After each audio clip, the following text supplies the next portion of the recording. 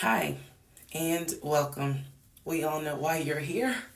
You're here for part of the new series that I am calling Who the Fuck Did I Marry?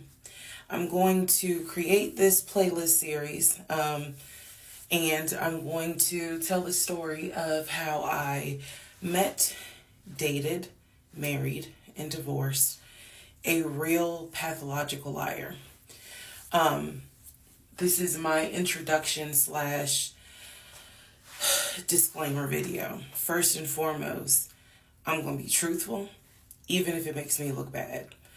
I'm going to be honest, but I'm also not going to be disrespectful to anyone that was involved.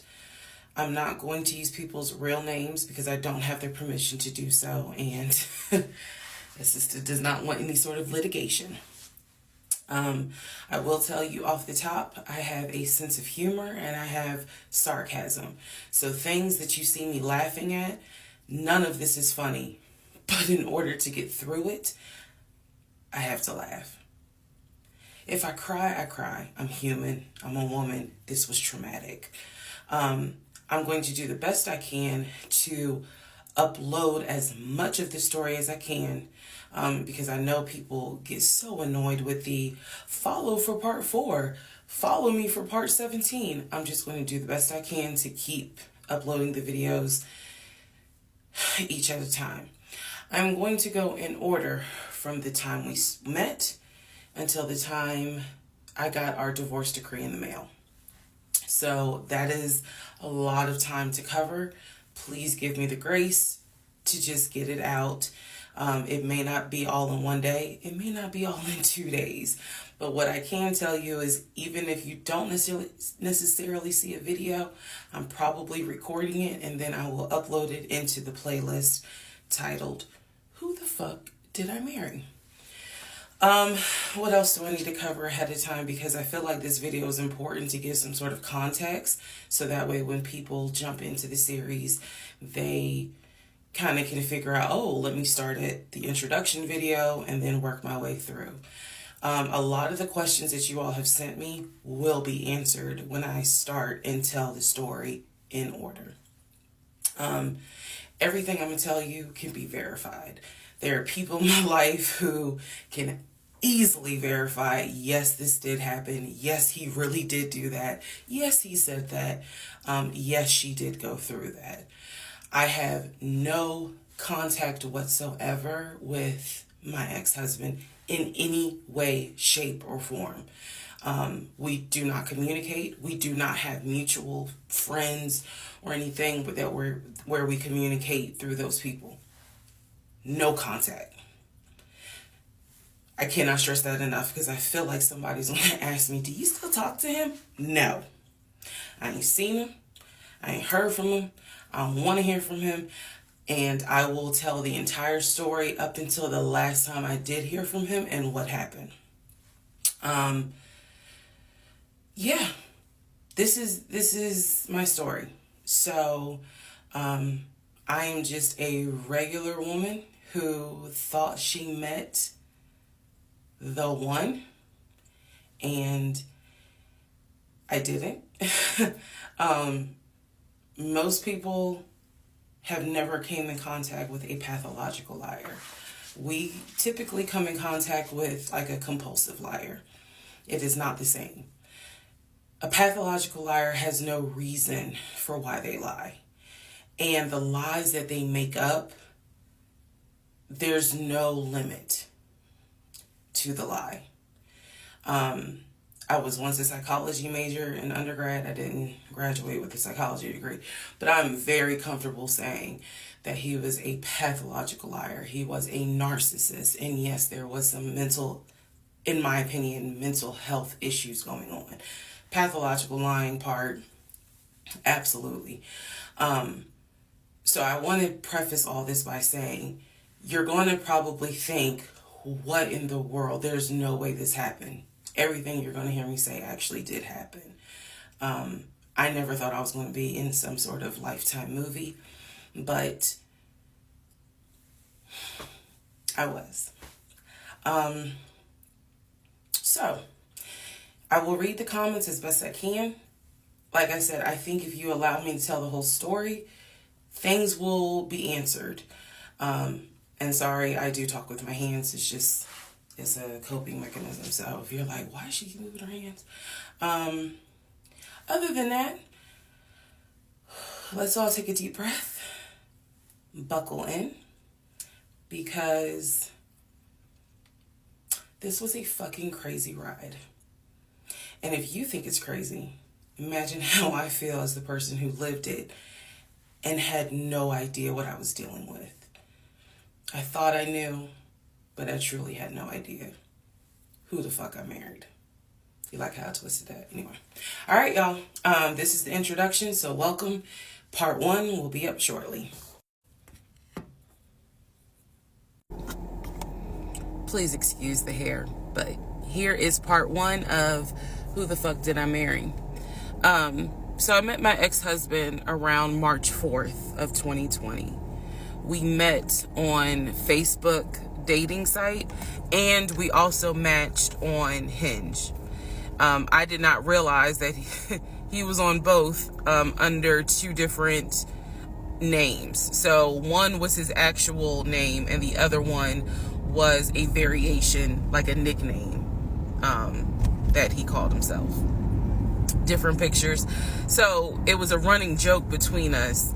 Oh, you ain't even recognize that you had matched with me on Hinge. No, I didn't. And also that should have been a red flag. By the way, you will notice in this story, I called it the United Nations of red flags. It is so many red flags that, I mean, you would have thought I was colorblind because I ignored all of them. So, anyway, back to the story. We met around March 4th.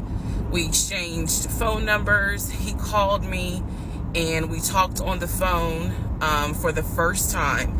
In the first phone call, he told me that he had just moved to Georgia from California, from San Diego. His job had transferred him because he was being transferred in as the new regional manager for a major condiment company that is based here in Georgia. I'm not going to say the name. And so we also talked about his childhood. He told me he grew up in Philly. He's from Philly.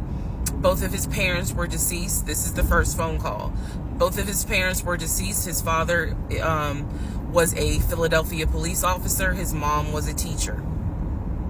He also told me he briefly lived in Augusta with his family. He had 2 brothers and 2 sisters. He also had 2 half-brothers on his dad's side. First phone call. So I'm just giving you guys the backstory. This was the first phone call we had. So we talked about family. We talked about friends. We talked about our jobs. At the time, I was working at Georgia State Patrol. And he knew this, and he just thought that was like, wow, you know, so you work with troopers all day. Yes, I did. Also in that phone call, he explained to me that he used to play football. He explained that he used to play arena football. I know nothing about arena football. I know about NFL. I know about college. Go Dogs. But I don't know anything about arena football. So he explained to me that he used to play arena football. He used to work at Apple in the off season of arena football. And I remember thinking on that phone call, oh, okay, you know, like, good for you. I don't know anything about arena football. And I believe I did tell him that. I don't know anything about arena football. That'll come into play later on. So he told me, you know, I just moved here. My job is paying for my housing and they're helping me to look for a house. He was like, right now I'm in Gwinnett County, but I'm trying to look for a house. Ideally in Atlanta, like Brookhaven, Sandy Springs. He was like, I really would like to move out there. And so I thought, you know, that's great. You know, you're looking to get a house. You just moved here. He was like, I don't really know too many people here because I spend all my time at work and, you know, this job is really demanding. So that was our first phone call. We talked more. He talked a lot, which took me by surprise because I'm not really used to men talking more than me. he eventually asked me out on a date. Our first date was set for Saturday, March 7th, 2020. He asked me what was my favorite restaurant. I said Cheesecake Factory. And so we agreed to go out at the Cheesecake Factory in a location that was in between. I lived in Clayton County at the time. He lived in Gwinnett County. I realized that if you don't know anything about Metro Atlanta, that makes no sense. But basically, we lived about 45 minutes apart. So we agreed to meet at the Cheesecake Factory over at Perimeter Mall, which is in an area, Sandy Springs, Dunwoody area. I was excited. Like, I called my friends and was like, I got a date, you know, blah, blah, blah. We'll see how it goes. First conversation was good. Hopefully he looks like his pictures, because, you know, that's always an issue with online dating. Hopefully he looks like his pictures. So on my way to our date, I took 285, and literally right before I got to Boulder Crest, the exit for Boulder Crest, I heard a boom, and I lost control of my car. Thank God that not thank God, but I knew what to do. So I did not crash, but my tire blew out. So I called him and I said, hey, I'm so sorry, but my tire just blew on 285. I'm slowly making my way off the exit. I believe I pulled into a Chevron gas station. And I said, you know, I got to get this fixed. I don't know what to do. Like, I'm a damsel in distress kind of thing. He kind of paused. He got quiet. And he was like, tell me exactly where you are. Drop your pin. So I dropped the pin. And he came to the gas station. Got out the car. And I was so relieved that he actually looked like his pictures, that I was like, oh my God, he's actually attractive, because he's like 6'4", 6'5". Also, man, I apologize. So let me go back to the first conversation. Let me add something. He did tell me in the first phone call that he was divorced, and that his ex-wife, she had 2 children, a boy and a girl, who were teenagers, young adults. I think the girl was about 20. And he said that he had a very close relationship with his stepkids. But that he and his ex-wife had divorced because she cheated on him out in California. And so coming to Georgia was a new beginning for him. She was still out in California. The kids were still out in California. And so, you know, he was like, I can't stand her, but I still want to be in the kids' lives. I have to put that in there because that will come back later. So this is just setting the stage. Again, that first conversation we talked about family, job, friends, how he ended up in Georgia, me being in Georgia, the things that, you know, I would think people talk about in the first conversation. All right, now back to the tire blew out. So he shows up to the gas station. He changes my tire, which I just thought was the sexiest thing in the world. And then he proceeds to say, hey, I found a tire place around the corner. You need to get another tire. Like, you can't drive on this donut. So he followed me to the tire place, and then helped me get a tire, paid for it. So I was definitely like, wow. And so the vibe was good. So anyway, I get the tire fixed. We follow each other to the Cheesecake Factory over in Perimeter. We hold hands walking into the Cheesecake Factory. So in my mind, I'm like, this. Oh my God, I had butterflies. That's the look of a woman who had butterflies. So I had butterflies. And we go in, there's a long wait. And so we sit outside and we just talk. And the conversation's great. And this is where he tells me what it is he's looking for. He tells me, you know, I believe at the time he was 42. He was like, I want to get married and it be for real. He's like, my parents were married 40 plus years before my mom passed away. And I want that. I want marriage, family, a house. Like, that is what I want. He's like, I'm as a man, I'm ready to get married, but I want it to be for real, because the first time, it really hurt me when she cheated on me. So he's telling me everything that I wanted to hear. And so he was like, what is it that you want? And I said pretty much the same thing. I was like, I'm ready to get married. Definitely want to have a family. And I want to marry my best friend. So we both put on the table that we wanted marriage. And this is the end of part 1. All right. Who the fuck did I marry? Part 2. So we both put on the table what it is that we wanted. We both had established we were dating for marriage. We were not dating just to date. We were not trying to be friends with benefits and none of that. So the dinner at Cheesecake Factory went really well. We laughed, we joked, we talked about people, which is kind of up my alley, my sense of humor. It was a good vibe. So at the end of the date, at the end of dinner, we sat in his car and he played this song for me by John Legend. I don't know the name of the song. By the time this video posts, I will put the name at the bottom. I can't remember the song. I just remember that John Legend was talking about, I think I met my wife tonight. And I thought it was a sign. So I was like, oh my God. So anyway, we ended up sitting in the car talking just about life and experiences until about midnight. So during this conversation, he again is telling me how it was, what it was like living in California, how he went out there. He went to San Diego State. He played football for San Diego State. He talked about how, he loved it out there, so he stayed. That's when he joined the company. And then he explained that he also did arena football, but only did it for about 2 or 3 years. He claims that while he was doing arena football, the team that he was on won a championship. But again, keep in mind, I don't know anything about arena football. So I was like, okay, I didn't know that they had championships.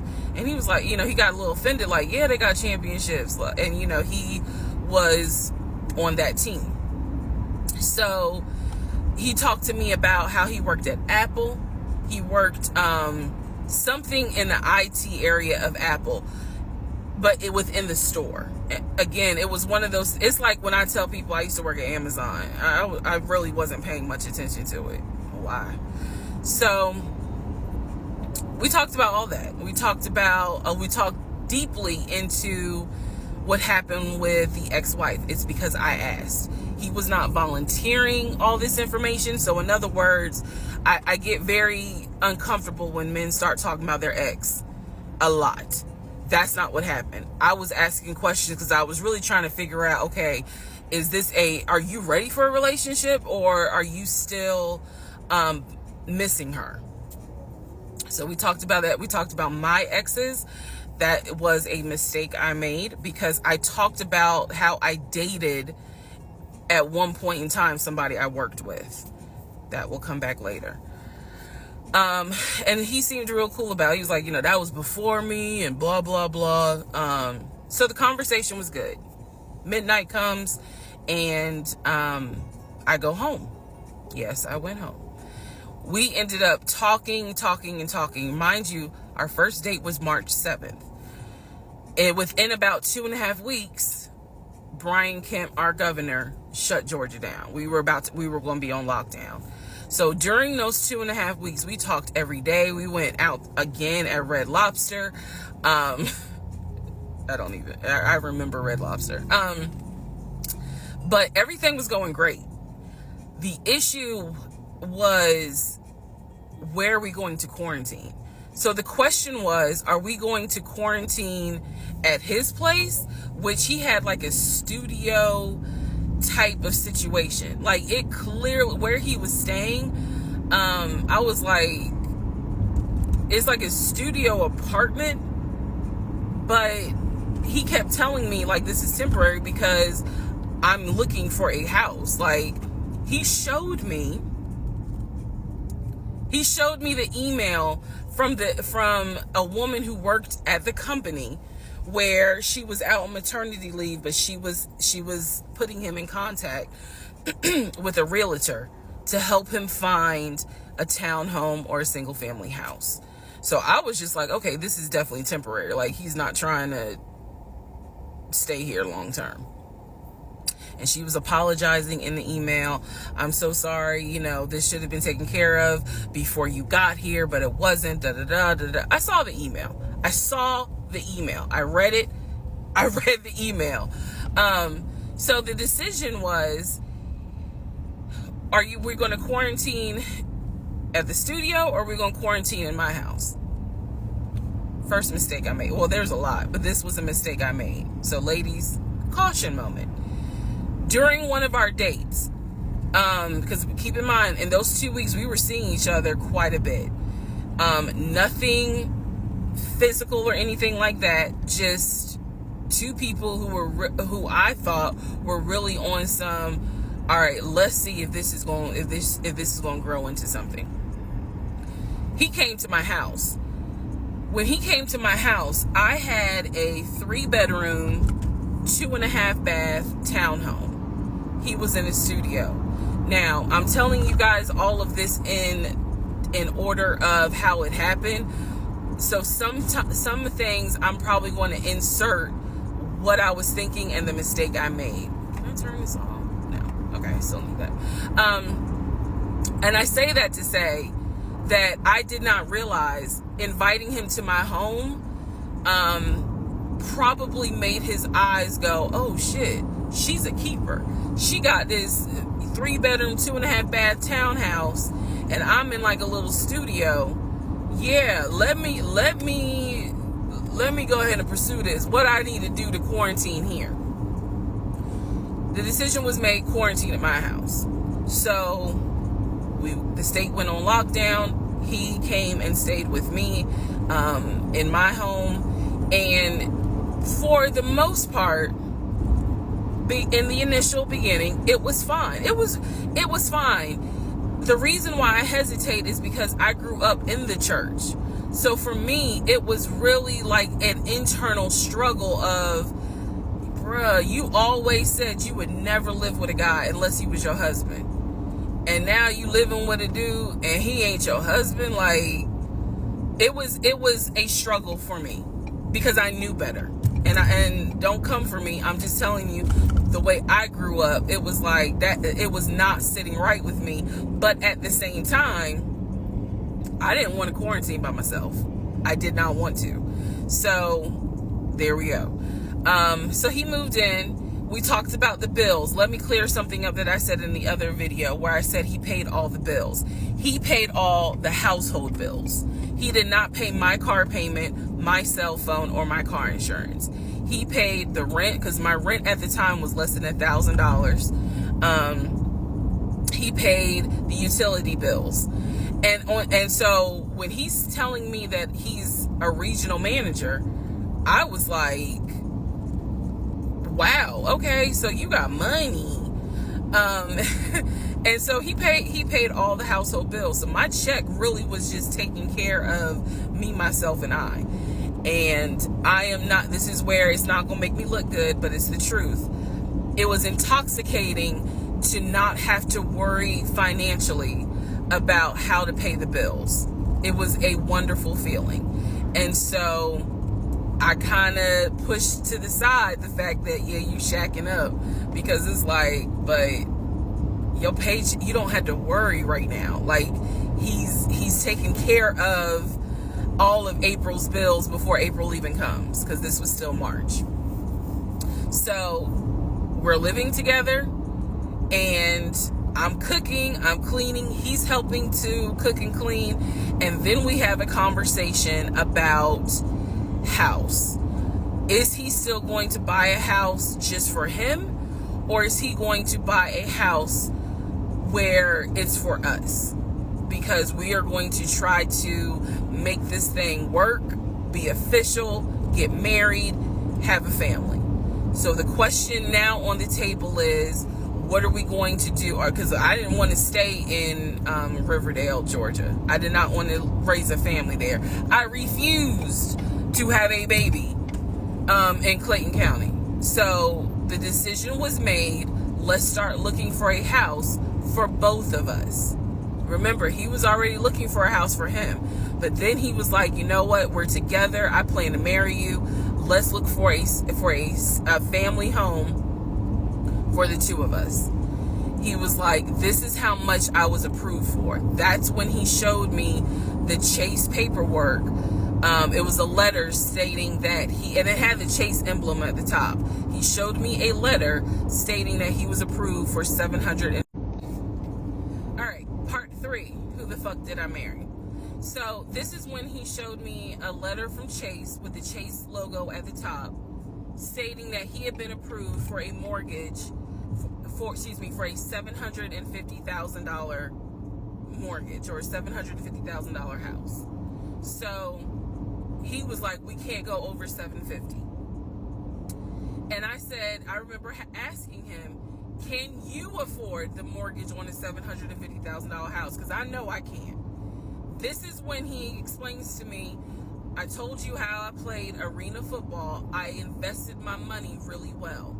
So he said, I have money that will help pay for the mortgage. He was like, we're good. Like, I'm financially, I am okay. He was like, that's why I'm able to get approved for $750,000 mortgage. So he told me that his money was in different savings accounts. He said he had an account with Chase Bank, he had an account with US Bank, and he had an offshore account. This is what he told me. The offshore account, I was like, why? And he explained something about, the US, the US imposes taxes on money when you have a certain amount in US banks. He was like, so everybody knows that it's smart to have some money in an offshore account. Y'all, look, I live paycheck to paycheck. I was like, okay, that's whatever. I said, so you have the money to pay for a home.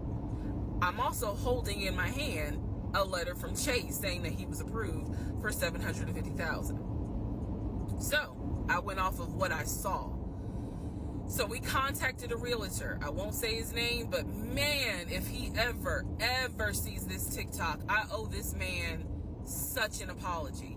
But we contacted a realtor who was based in Cobb County, because I was very adamant I wanted to move back to Marietta, Smyrna area in Cobb County, Georgia. He was fine with that. His whole attitude was, you're going to be my wife, happy life. So we met a realtor. I would find houses that I wanted to tour. Keep in mind that this was COVID. So at the time, we could not tour a home. It would have to be a virtual tour. So this particular realtor, we found a house in Douglasville, Georgia. Not Cobb County, but nevertheless, it's in Douglasville. I was fine with Douglasville. So we found a house in Douglasville, Georgia. The realtor did a FaceTime tour of the house. The house was really a nice home. 5 bedrooms, 4 baths. So we did a FaceTime tour of the home, and the home was listed, I believe, roughly 400 and something thousand. I really liked the house. I could see myself living there. I could see us living there. Could see us with the kid there. This is now April, just for timeline purposes. This is April. So he really liked the house. He was like, you know what, we'll put an offer in on the house. He was like, if you like it, because again, it was COVID, we weren't going to be able to see the house in person because the family still lived there. So he said, I'll put an offer in. We'll see if it's accepted. I said, okay. So he puts an offer in. He's telling me he put an offer in. I need to clarify some things he told me and the things that I actually saw. So for this house in Douglasville, he told me he was putting an offer in. The realtor would call me because one thing that the realtor told us, he was like, if the woman likes the house, typically the house is going to get bought. So he kind of dealt with me a bit more than he did my ex-husband. And again, this is April 2020. This is before we got married. So at the time, he was my boyfriend.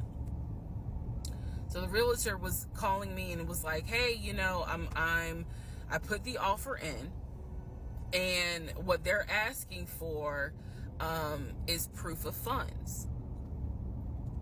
And I did not know anything at this time about buying a house. So I was like, hey, you probably need to talk to him, because I'm not even listed on the mortgage. Like, from the paperwork I saw, it was only in his name. So he called him. I guess they talked. I was not there, but I'm assuming that they had talked. So the boyfriend is coming, my ex is coming home saying, yeah, I talked to so-and-so. I sent him over the paperwork.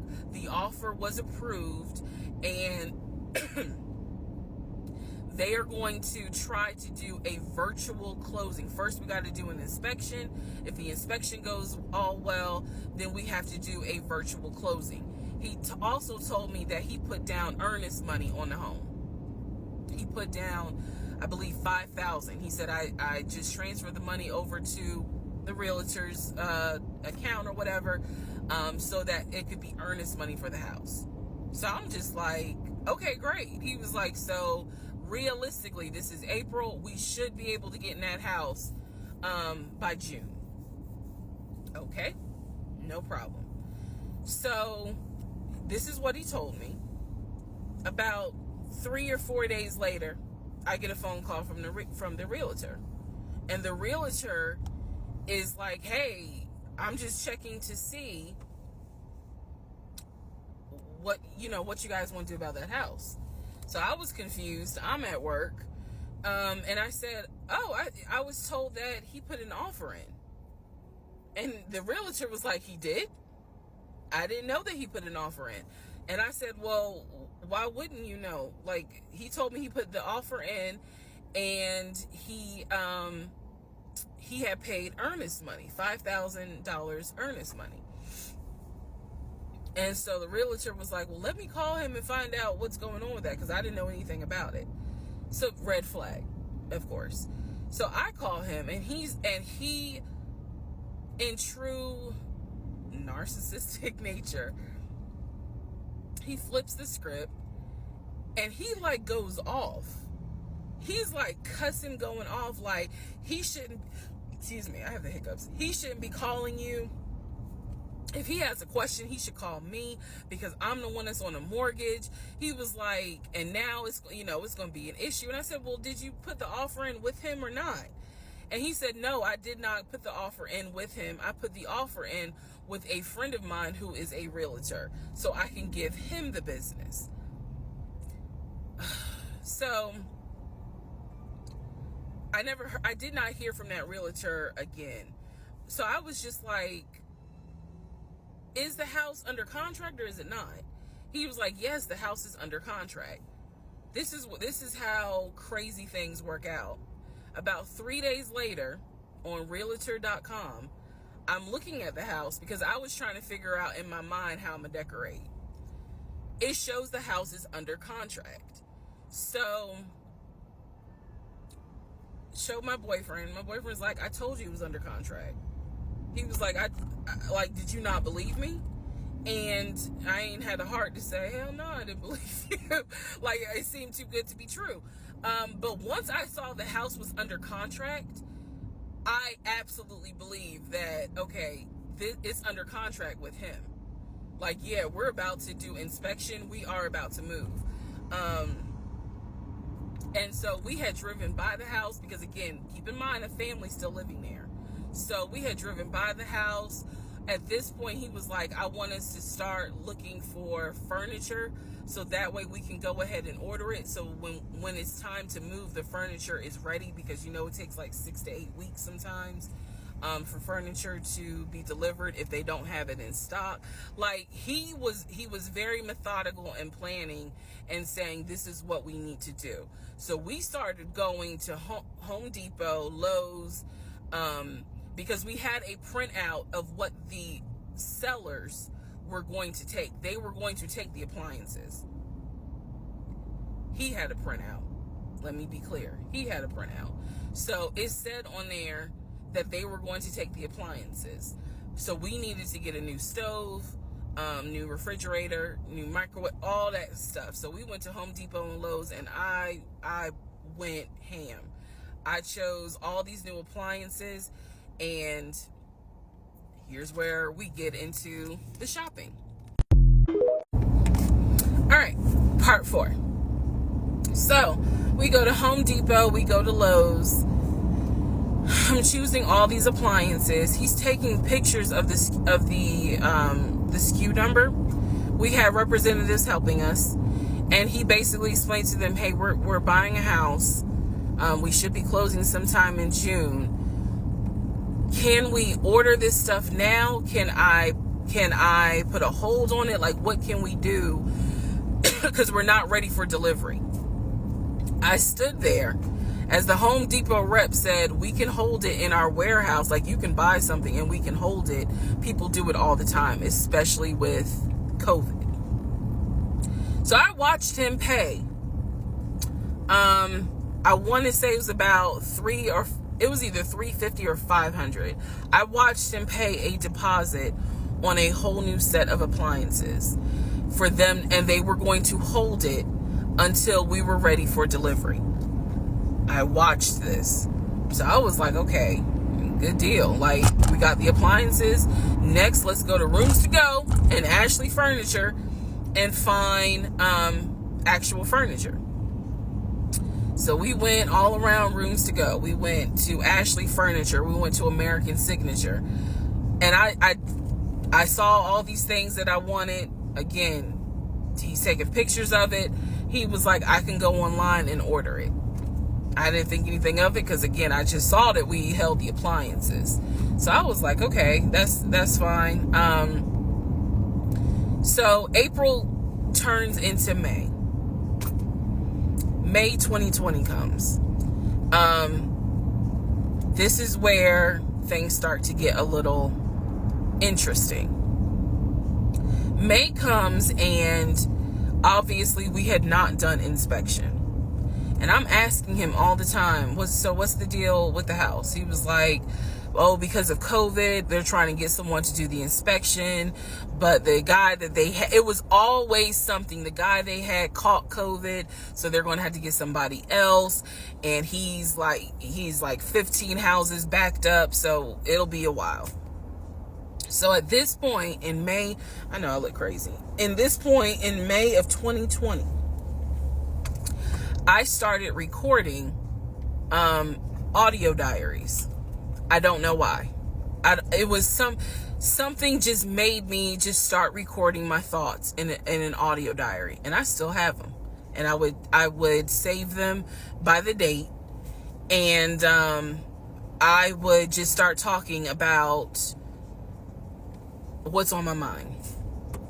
So I was like, I knew there was something was nagging me, like, but I kept pushing it out of my mind. I was like, you saw, this is what I reminded myself. You saw him pay for the appliances. You know the house is under contract. You know that he told you that he's the one who put the house under contract. Why would, like, I remember saying to myself, why would he lie about that? This is so easy to verify. Why would he lie about that? Have you caught him in any other lie? And at the time, the answer was no. So I really was like, maybe you just aren't used to a guy who actually does what he's supposed to do. Like, I was questioning myself and then answering my own questions. So, inspection didn't happen. Around mid-May, I found out I was pregnant. May 2020. When I found out I was pregnant, he was ecstatic and I was like, oh shit. The reason why I was oh shit is because, number one, I'm plus size. Number two, because of my age, I felt like it was probably going to be a high risk pregnancy. And I wasn't married. And that nagged. I cannot tell y'all how much it nagged me. There was a lot of internal struggle in between. My family didn't even know that he had moved in at this point. I told them, that I was pregnant, went to the doctor, everything looked good. But again, because it was COVID, he couldn't go in with me into the actual room. So, doing any sort of ultrasound, doing the blood test, because my HCG levels were really high. So the doctor was like, hey, it might be twins. We don't know yet. You're still kind of early, along. They gave me a due date. The due date was January 26th of 2021.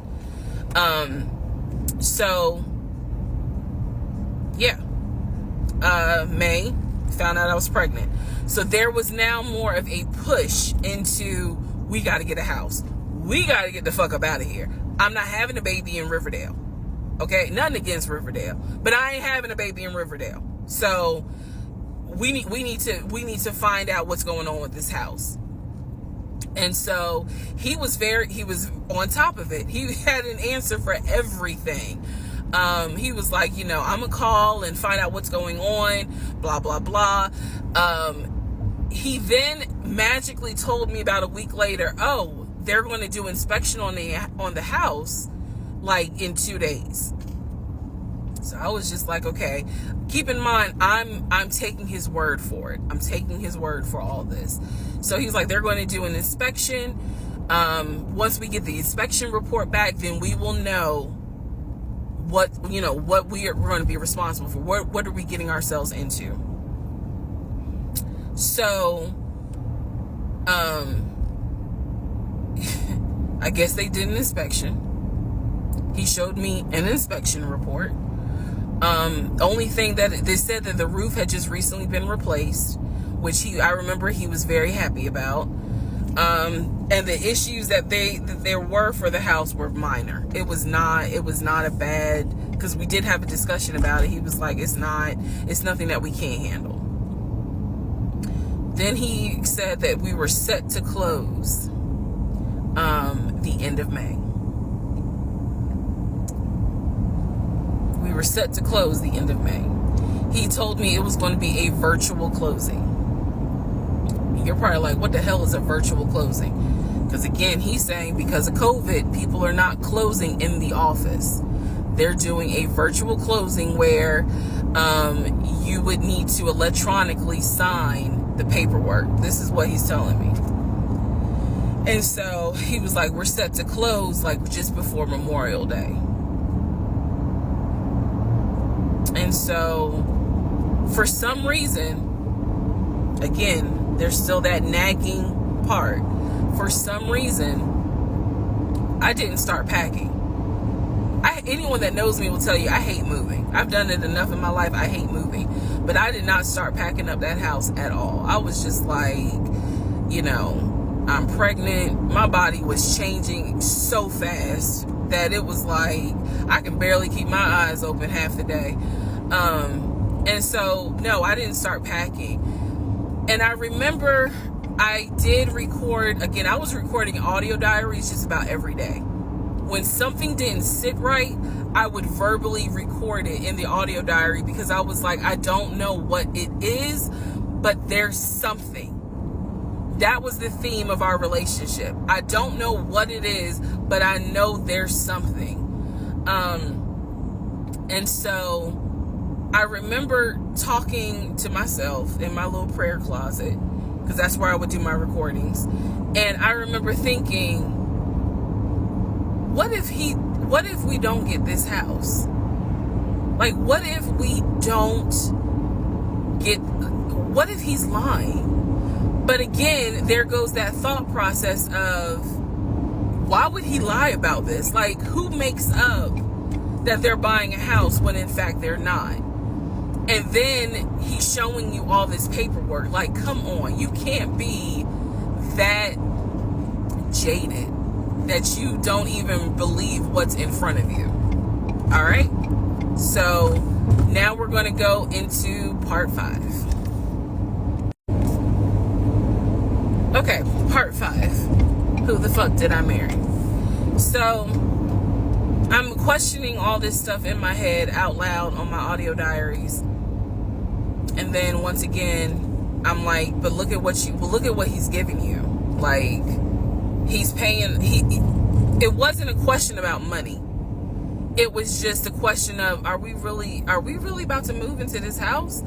And keep in mind, he's paying all the household bills. He still is. So we were supposed to close before Memorial Day. We didn't. There was an excuse. There was always an excuse with him. Always an excuse. And I didn't know enough about the process to question stuff because I really wasn't involved the way I should have been. And it was giving me a lot of anxiety. So I'm pregnant with a lot of anxiety. And if I'm gonna be 100% honest with y'all, I was not expecting that I was probably going to have a healthy pregnancy because I was stressed. And what I was stressed about is I didn't know what was going on because I wasn't really involved the way that a normal relationship would be involved. Just being honest. So we did not close. We move now into June. This is now going into June. Around June 5th, I looked at the house again on Realtor.com. I don't know what made me do it other than, and I don't mean to sound super spiritual. I know that people are like, you know, you may or may not believe in God, but I'm telling you, I believe with all my heart, probably the Holy Spirit was like, look at that house on Realtor.com. So I looked at the house on Realtor.com. This was around June 5th. It showed that the house was off the market. And I remember being like, okay, wait, what does that mean? What does that mean? Because ex-husband is telling me we're about to close on the house. We're about to close. It's our house. We got furniture, da-da-da, da-da-da, da-da-da. He's also telling me that he's been in contact with the realtor, his friend, who was telling him, you know, this is what was happening next. Here's what's going on. So the guy that we initially worked with apparently is completely out of the picture. But again, I was not heavily involved.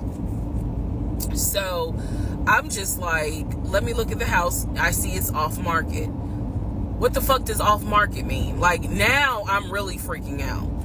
So it shows the name of the real estate agent for the seller. I don't remember her name. I called her and I said, you know, I said, my husband and I, even though I wasn't married, my husband and I were looking at this house at 123 Main Street. And we really wanted to tour it, but now I'm showing it's off market. Is it not available? Or, you know, I pulled that card and she was like, oh, no, ma'am. The home closed yesterday. It closed June 4th. Again, there are certain dates I just remember. And I said, oh, it closed June 4th? I was like, really? And she said, yes, ma'am. She was like, my sellers sold the house. And I was like, oh, man, okay. Well, I said, my husband and I really wanted, you know, we love the pictures of it. And we're getting ready to start a family. So I would have loved to have been able to, have the opportunity to see it. I asked her something. I don't remember the specific question I asked her. And I know why I asked the question, because I was anticipating that my boyfriend at the time was going to have some sort of excuse. So I asked her something about the buyers. And I remember, and somehow, again, forgive me, I don't remember the question I asked her. But the answer was that it was an older white couple. Older white couple. So I get off the phone with her. I record an audio diary. And in the audio diary, I specifically say, okay, there is no house. He's going to have to get out of this lie somehow. Because now I realize, at the very least, he was lying about him being the one who was under contract. I knew enough about that. So I was like, what, how was he going to get out of this? Again, I've listened to the audio diary in 2024. I literally said in our audio diary, how is he going to get out of this lie? And I was trying to think of ways on how he's going to do it. And something said to me, because I say it on the audio diary, I said, he's going to say it's a bad deal. And he's going to say he wants to pull out. Y'all keep in mind, I am pregnant. So I had a decision to make. As ugly as this decision was, I made the decision, you're about to have a baby with this man. He's paying all the household bills. Let him get out of the lie. And that's what I did. I purposely made the decision that I knew he was going to come back, and I knew he was going to give me some bullshit on why he couldn't buy the house, because he didn't know that I knew that house is already sold. The house is already sold.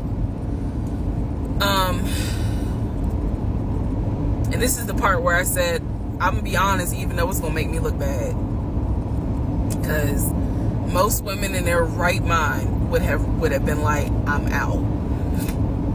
And I didn't. So sure enough, he came home. He didn't really say anything that day. The next day I asked him about the house, and he said, my friend, the realtor, he was like, I'm talking to him because something's going on with the interest rate. And when he said that, I felt so much relief, because I knew that I had been prepared for, he's going to give you some bullshit. So when he said there's something with the interest rate, I said, you know what? This is literally what I said, y'all. If the interest rate isn't good, then we shouldn't move there. We should probably let this house go. We should cancel whatever furniture we ordered, or, appliances, and let's just look for another house. I said, I would like to be moved before the end of the year. I said, I really don't want to be 9 months pregnant moving into a house. I would like to be done with this before then. And the way I said it was so calm. And he was like, okay. He was like, I'm going to call the friend, the realtor, and tell him I'm backing out of the house. And I'm going to see if I can get my earnest money back. And I remember looking at him. I was standing in the kitchen, and I cocked my head to the side, and I said, okay, get your earnest money back, and let's find another house. And so that's how that first house fell through. So, fast forward, I keep looking at this to see how much time I have, because they only give you 10 minutes. So this is part 5, part 6 is coming up, but subsequently, what ends up happening the next week, which is mid-June, I was at work, and I started cramping, started bleeding, and at this point, my doctor, I had just had an ultrasound earlier that day, so I went to work, because the ultrasound was fine. I went to work, and the cramping and the bleeding started, and I started crying because I kind of knew what was going on. And my doctor had called me and told me that when they did the ultrasound, they did not see a heartbeat. So she was like, this pregnancy is not going to be viable. So I'm crying, hysterical. And now we're going to get into part 6.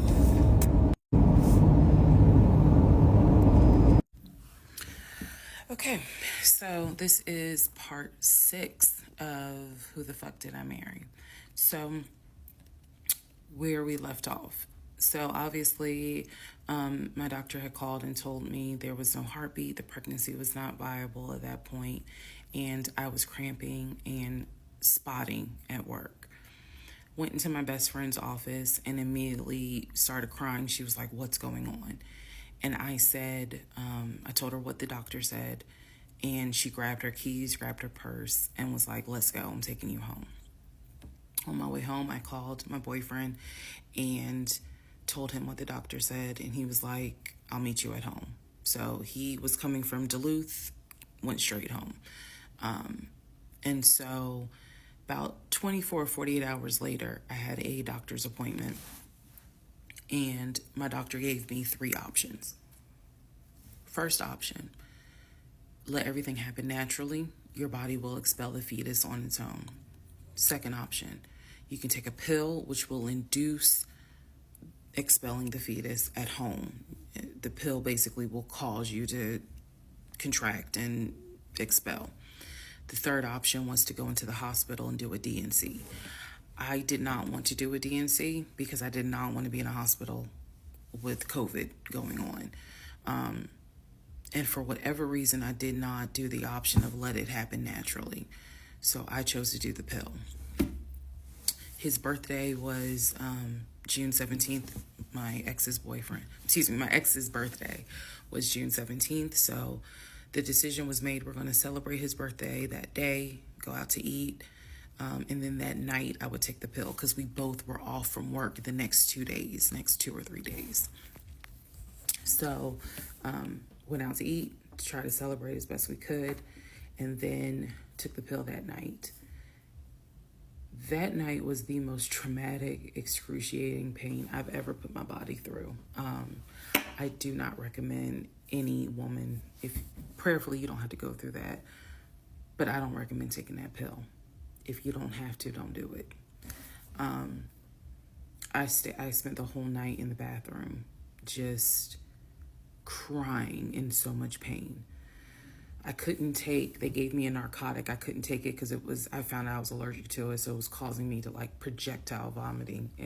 It was a mess. So, and he was right there.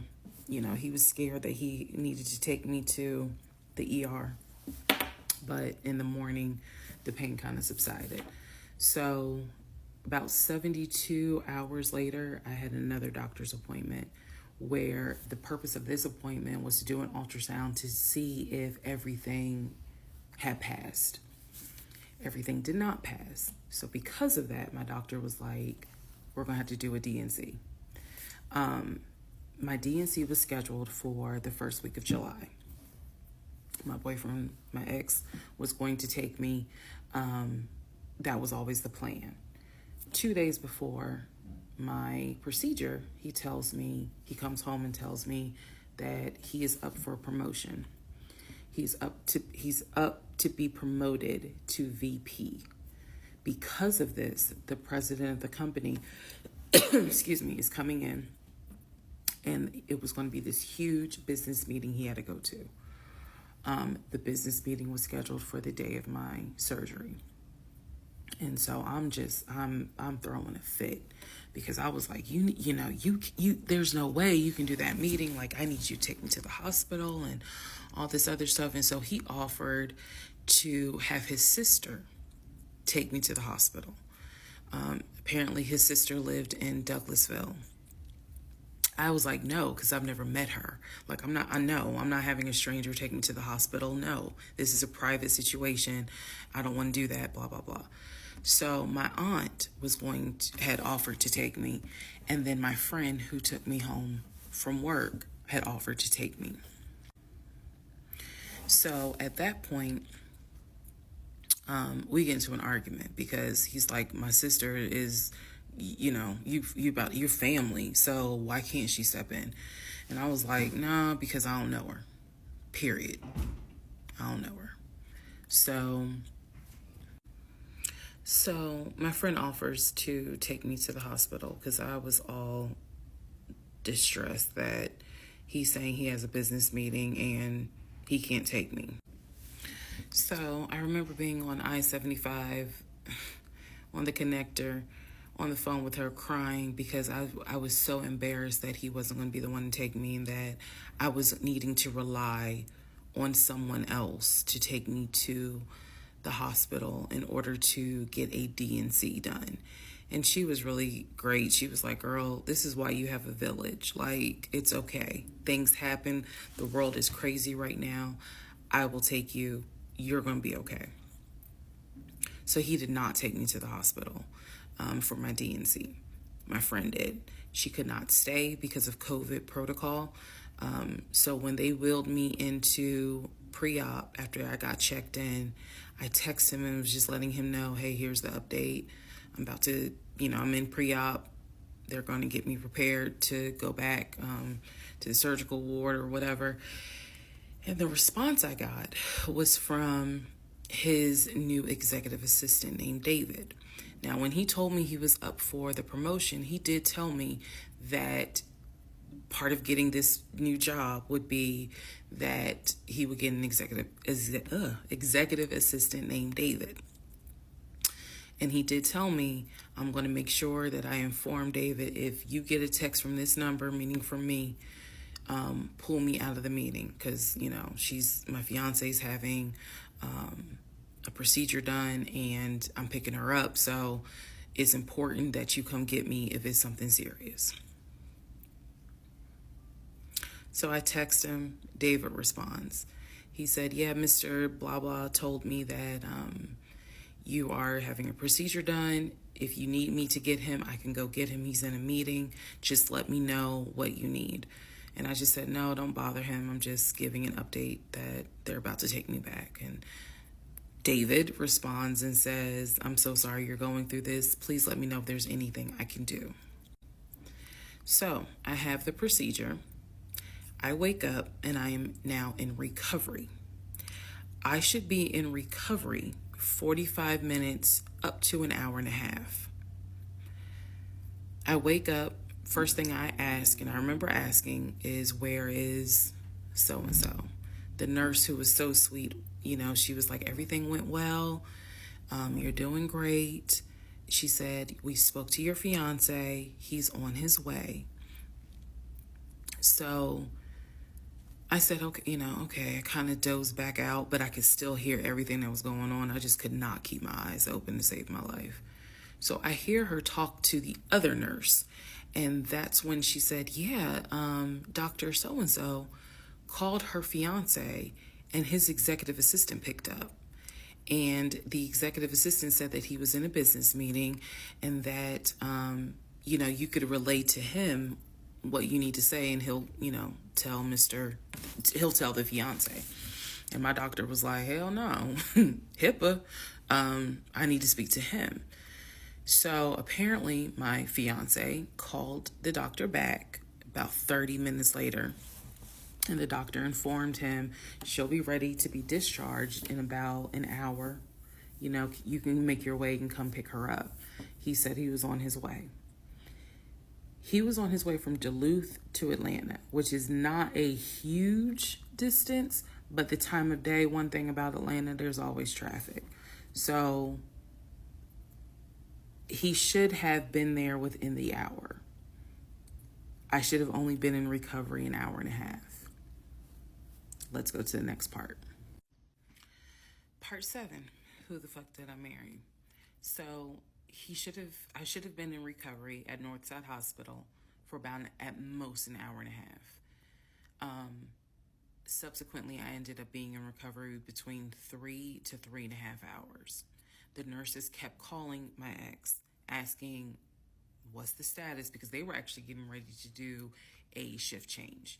So they kept calling, asking, what's the status? What's the status? Like, where are you? I want to say that they called a total of 3 times and they spoke to him twice.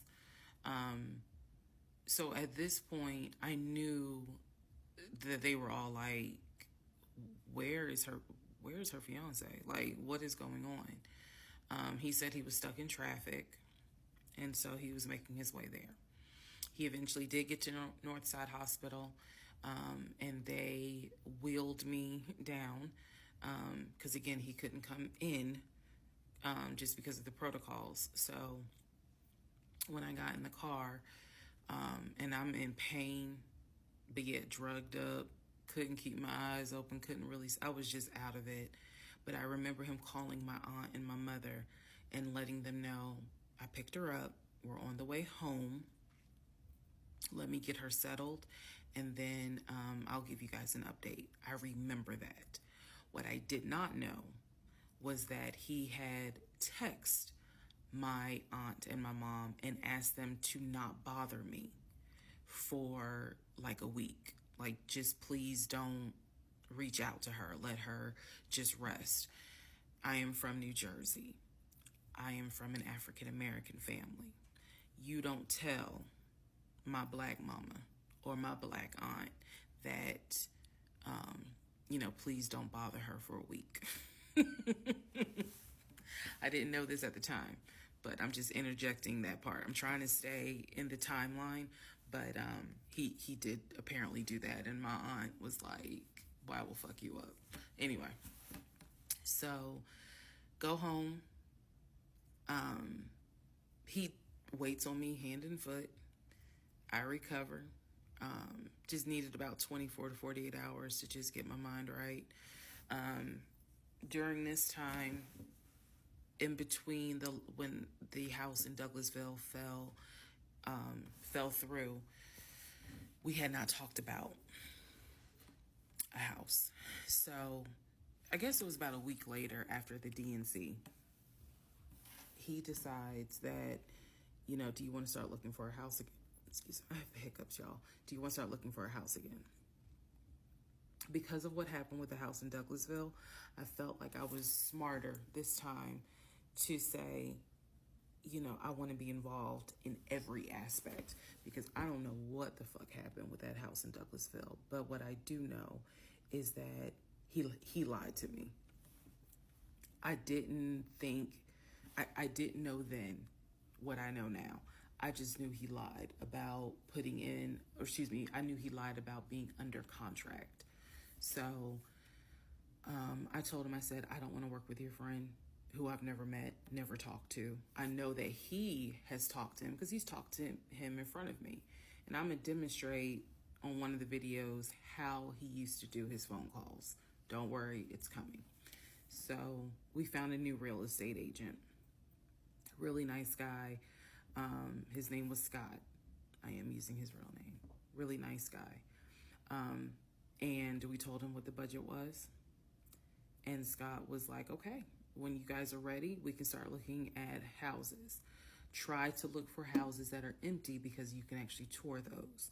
If it's a house where someone's already living in there, chances are it's going to have to be a virtual tour because of COVID. So I found a house that I absolutely, in total, we must have looked at about 15 houses. But I found a house in Smyrna that I absolutely loved. We toured the house. Everything about this house was perfect. The house was listed for $699,000. It was a brand new construction build. The only issue was that the basement was not finished, and he wanted the basement to be his man cave. Again, I went with him to tour this house. So this was already feeling very different than the situation in Douglasville, because we did not actually tour the Douglasville house. We only did a FaceTime virtual tour. This house in Smyrna, we toured. We toured this house more than once.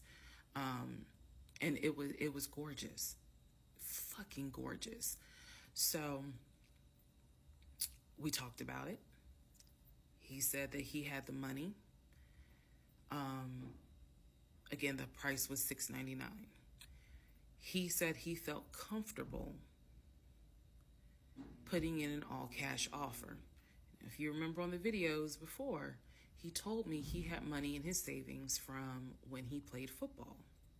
So when he said an all cash offer, even I knew, you got that kind of money, like where you can cut a cashier's check for $699,000, and he told me he did. He had money in savings from when he played football, and he was very comfortable paying all cash for this home. So the real estate agent, Scott, sent over the paperwork. The paperwork was sent in both of our names. It was sent to my email. That was another thing that I changed after Douglasville. Everything gets sent to me, and then I will be sure that he signs it. So he sent it to me. I looked over the offer. We were going to put in an all cash, full price offer with a request to have the basement finished. Also, we were requesting for the seller to give us an answer within 24 hours. We were requesting a quick closing.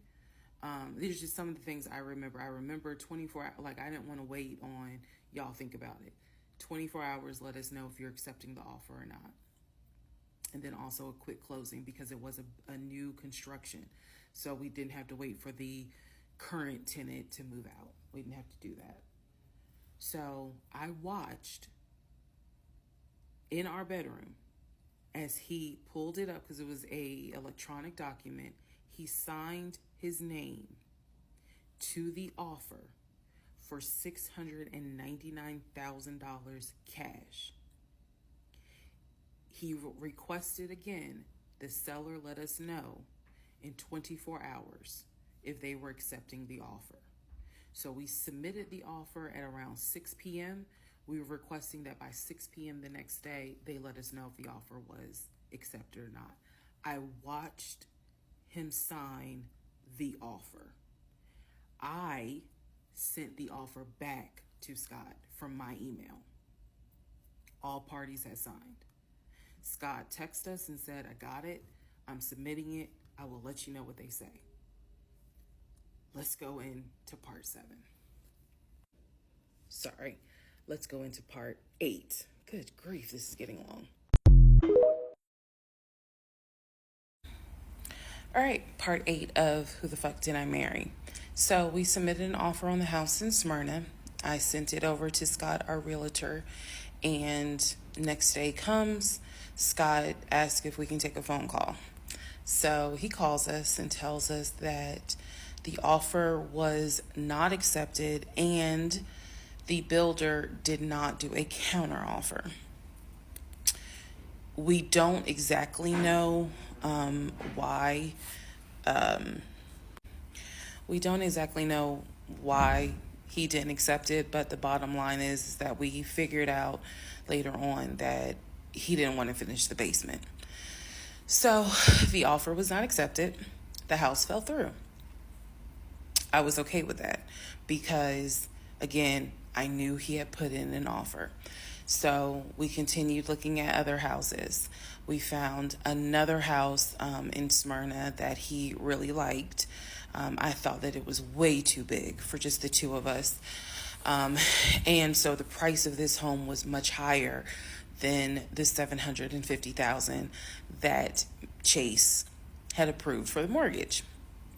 So what he explained to me was that he was willing to do the $750,000 mortgage, and he was also willing to put a significant amount of the money in savings on the house, which meant that he was now comfortable going from $750,000 up to about $900,000. Again, his whole explanation was, I have the money where I can put down a substantial down payment, bring down the price of the home, and then basically mortgage the rest of it. So that was now the plan. I was not comfortable with a home over $900,000. But again, keep in mind, I saw the Chase paperwork. So I was like, I just feel more comfortable sticking at the 750,000 mark. That's what you were approved for. Let's go with that. By this point, this is now fall of 2020. We have been talking about marriage. I had my ring. He had made VP at the company. And again, he was calling me every day from work. I need to kind of explain how the company was ran, because when you think VP, you would think he would be in an office. It was a condiment company, so they actually were producing the condiments, and I'm not saying the name of the company on purpose, but they were producing the condiments in this particular plant location. So a lot of times he would simply tell me that he walked the floor, checking in with his subordinates, basically. Now, how did he go to work?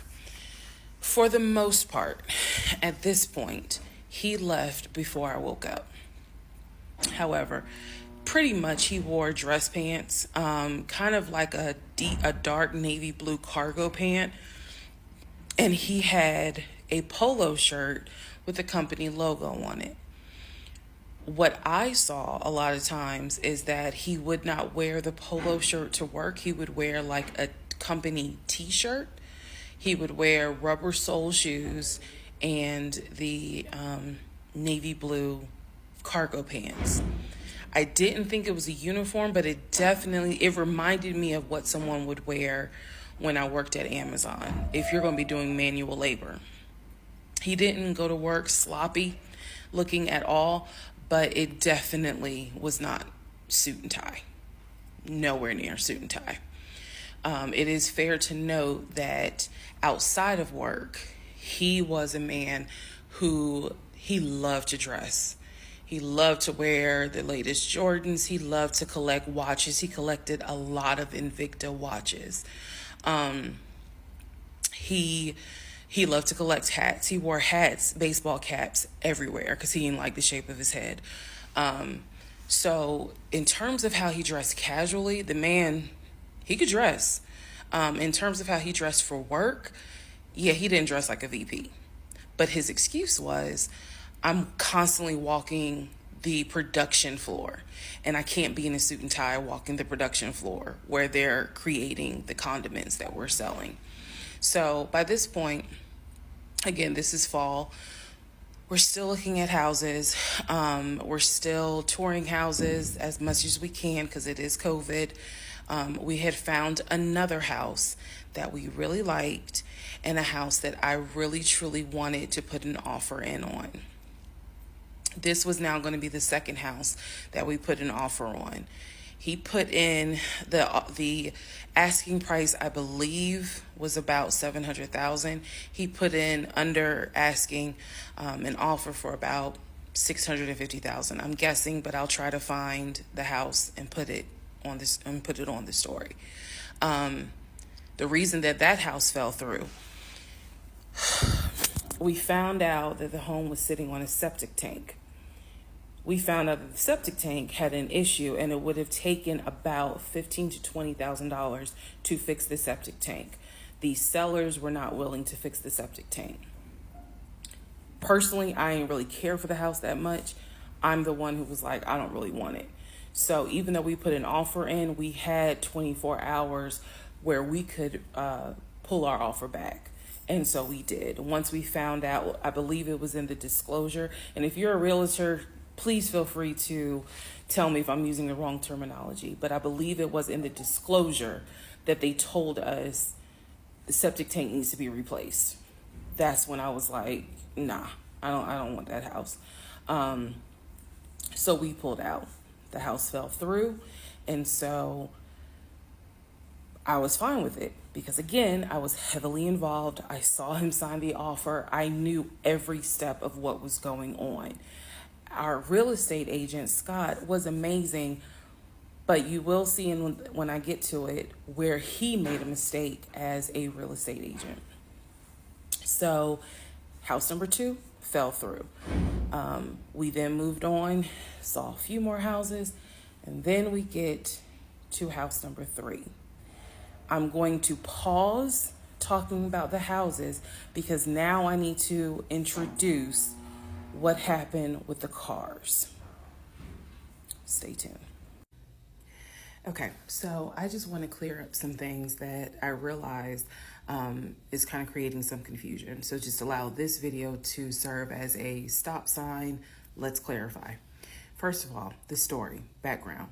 He was born in Philly, raised in Philly, and moved to Augusta.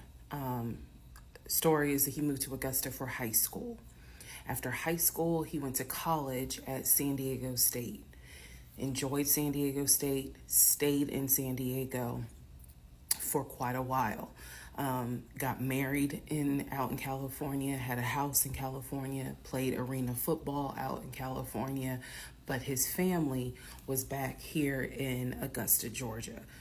He still had a lot of family up in Philly, but for the most part, he had a sister in Augusta, he had a sister in Douglasville, he had a brother in Baltimore, he had another brother in Philly, and he had a brother in Nashville. So I just want to clarify that in terms of not the demographics, but the geography. Born in Philly, came to Augusta for high school, went to San Diego State for college, played football, stayed at San Diego, got married out there, but still had quite a bit of family here in here in Georgia. He also had a sister, I think I said, who lived in Douglasville.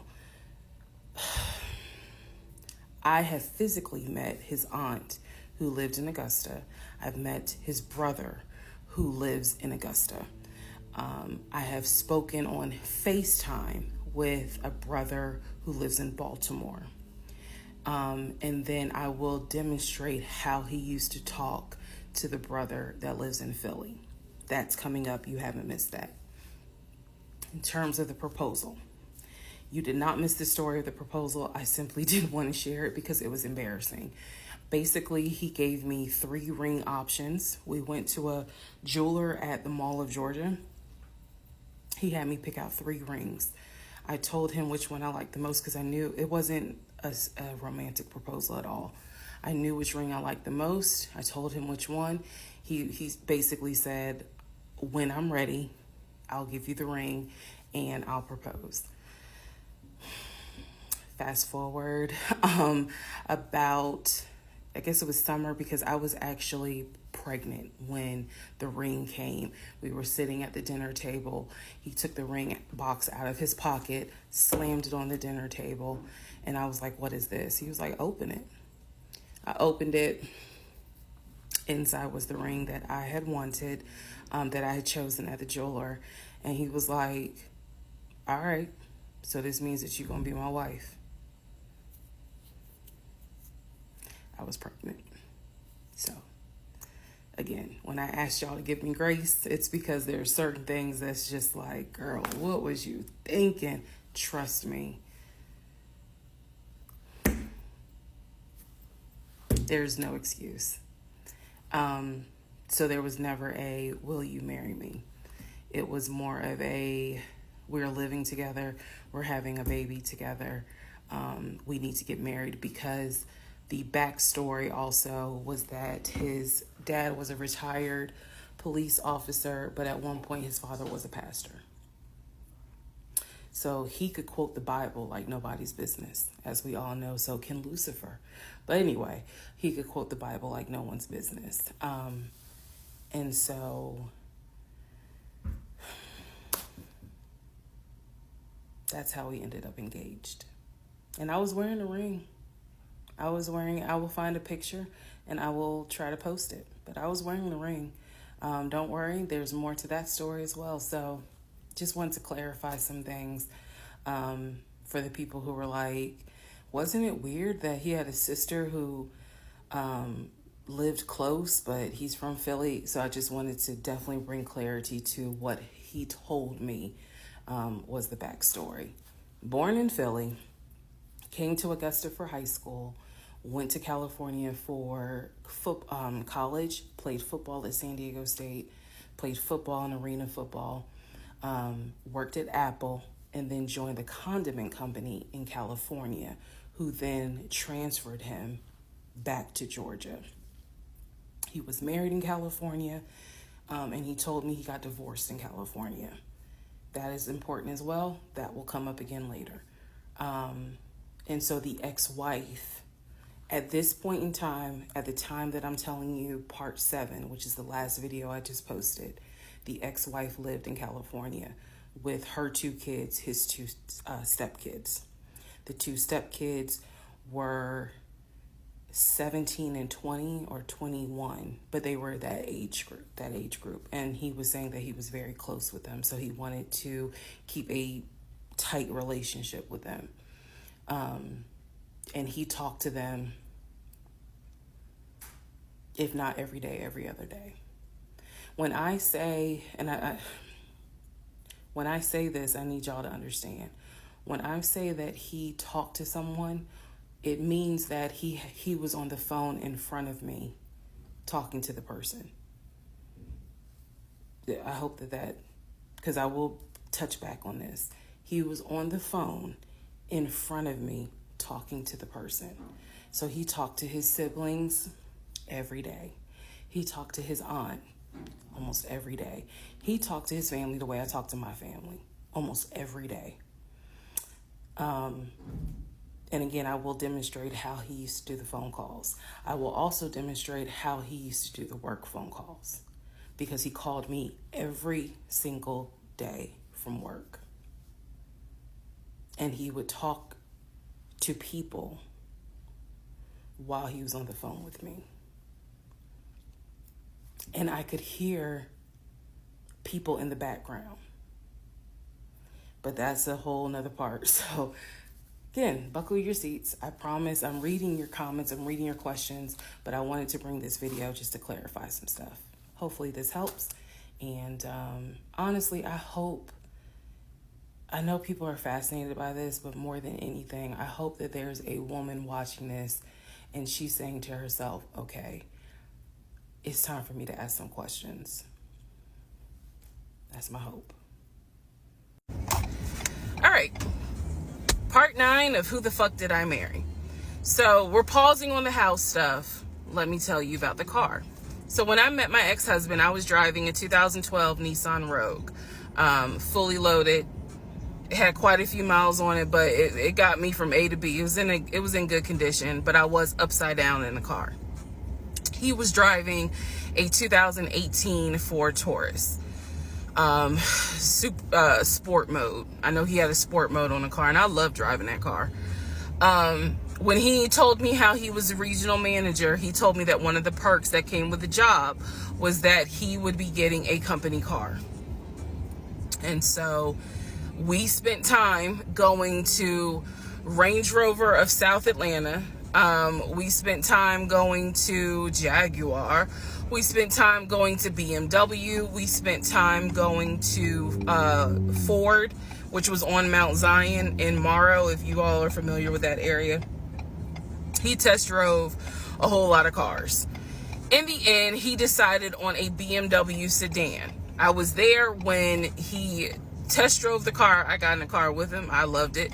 And he explained to the salesperson, you know, I'm getting a company car. I need to get a printout of the full price of the car, tax tag and title, because what my company is going to do is wire over the money for the car. The salesperson was like, okay, you know, apparently that happens a lot. So he gave him a printout with the tax tag and title for the car.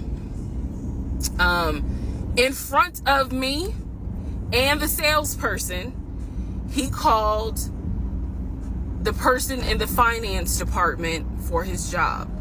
Obviously, I have no idea what this person's name is, but he called the person. He explained to them, this is the amount of money. He said the president of the company, so-and-so, has authorized for him to get a car, not spending more than, I think, $90,000 tax tag and title. The BMW came out to just under $90,000. And so he I remember this conversation so fucking vividly. So he's on the phone in front. I'm sitting down, the salesperson sitting down at their desk, and he's like, they put me on hold. And so he's like, I guess the person comes back and he says, the price of the car is blah, blah, blah. He was like, give me a second and I can send you a picture of that printout that shows tax, tag, and title for the BMW. He gets off the phone. He takes a picture of it. He sends it to whoever. He waits about 10 minutes. He calls the person back. He says, did you get it? Apparently the person did get it. But the person who can actually physically do the wire transfer had gone home for the day. So what he says to the BMW salesperson, he's like, okay, we're going to have to do this tomorrow because so-and-so went home for the day.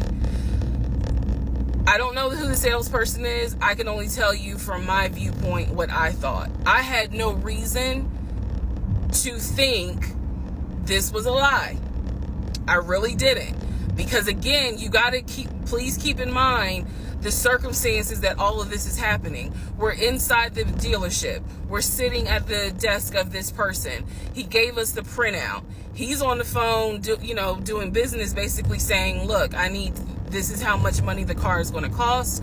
He's taking a picture of it. He seemingly is texting someone saying, this is how much, this is proof of how much it is.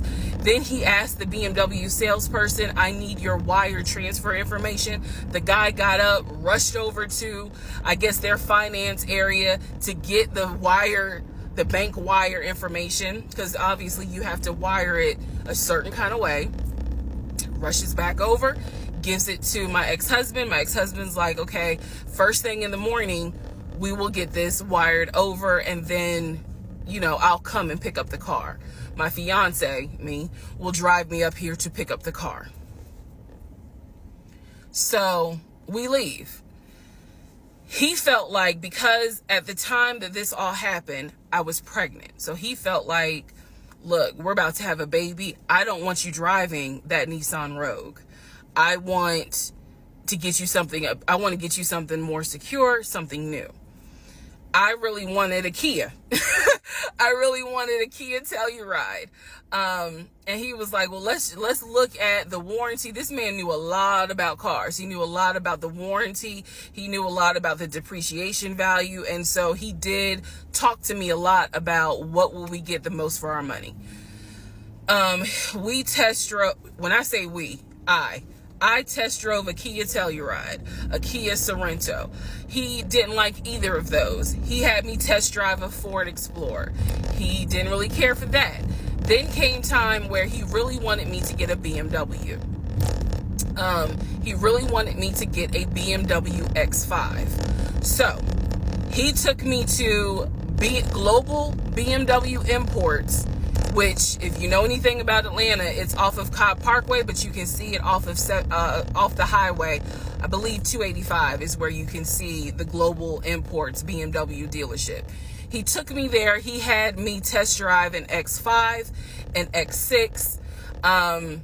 He also had me test drive I think I'm gonna get the numbers wrong, a 525, which was a sedan. I did not like that. I wanted an SUV. I loved driving the BMW. He also had me drive an M-Series, test drive an M-Series. So he was very adamant that I should get a BMW. The reason being is because, according to him, he had a BMW in California when he lived in San Diego. He had a BMW that he loved. It was a white BMW. He showed me pictures of the BMW. So he showed me pictures of this white BMW that he had, and unfortunately, the car got totaled about 2 months before he moved to Georgia. So he had received money, not a lot, but some money to get another car, and he used it to get the Ford Taurus because he was like, I just need a car that's going to get me from A to B until I get into a house and I'm much more settled. For him, he was like, I'm really giving myself 60 days to get settled here in Georgia after moving from California. But then he met me. Again, that's the story. So he had me test drive the BMW. So much so, I loved the BMW. Loved it. I wanted a dark blue BMW with cognac interior. I wanted an X5 and I wanted an M Series. So I can clearly tell y'all that's exactly the car I wanted. We were online looking for that particular car because not every dealership had it. I was okay with a black BMW if needed. But I really wanted dark blue and I really wanted that cognac colored interior. So he felt like, I want you to consider all of a sudden an Audi Q8. Let's just see how you like it. If you don't really like it, then we will go back to the BMW. I cannot tell you why he switched up. I can't. But I can tell you he took me to an Audi dealership on Peachtree Industrial. He test drove an Audi and I test drove an Audi Q8. I loved the Q8. Loved it, loved it, loved it. But I was tired of test driving cars. By this point, I had test driven so many cars. Our weekends were spent either looking at a house or test driving cars. And I was picky, I will admit that. So he had me test drive the Q8. I really liked it. I finally just told him, look, I'm good with either the BMW or the Audi. Because I'm tired of test driving cars. He told my family he was buying me a new car because, keep in mind, let me let y'all know. He had met my family initially on Zoom because, again, we were locked down. He had met my family. He also had met my family in person because at this point, it was like, look, if you're not showing any symptoms, maybe we can do family dinner. And so we had. So he had met my family in person. And now we will go ahead and move towards part 10 of this series. Okay, part 10. Who the fuck did I marry? Okay, had to sneeze. All right, so at this point, I had test driven all these cars. Kias. Hell, he even had me test drive a Nissan Murano. But the main two were BMW and an Audi. He had told my grandfather he was getting me a car. He had told my aunt he was getting me a car. That he was going to, he was like, she's going to be my wife. I want her to be in something secure. So my family was really like, wow, wow. Who knew that he had this kind of money? And so I hated the fact that he did that because anytime he got around my family, here's another red flag to put in the United Nations of red flags. He would always talk about money and he would always brag. I never realized it in real time. I didn't realize it until I was out of the situation. He always bragged about the fact that he could fight, the fact that he had money, and the fact that he played football. Those are the three things he always bragged about. Back to the cars. So I told him, I was like, pick one between the BMW and the Audi because you said you buying it. So pick one. So this man chose the Audi. So he takes me to the dealership. I wanted a white Q8. He does give me the printout of how much it's going to cost, tax, tag, and title to get this Q8. Gentleman who's helping us gives him the printout. He's saying he's going to pay this money for the car out of the savings account that's offshore. That's the story. That's what he's saying. So he apparently is asking the guy, is there a holding fee? Can I pay a holding fee to secure this car while I'm working to get the money transferred? Because obviously with COVID, it's going to take long for the banks to transfer the money. Side note, I need everyone to understand, one of the reasons why he was able to get away with the stuff he got away with is because we were on lockdown. It's crazy because it's now 2024, but I don't know, do we all remember how it seemed like a lot of stuff stopped in 2020? Now, keep in mind, that's not an excuse I'm making because shit still got done. But in terms of business as usual, business as usual just was not happening in 2020 at this time. So when he's saying, oh, it's going to take a while for the bank to transfer the money, the gentleman who was working at Audi he didn't make a face. He didn't blink. He was like, I know it's going to take a while because of COVID. So basically what ends up happening is we leave. He has the printout. He calls the bank, or he calls his financial advisor, who does have a name. The financial advisor's name is Eric. I feel comfortable using certain people's names, especially if we find out they didn't exist. So he calls Eric. He tells Eric in front of me, hey, I need to transfer $72,526, whatever the amount was, because I'm buying a car for my fiance. This is the bank account information. Do you need me to give it to you over the phone, or do you need me to email it to you? Pause. I can't hear what the person's saying, but that's what he would do. Do you need me to give it to you over the phone, or can I email it to you? Okay. All right, give me a few minutes and I'll go ahead and email it to you.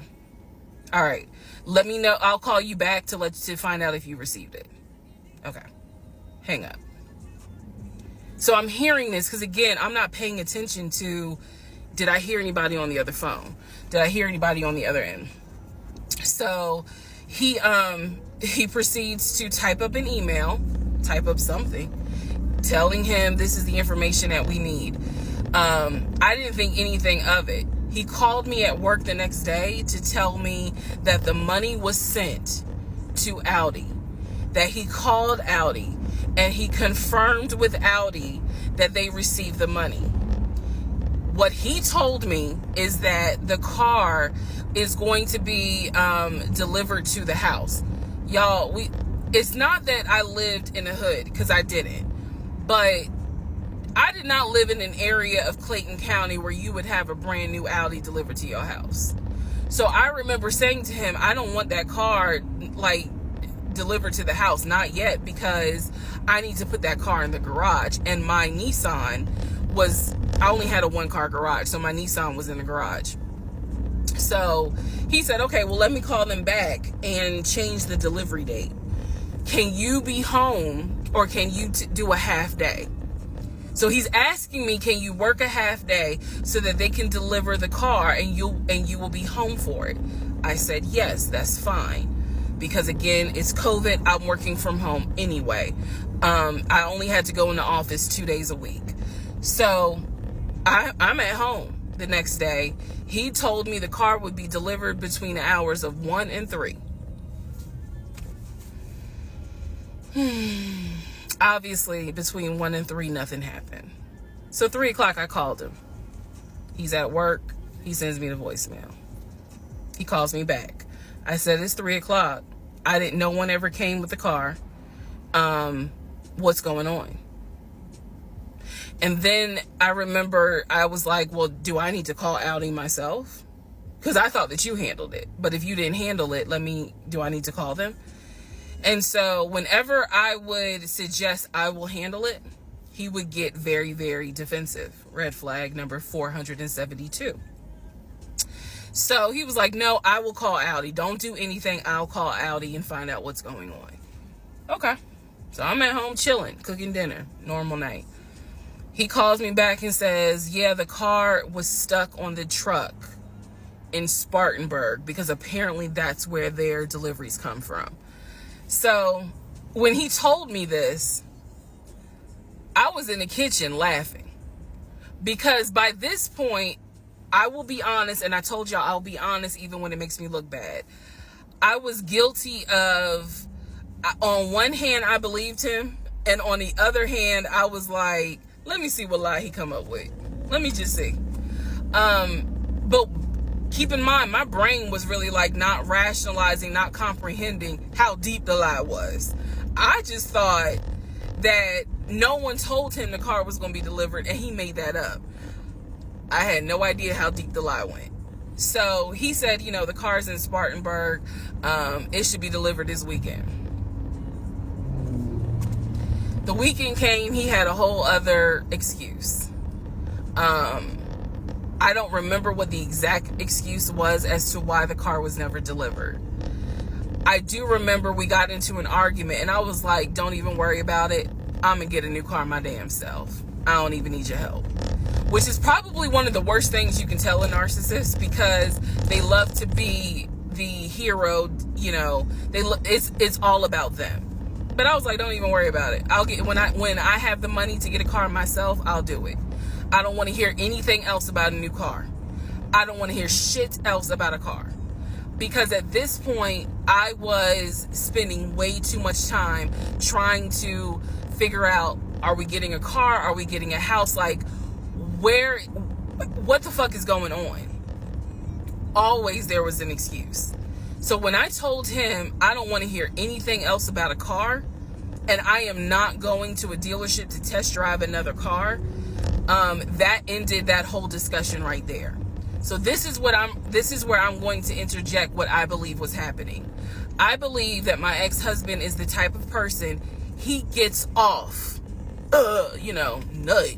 He gets off on you being excited about something that he knows you will never get. So I believe that he enjoyed going to car dealerships.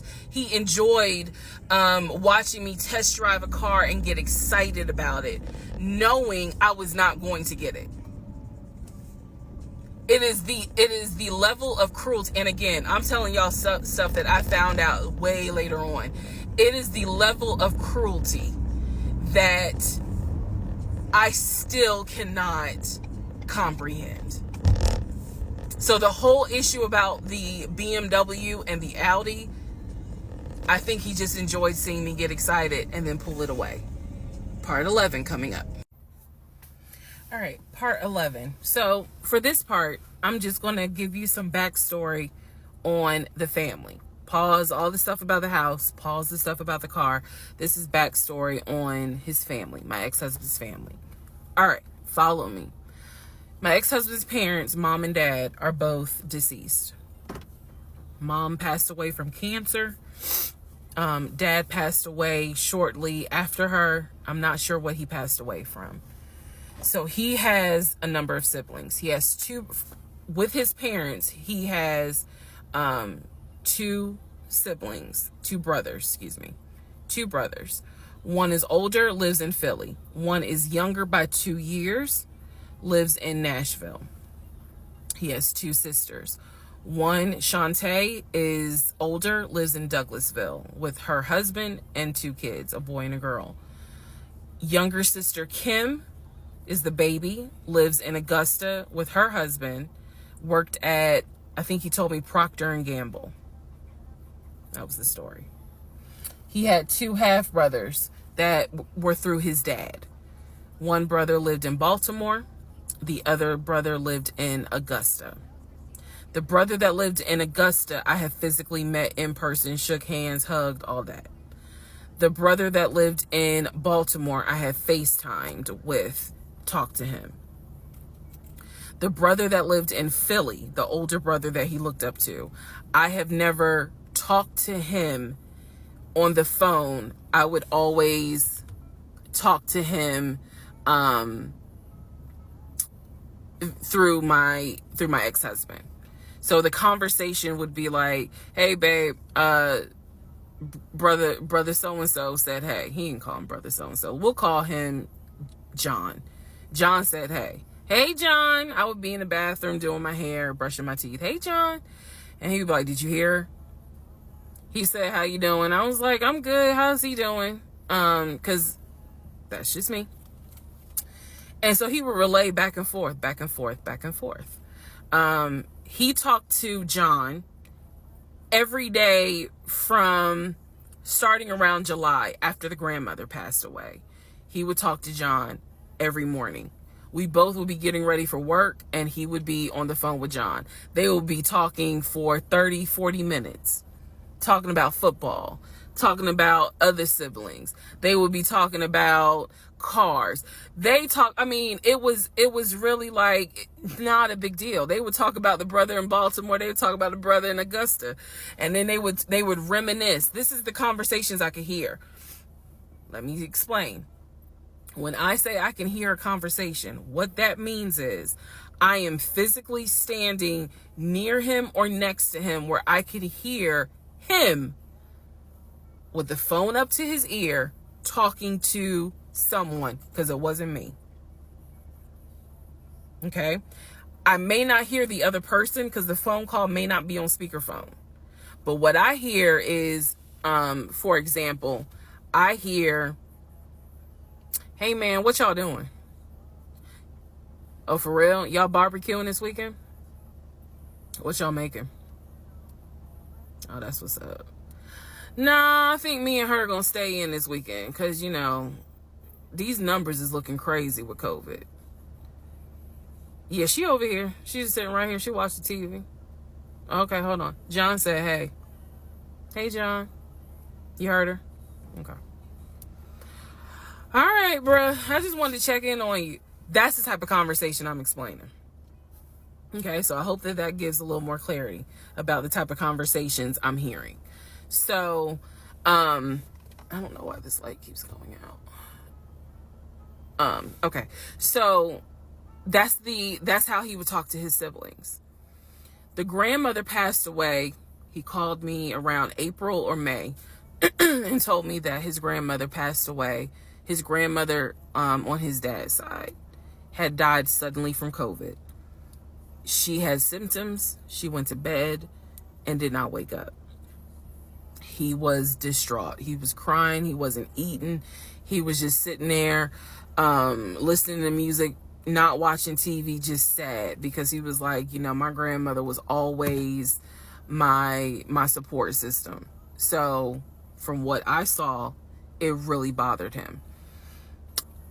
I did not think anything of it. I'm one of those people, if you tell me somebody in your family passed away, I'm gonna believe you, because I don't play about death. And I guess I expect other people don't either. However,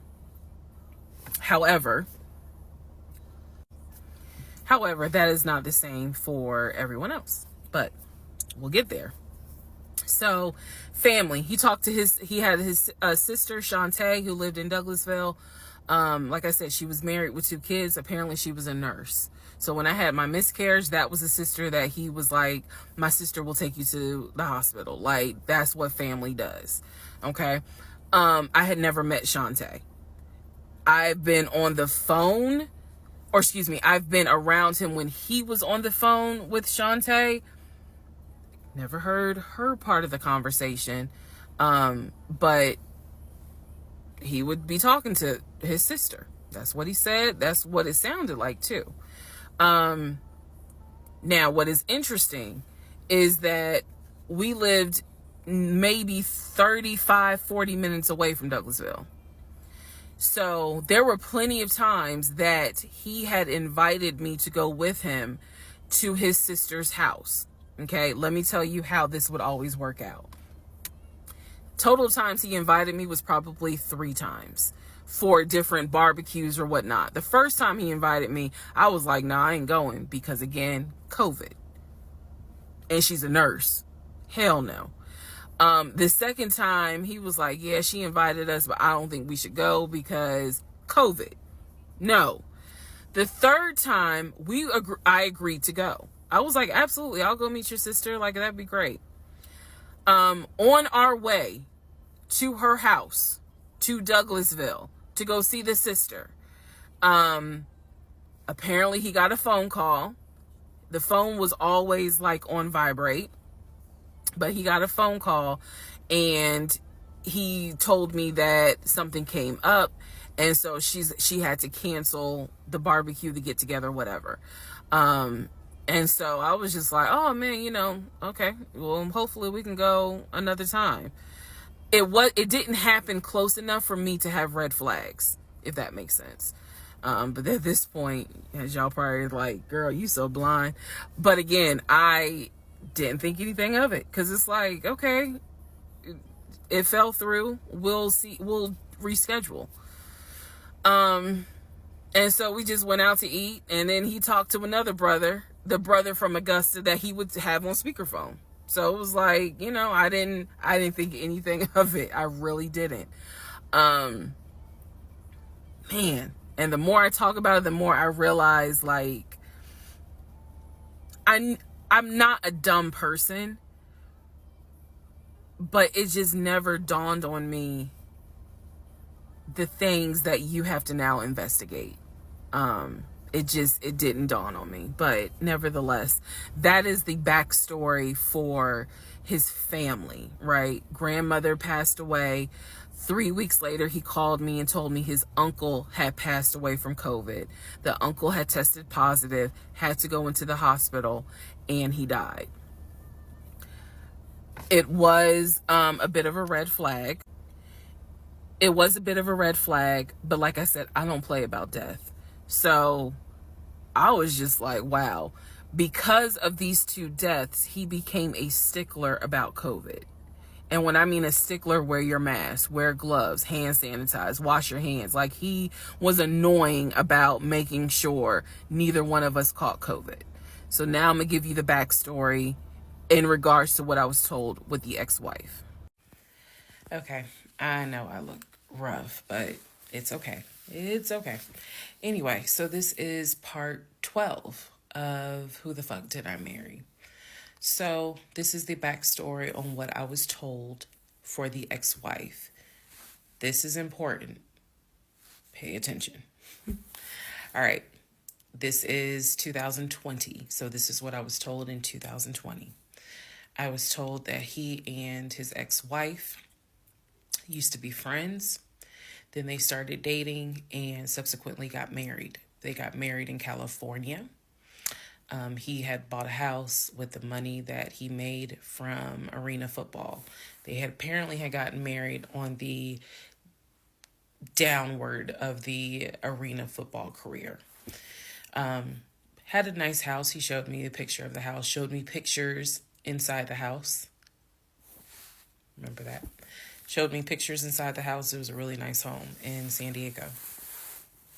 And basically what happened was that he came home from work early one day and I have the hiccups, sorry. Came home early from work one day and his wife was sleeping with another man. The man was in the house. He and the man get into it. Her son, who is about 17 years old in 2020, she had 2 kids, a daughter and a son. The son apparently was on his way home from school when my ex-husband found his previous wife in bed with another man. So the story goes that he and the guy fought. He kicked the guy out. He kicked his ex-wife out, but told her the kids could stay. The kids are not biologically his. Those are his stepkids. She was like, you must be kidding. Like, I'm not leaving my kids here. The kids are old enough to where they were like, we don't want to go because you fucked up. We don't want to leave. So apparently she leaves. The kids stay with him for a few weeks. And then she gets her own place. The kids move out, move in with their mom.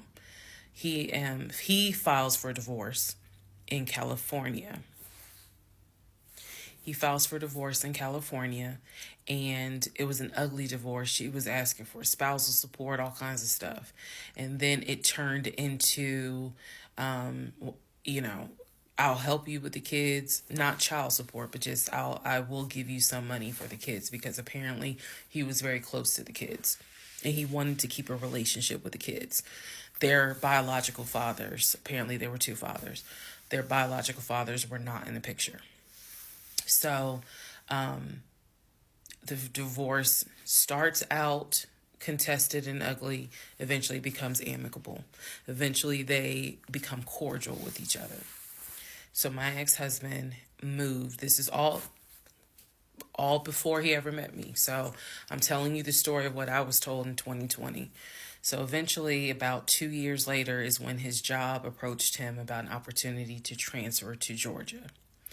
And so he took it. New beginning, fresh start. He has family in Georgia. He took it. He told me this story pretty much the second or third conversation we had. So it was always from the beginning that she had cheated. He caught her, and he had filed for divorce, but he was still close to the kids. They still had a great relationship. I've heard him. I've heard him on the phone with the kids, just encouraging them, helping the 17-year-old like with homework. The kids really apparently wanted to meet me, and I was fine with that. He would send them money, if they needed something, because he loved the kids as if they were his own. I'm telling you the story as I was told it in 2020. So, let's see, around April or May of 2020, he informs me that his ex-wife has moved to Georgia. Apparently, she's staying with her sister in Gwinnett County. So she has moved to Georgia. The 2 kids are now in Georgia. And so when he tells me all this, I'm like, so what's that supposed to mean? Now, I will say this. He never made it seem as if she wants him back. He never presented that. It was always, no, we're cool for the kids. We're cool for the kids. But he's never presented that she was trying to get him back. I feel like it's fair to her for me to say that. And again, stay with me. It all comes out. But that was the backstory in regards to the ex-wife.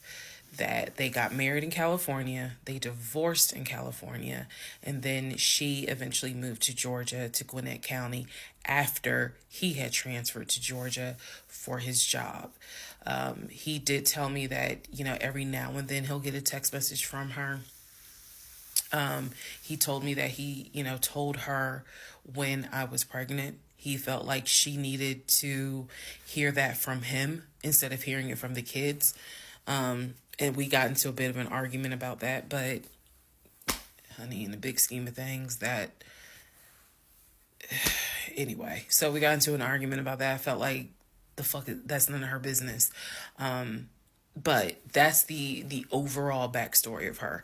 So remember, because there will be a quiz, but just remember, he met her in California, married her in California, divorced her in California. She moved to Georgia, to Gwinnett County, after he moved to Georgia.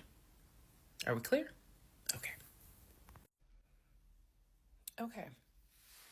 Part 13 of Who the Fuck Did I Marry? So I've kind of given you guys all the backstory. Let's just kind of recap real quick. So I told you how we met. Met in March of 2020. Basically, Georgia got shut down. I keep saying shut down. Got locked down. We decided to quarantine together. I know it was crazy. It was crazy. I really liked him. And thought he liked me. So, I told you guys how we met. Things moved at a rapid pace. Met in March. Moved in together pretty much end of March, beginning of April. Found out I was pregnant in May. Lost the baby in June. Had to have surgery in July. Started looking for houses. Started looking at cars. All this stuff happened literally between March and in August is when I got my car. So, got a car in August. He paid the down payment for that car, which I was shocked by. And no, it was not a BMW or an Audi. It was a Nissan Altima, but I loved that car at the time. So he paid the down payment for that car. Told me he would help me with the car payment. The biggest mistake that I made, and I'll explain why I say this. The biggest mistake I made was that I signed myself up for a car note, where I knew I needed his help to pay the car note. I knew better. My mom has always taught me, do not ever put yourself in a position where you are financially dependent on a man. And all of that went out the window. And the reason why I say that was the biggest mistake is because when I have pulled back the layers of this whole monstrosity of life that I lived for 2020 and 2021, it really does boil down to the fact that I truly ended up marrying him more out of fear than anything else. And I'll expound upon that later. But I got the car in August, and by this point I was exhausted of looking at cars. I was mad that I didn't get a BMW X5 dark blue with cognac interior. And I was tired of looking at houses, getting my hopes up, looking at a house and picturing myself in the master bedroom, the kitchen, the island, all that stuff. I'm a visual person, and I was tired of getting my hopes up. So now we're going to segue into fall, going into the holidays.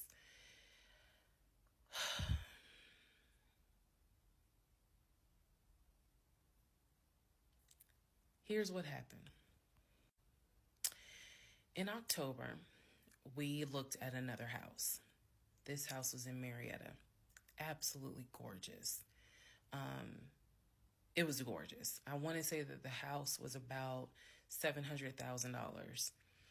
I really liked the house. I could see myself living there, could see myself cooking there. And so subsequently, my ex-husband put in an all-cash offer on that house. I watched him put an all-cash offer in on the house.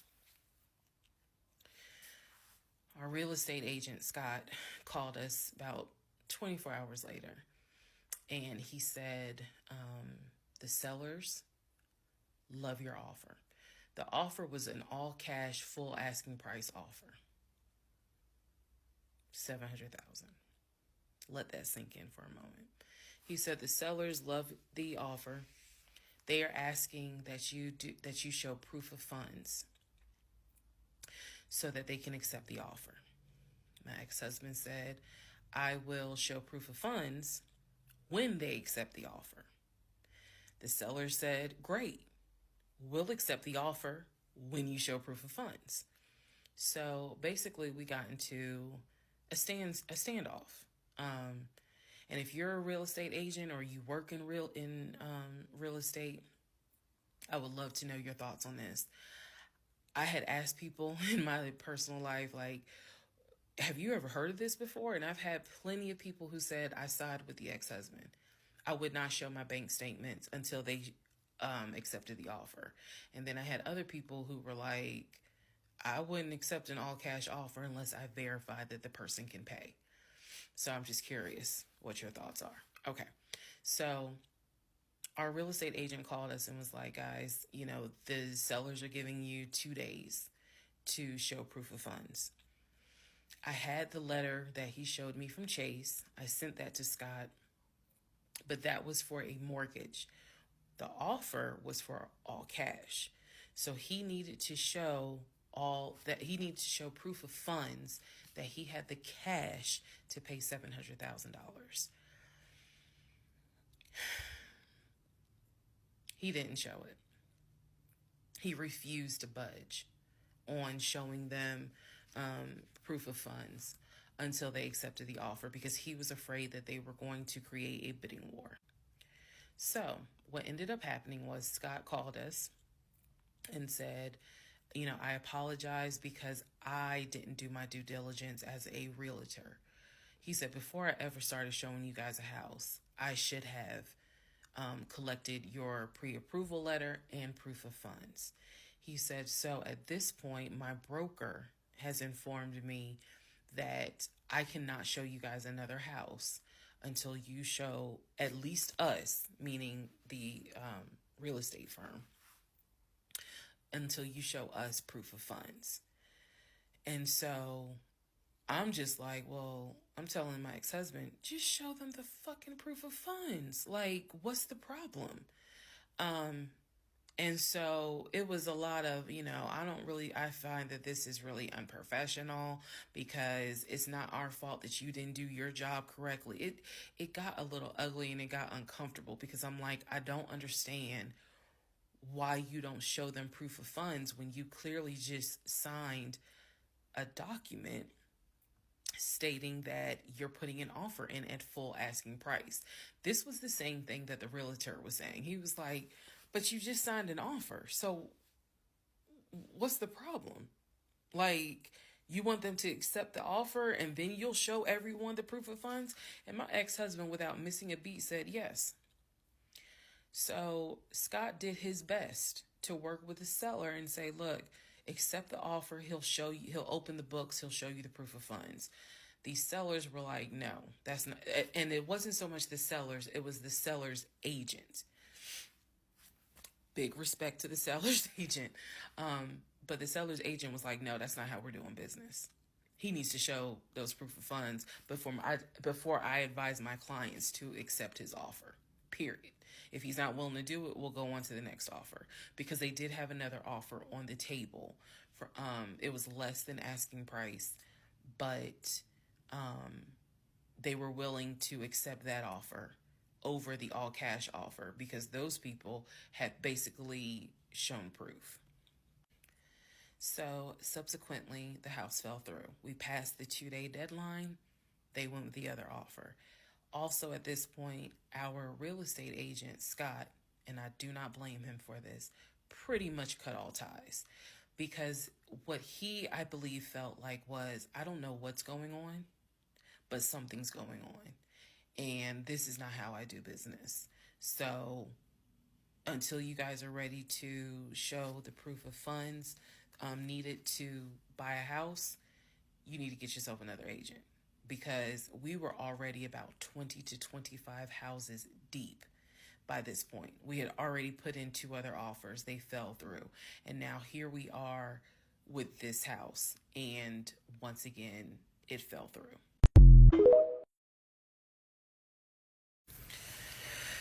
Okay, so good news and bad news. Number one, this is part 14 of Who the Fuck Did I Marry? Bad news, this is going to be the last post for the night. And the reason why, good news, tomorrow's my birthday. So I'm just going to make this video, post it, and then I will pick back up probably Friday. Because honestly, I truly want to enjoy my birthday tomorrow. I just want to enjoy my birthday. All right, so y'all don't be upset.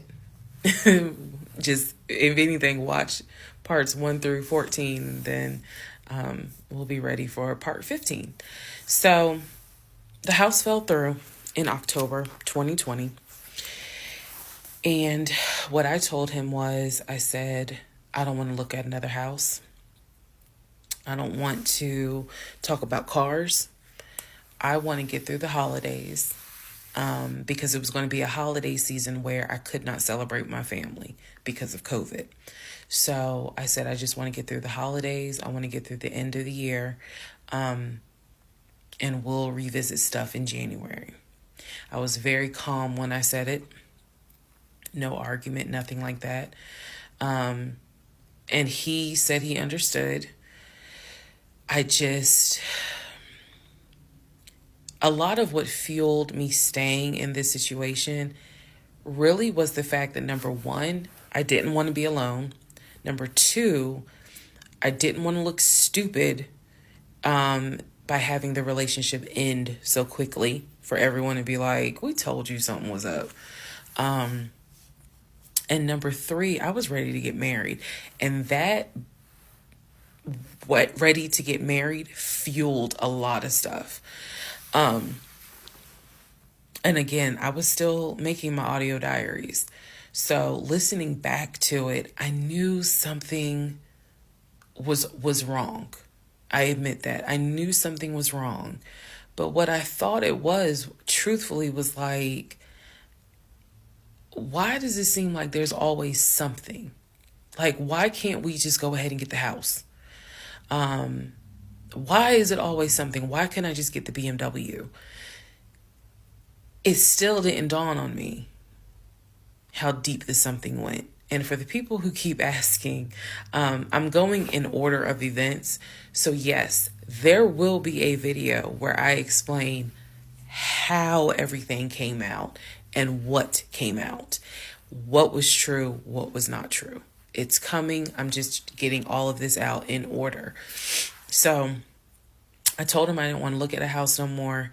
I don't want to talk about houses. Do not mention the word Zillow. Do not mention the word realtor. Nothing. Let me just get through the holidays. And for myself, the question was, what do you want to do? You want to stay with him? Or do you want to cut your losses? And the part that kept me constantly second guessing myself was, what if he's not lying? What if he's not lying? Literally the conversation I had with myself was, there's no way he is lying about having money. You saw the paper from Chase. They don't just approve $750,000 for a mortgage for anybody. I've seen his checking account. You see how much money's in his available checking. Like I don't think he's lying. I don't think he's lying about that. But what is it? Is it that he doesn't trust me? Like, I second guess myself so much. Is it that he doesn't trust me? Is it that maybe he doesn't really want to get married? Like, what is it? Because I know what I saw.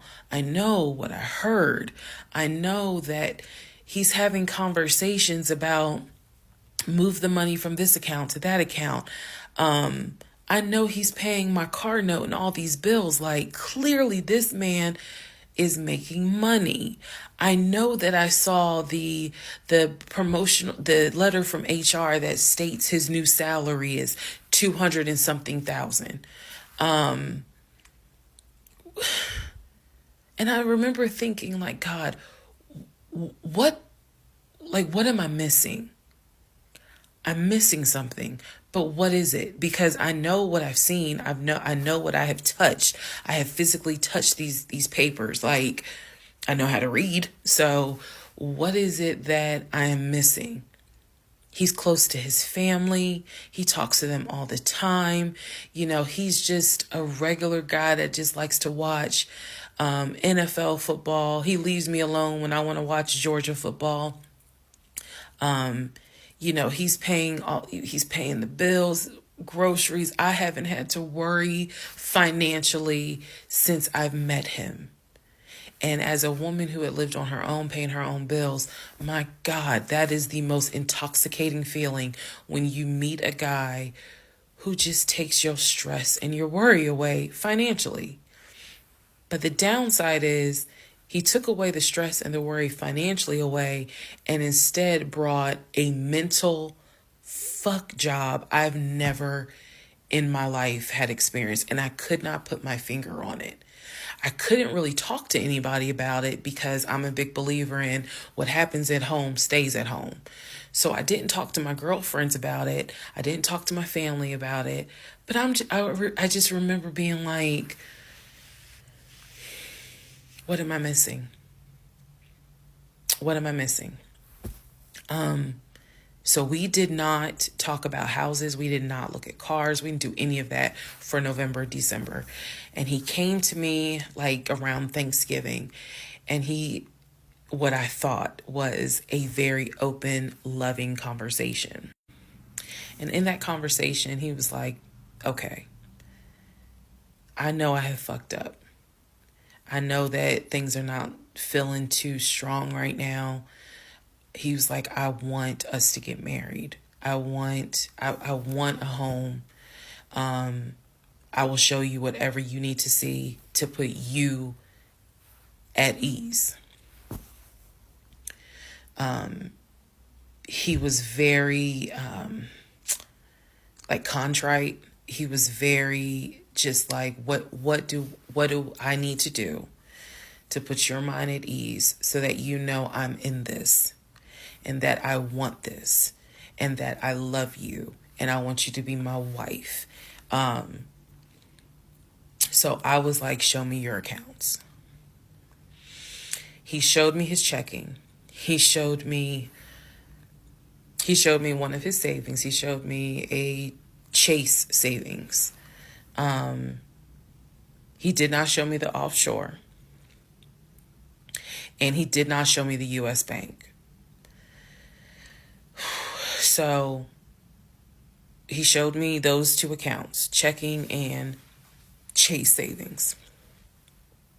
So I knew that there was money. What I saw in those accounts, there was money. I told him, I was like, if we're going to buy a house, I want it to be through the mortgage on Chase. I don't want to deal with this proof of funds shit no more. I said, I do not want to look at another house until the beginning of the new year. He said, okay. That is when we then had a conversation. So I guess I lied because we are going to have a part 15 or 16 tonight. But that is when we then had the discussion about marriage. And that is where religion came into play. Yeah, I'll give y'all the other part tonight. Stand by. Okay, part 15. Who the fuck did I marry?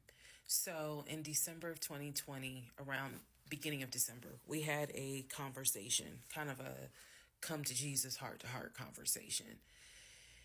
And both of us had grown up in the church, and the fact that we were not married but living together, the fact that almost had a baby together, bothered both of us.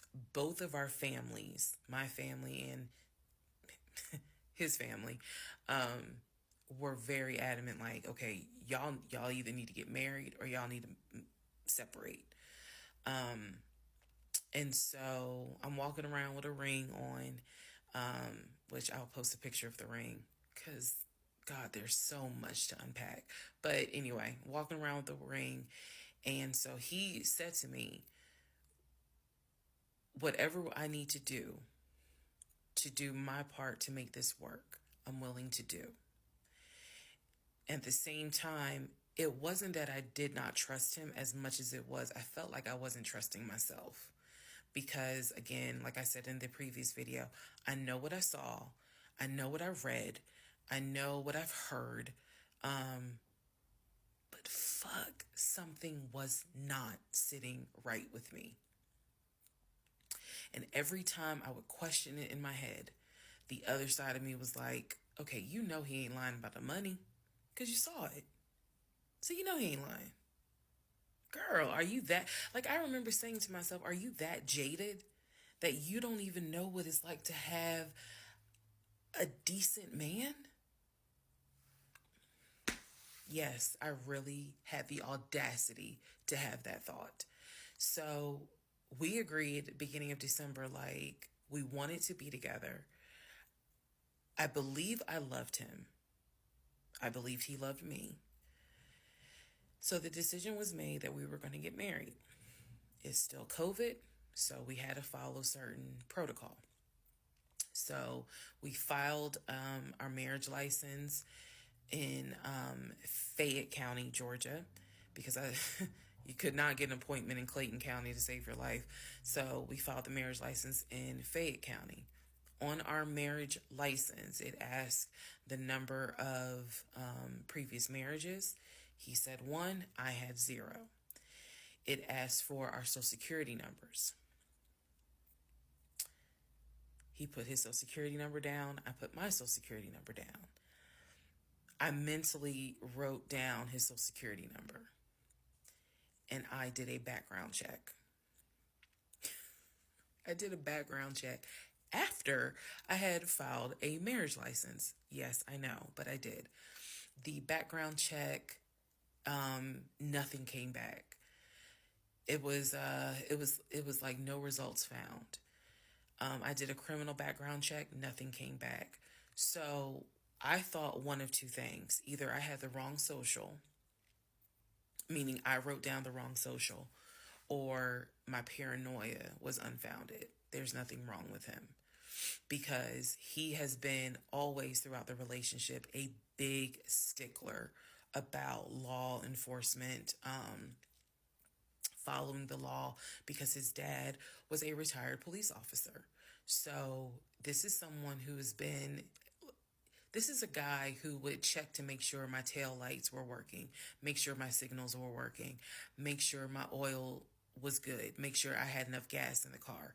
So when the criminal history came back with no results, I was like, well, of course there isn't, because the man probably hasn't had so much as a speeding ticket. So we filed the marriage license, and then we made an appointment to get married, and waiting for the judge to come out of chambers so that she could marry us. And the reason why I'm pausing is because, my God, if I could go back and see that young woman sitting in that lobby.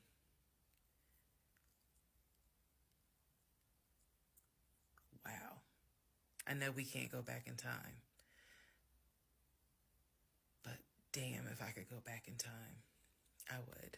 Immediately, I didn't tell anyone I was getting married because I was afraid that we had tried before in September and something came up. So I didn't want to tell anyone. I didn't want to get anyone's hopes up. I didn't want to get my hopes up. I know that's bad, but again, said I would be honest even if it's ugly. I told my mom, my family that we got married, told my friends. They could not believe it. Like my mother was relieved, but she had no idea about what was going on.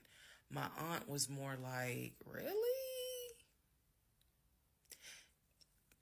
You married him? My friend, the one who took me to the hospital for the miscarriage, was like, I wish you would have told me, like, you deserve to have people there, take pictures and celebrate and all this other stuff. And she was like, she's the type of friend, if you like it, I love it. You rock with him, I rock with him. The moment you don't, I don't either. So she was supportive. My other girlfriends were happy for me. They just hated that I had to get married during COVID. Because they were like, we would have loved to have, thrown you a bridal shower and a bachelorette party and all of that. It just sucks that you couldn't experience that. So we got married on a Tuesday. On the way home, stopped and got some wings, went home, and I had to get ready to go to work the next day. And life. I got married January 5th. By January 31st, I knew I was in trouble. I still didn't know how deep, but I knew I was in trouble. So, to give you all a very, very, very candid idea, got married January 5th. The normal things that married newlyweds do, when we got married, completely stopped. And that was not by me. You always hear men talk about, man, now that we're married, she don't. In my case, it was the exact opposite. It was the exact opposite. So, anyway, because this is not a forum to be all R-rated or whatnot, but y'all get what I'm saying. So, we got married January 5th. January 6th, I went to work. It was, a lot of people congratulated me because word got out that I had gotten married. January 7th, I filed the paperwork to change my last name. And if you were following me, you can go back like 15, 16 videos, and I talk about how I had to change my name back to my maiden name. But I changed my name within about 3 days of getting married. My attitude was, this is the bed that I made. I'm going to do right by him. I'm going to do right by my marriage.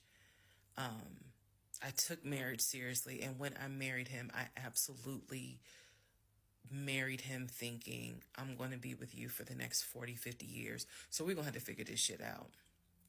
That was my mindset. I did not get married to turn around and be divorced in 6 months. But I got married January 5th, 2021. And by January 31st, I knew I was in serious trouble. So that is where we are. The next set of videos, the next set of all this will be me talking about how things went downhill before it crashed and I found everything out. In the meantime, tomorrow is my birthday. So, happy birthday to me. The fuck did I marry? This is the interlude, basically. I'm not recapping on this video. I'm just kind of answering some stuff that has been written to me. Someone was like, why are you airing your business out on social media? It's a valid question. For me personally, I feel like this was traumatic to experience, to live through. And I'll expound on that on another video, the aftermath of the toll that this took. Honestly, and I know some people are going to be like, that sounds crazy. It is kind of cathartic to get this out because I cannot tell you how much of this has been internalized since 2020. Also, I don't want to seem like a cautionary tale to other women or to men for that matter. But to my sisters, to my ladies, white, black, Hispanic, Asian, doesn't matter. If something does not sit right with you, investigate it. I cannot stress that enough. If just one woman watches these videos and she's like, you know what? Something don't sit right with me. Let me look into this. Then it was worth it. Yes, it is a Lifetime movie. Yes, it is Netflix. Yes, it is crazy. Yes, it is hilarious also. And I understand all of those reactions. As someone who lived it,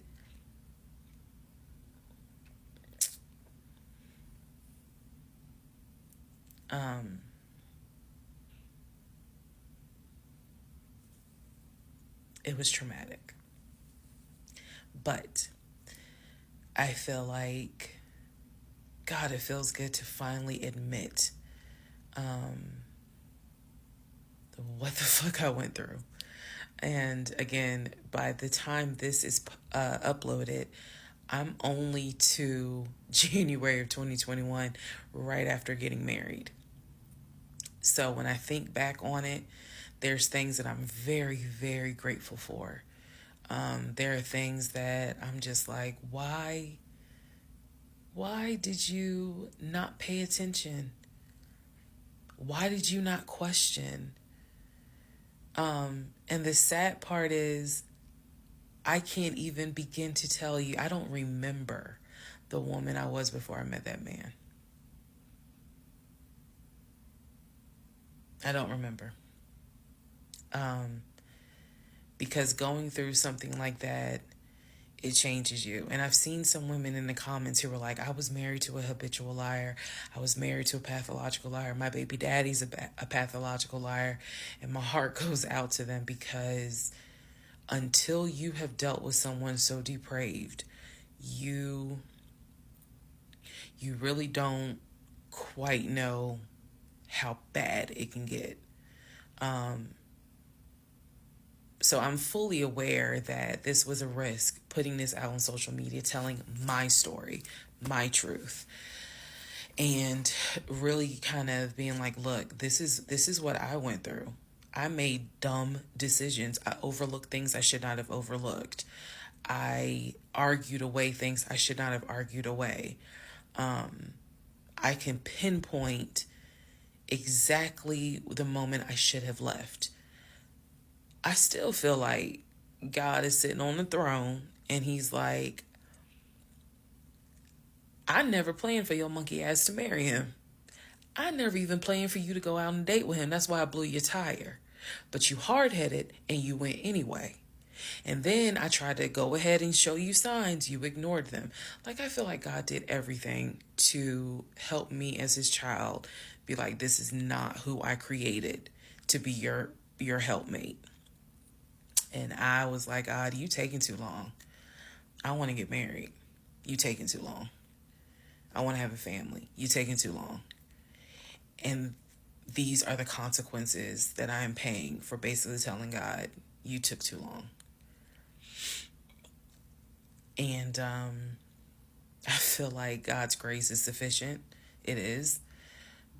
But at the same time, and I'm not perfect. I mean, not perfect at all. None of us are. But I do feel like when I sit back and I replay the events that happened, I truly cannot believe that was my story. Because all I wanted was to meet a guy, for him to be my best friend, for us to get married, have a family. I wanted someone I could make fun of his big old forehead, and he make fun of my nappy head and all my wigs, and yet he was my ride or die. I wanted someone that I could be like, man, help me with these kids, and he helped me with the kids. We had a nice home. We were comfortable. That is what I wanted. And I've said this before, and I say it again. I truly hoped it was my turn. You see the women who are, so happy and, they're in these loving marriages and life just looks good. I really, really wanted it to be my turn. And so I excused away a lot of stuff that I hope the next woman who sees this does not excuse. Because I don't wish this on anybody. I don't wish this on anyone to feel the way I felt the moment I discovered the whole truth.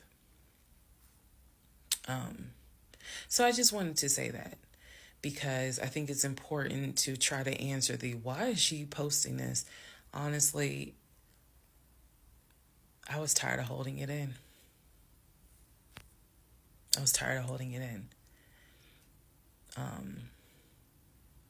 And I hope it helps somebody.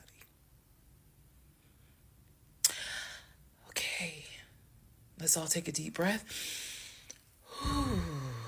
Let's all get some sleep. If you don't have anything to do and you just want to wish me a happy birthday, wish me a happy birthday tomorrow, February 15th. Shout out to Team Aquarius. Good night, y'all.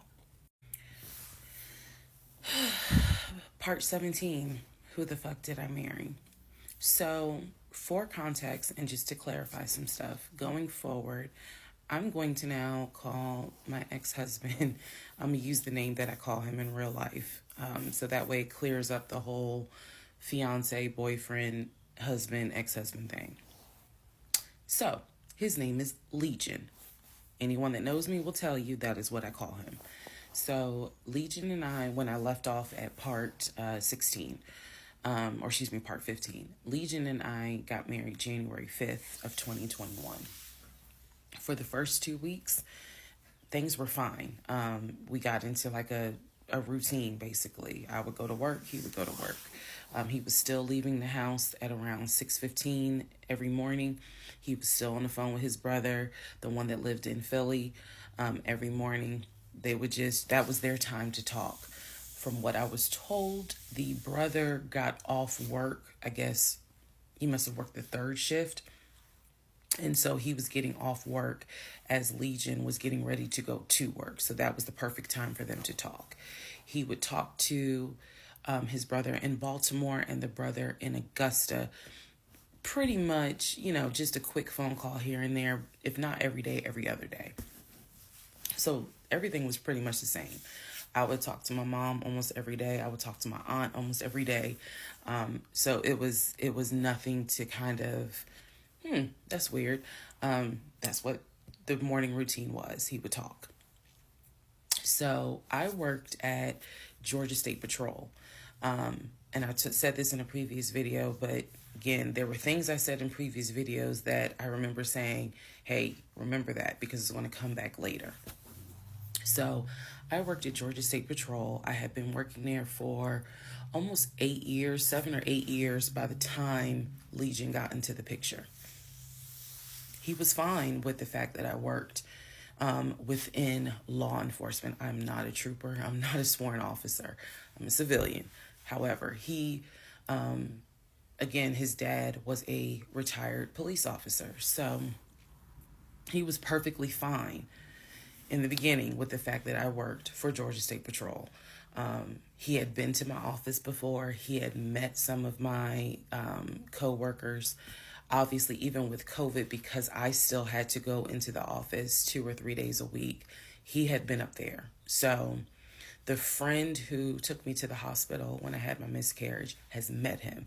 He and I have been to her home with her and her significant other before. So again, even in the world of COVID, when there were little times where you could get together with people, he has met people in my life. He has met my friend, or that particular friend, and he has met some of my coworkers. So when we got married, the first 2 weeks, like I said, was fine. And then it's as if something snapped. Something just changed. What was totally acceptable before, suddenly little comments were made. Why are you wearing that to work? You get off at 3:30, so you'll be home by 5, right? Things that had never happened before. He had never questioned what time I'm going to be home. Really, he didn't need to question it because when I'm off work, I leave. So it was never a situation of, oh, I'm going to just sit around at work and just run my mouth because I have nothing to do. And then it turned into, he would call me every day from work. And I'm going to demonstrate how those phone calls went. But he would call me every day from work. And if he even so much as heard a male voice in the background, he would have little comments to me. Who was that? Are they in your office? Man, I never know who's around you, because it seemed like every time I call you, I have the hiccup, sorry. It seems like every time I call you, there's some man around. And I'm just like, at first I kind of shrugged it off. I laughed it off because it really truly was absurd to me. But then it became a bit more frequent. And so I really just didn't feed into it because I'm like, I don't know if this is some insecurity. I don't know if this is jealousy, because nothing has ever been done to make you feel any sort of insecure type of way. I've never entertained another guy, never flirted with another guy. Like, I don't know where this is coming from. So it is also important to note, we got married January 5th. Things started changing around 2 weeks later. And the reason why I know it's 2 weeks is because I had recorded an audio diary on January 21st is the date of the audio diary. And I talk about how maybe I had unrealistic expectations because it seemed as if things were changing with he and I. So 2 weeks pass. He starts making little comments. End of January comes, he informs me that he wants to start looking for a house again. I had no real desire to go through that process. So what he decides is that he's going to look for a house for us using his friend, the realtor, the one I did not meet. So he tells me that he and his friend have been talking, and he's going to start looking at houses. And what he's going to do is basically, if he feels like it's a house I would like, then he wants to show it to me, because he feels like, I know that your attitude really isn't, you're in the mood to look for a house. So I'm going to start looking. And then if I think it's a great house, then, you can come see it. And I remember thinking, that's not going to work. You're not going to choose a house without me. And he was like, no, I'm not going to choose the house, but I just think that, me and old boy have been talking. And so he has some houses that he is representing. He wants to show me. So why don't you let me look at it? And if it's worth the time, then I'll bring you to look at it. So he already had some sort of plan in place after talking to his friend about how he's going to start looking at houses.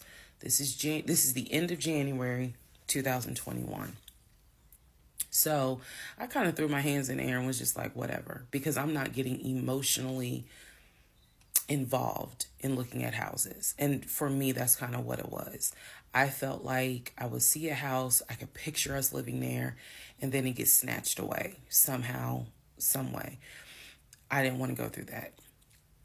So the reaction that he wanted, which was for me to throw a fit, I did not do. I was just like, okay, all right. Like, I trust you. And remember that I said the reaction he wanted, because that's going to come back later. So he started looking at houses.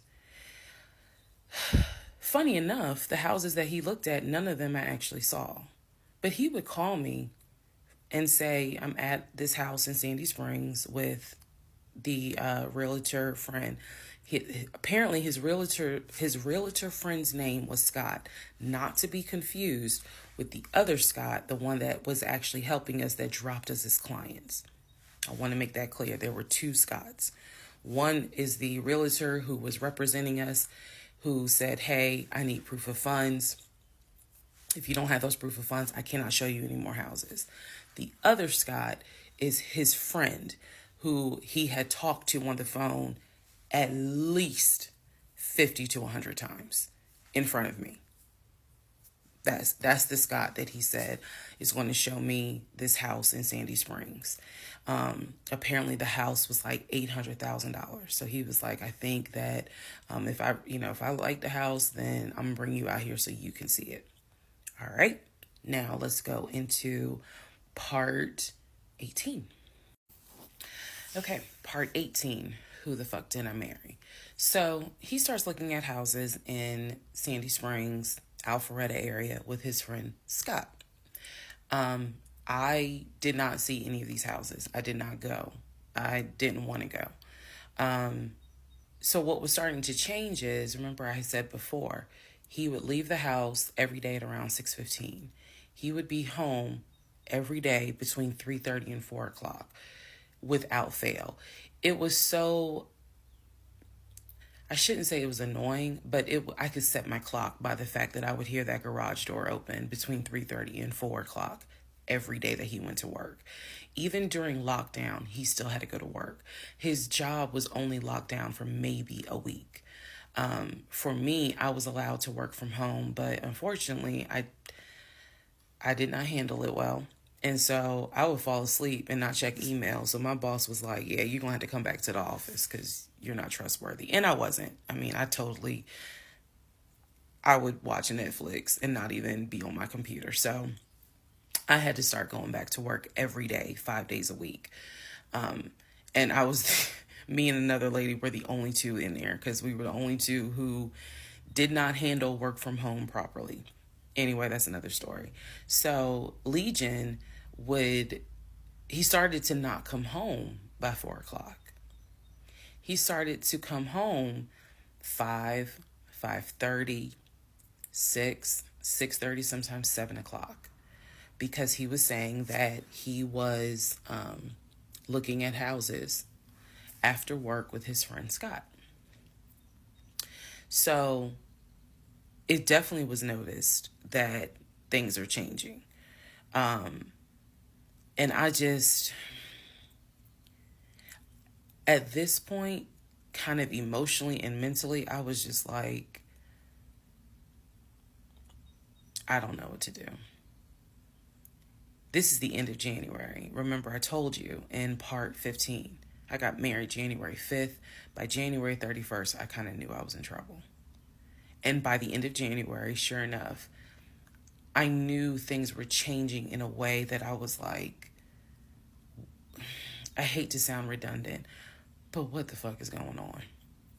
So he's still maintaining the story of looking for a house, looking for a house. I had already let him know my lease is up in August. When my lease is up in August, I am moving to Cobb County. And then my attitude was kind of like, you can go with me or you can stay here. I don't care, but I'm moving. I'm leaving Clayton County. The reason why I was so adamant to move was not because of Clayton County. It was not because of the house that I was in. It was because Legion had started to create this narrative that he was beefing with my female neighbor. He was trying to get me to believe that my female neighbor to the left of me somehow was interested in him. And so she would make these little comments, and he would come in the house complaining about her and her music and the fact that she had, different men over to the house. It was driving me crazy. And all of this was kind of starting in January. So when I say that, it really seems like we got married January 5th, and then we had 2 weeks of peace, and then something just snapped. I literally mean something just snapped. So he's looking at houses. Now we're moving into February. February obviously is my birthday month. He did good. He did good to make Valentine. He went all out for Valentine's Day. He went all out for my birthday. My birthday and Valentine's Day are February 14th and February 15th. So he went all out on both days. Y'all ain't even gonna believe this story. But I said I would share even when it makes me look bad. So, the weekend after my birthday, and what I mean by that is if my birthday was on a Tuesday, we're talking about Saturday. The weekend after my birthday, he gave me money to go to the nail salon, go get a manicure and pedicure. So I leave the house. I take his car. His car was in the driveway. We had a key to each other's car because, again, we're married at this point. We're talking February 2021. So I take his car and I drive to the nail salon over in Morrow. I'm in the chair getting a pedicure, and I get a text message from my husband saying, someone was just at the house looking for you. And I'm like, who was looking for me? Who was it? And he said, I don't know. I think it was some, this is through text. I don't know. I think it was some dude you used to mess with.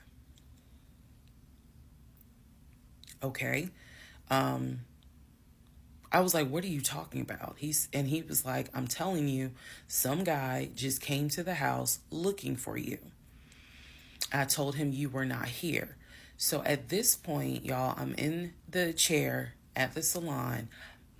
I'm freaking out because I'm like, who the fuck has the audacity to come to my home unannounced, uninvited, talking about they're looking for me? Especially because before I met my husband, I was working the last shift at Amazon as a part-time job. So I had not dealt with, dated anything with anyone for about a year before I met him in March of 2020. So I really was like, who the hell is this coming to my house? So I finished the pedicure. I head home. Once I get home, I'm like, what are you talking about? What happened? And so I'm frazzled in a way. And he's calm. He was like, yeah, it was a black Dodge Charger. They pulled into the driveway. They backed in.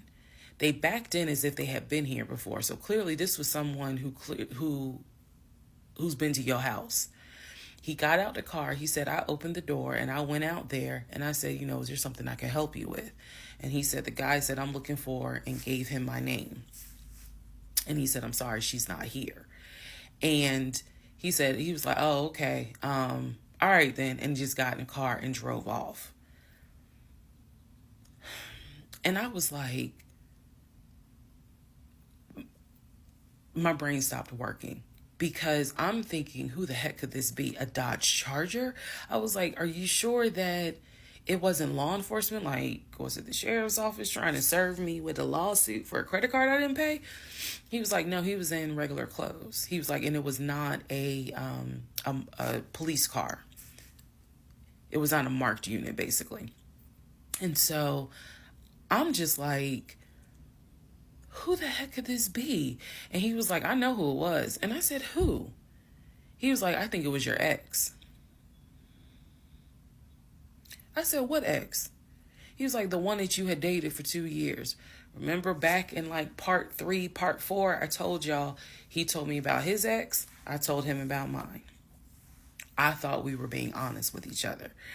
So now, fast forward to February 2021, and he's telling me, I think it was the ex that you had been dealing with for those 2 years before you met me. I said, so you think that he showed up to the house uninvited after 2 years?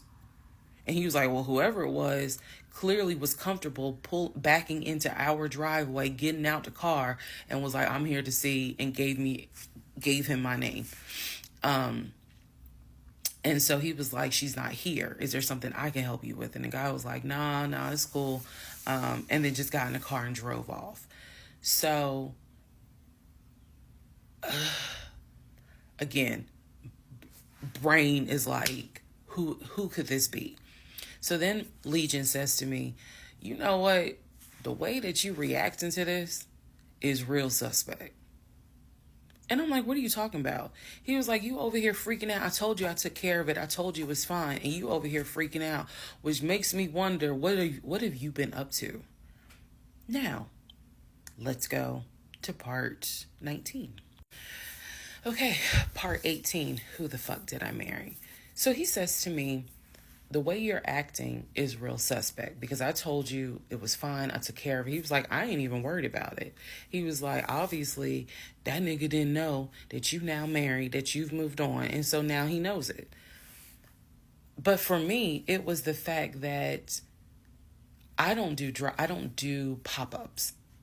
Don't come to my house unannounced. So if someone has done that, for me, it automatically feels like a violation, and it feels like it needs to be addressed. So it was not as simple as, I already took care of it, it's fine, let it go. Nah, we ain't letting nothing go, because you don't have my permission to show up to my house.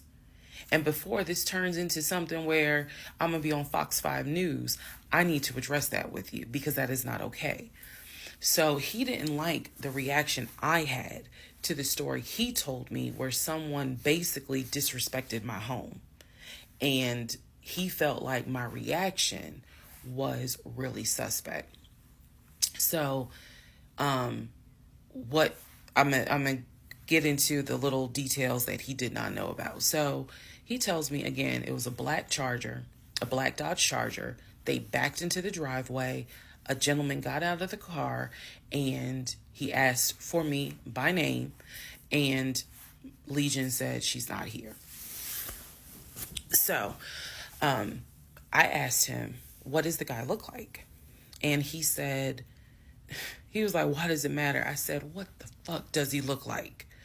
So Legion proceeds to give me the most generic description you can give. He was like, well, he was shorter than me. Ex-husband is about 6'3", 6'4". He was shorter than me. He was brown skinned. I said, did he have a hat on his head? Mind you, I understand that before marriage, I was a damn fool. I understand that. But every woman has that moment where you only gonna fool her but for so long. And eventually puzzles start coming together.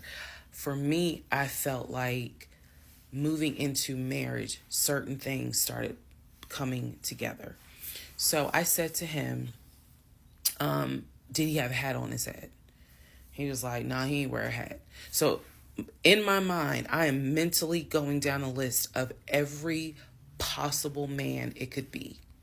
And it was only like 4 men. I had been in that house about 3 or 4 years at this point. So I knew all of the people, and I'm talking about from maintenance down to ex-boyfriends. It was a total of like 4 men. So when he said that it was a black Charger, I immediately was like, okay, I know that crosses out one. He said he was shorter than him. All of them were shorter than him. I said, did he have a hat on his head? He said, no, that crossed out one, because one in particular was a maintenance guy who always wore a hat on his head because he had like a bruise or something, and he was just self-conscious about it. So he always wore a hat. That leaves 2. So I said, was he muscular or was he skinny? So Legion's getting all frustrated. I said, just answer the question. He was like, well, he was kind of in between. And I said, okay. He was in between. I said, so was he light skin or was he dark skin? He was like, I told you he was brown skin. I said, was he my complexion? He said, no, he was brown skin. That eliminates one. So now there's one left. And yes, the one left would have been the ex that I had dated for 2 years. And so he was like, I know it was your ex. I know it was your ex. And I was like, that don't make no sense, because the ex that in my mind, I'm saying this, the ex that I had dated, he and I had no contact with each other, and he was not the type to just pop up at your house. That ain't his style. Not to mention, and I ain't tell Legion this, that man would not be caught dead driving a Dodge Charger. He hated Chargers because he drove it as a patrol car. So I didn't say anything. I just was like, that's weird. So what Legion didn't know is that at the time I had a security system. So I had a security system where anytime the front door, the garage door, or the back door was open, basically any entry point, anytime it was open or closed, it would send me a text message notification. So when he's telling me all this, I'm looking at my phone and I see a notification where the front door was opened and it was shut, all within the same minute. So for example, if it says front door open at 1 p.m., front door closed at 1 p.m. So whatever he did was within those 60 seconds. He's telling me the story of the guy got out the car. He opened the door. He went out there, can I help you? And the guy said, I'm looking for, and Legion said, no, she's not here. And so he said the guy kind of was like, okay. And he was like, all right, thank you. And got in the car and drove off. Legion has also told me that he watched him drive out of the neighborhood, which means because of the way the house was set up, the townhouse, he would have still been outside watching this. I could be wrong, but something in me was like, that would take more than 60 seconds. So for the door to have been open and shut within the same 60 seconds, I was like, okay. So also what he didn't know, we didn't have a Ring door camera, but my neighbor did. And her Ring door camera caught my driveway. The view of the camera could see my driveway as well as her driveway. And so whoever was coming in the door, our driveways were right next to each other. And then on the other side of it was the grass. So it was a perfect view of my driveway. So she, I had texted her and I said, hey, were you home? I think I texted her the next day because I said, were you home on Saturday? And she said, no, I wasn't. What's up? Everything good? And I said, can you look at your security system and see if there was a car that came to my house at such and such time? And I know I did not tell her the reason I was asking, but I was like, is there any way that your security camera caught if someone came to my house at this time on Saturday? She's like, yeah, sure, I'll look. And so maybe about a couple of hours later, she texted me back and said, hey, I looked at the camera, but I didn't see anything. And I said, okay, by any chance, did it catch if someone maybe walked up the driveway? Like maybe it wasn't a car in the driveway, but someone walked up. She said, I didn't see anything with your driveway yesterday. So I said, okay. And I knew that something in me, again, was like, nobody came to the house. So now here we are, a month and a half married. And now is when I'm like, why the fuck did he make that up? Because no one came to the house. No black Charger came to the house, backed into the driveway. Nobody got out the car and asked for me. Nobody was looking for me. So now I was sitting in the bedroom thinking through all this, and I'm like, why the fuck did he make that up? Because that's what happened. I'm looking at the text messages on my phone where he's telling me someone just came to the house looking for you. But no one came. So what was the purpose of that? And then something said to me, something in me said, he wanted to see your reaction. He just wanted to see the reaction. You had been too calm, and so he wanted to see a reaction. So this man gaslit me like I was Georgia Natural Gas just to get a reaction. Welcome, ladies and gentlemen, to part 20 of Who the Fuck Did I Marry? All right, part 20 of Who the Fuck Did I Marry? So after the black Dodge Charger incident, things were quiet. Legion was fine. Legion slept just fine. Me, that shit played over in my head for days and days and days. On one hand, I was like, I know nobody came. My head knew nobody came to the house. My heart was like, but maybe he didn't make it up. So the head and the heart were absolutely playing a tug of war because, again, I really couldn't fathom that he was making it up. But nevertheless, I filed it in the back of my mind in my little filing my mental filing cabinet. So a few weeks later, we go out to eat at this restaurant in Atlanta. It's a burger place, and I'm going to do my best by the time I post this to put the name of the burger place on the screen. So we go to the burger place, eat dinner. Everything was fine. As we are leaving, he says to me, did I ever show you where my grandmother's buried? This is the grandmother that passed away from COVID in 2020. And I said, no. I was like, we haven't been over here.